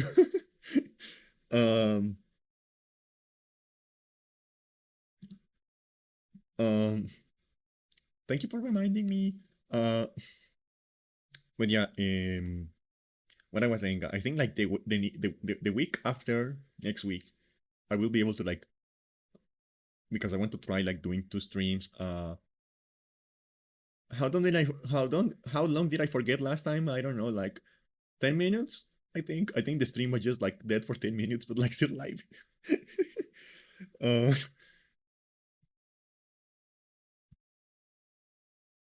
Yeah, he had to DM me.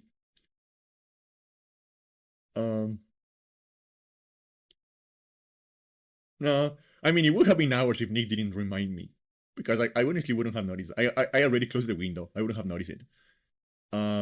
So if Nick hadn't tell me, probably would have been hours. Professional streamer, by the way. So yeah, I'm thinking like, because there's a lot of games I need to catch up on. So I'm thinking like maybe this not next week, because next week I'm going to like busy in the day. But maybe depending on how things go, the week after that I may be able to like stream twice a day or like earlier in the day. We'll see how that goes. But yeah, that being said, again, thank you everyone for stopping by. I hope you had a great day, great night, great rest of your time zone, and I'll see you guys again Monday.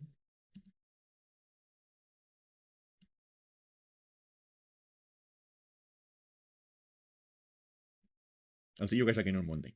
So yeah, thank you for stopping by. Bye bye. Have a good night, good day, go rest of your time zone.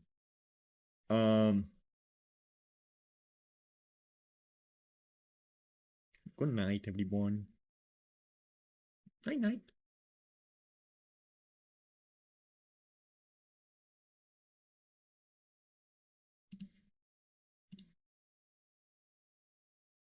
Bye bye.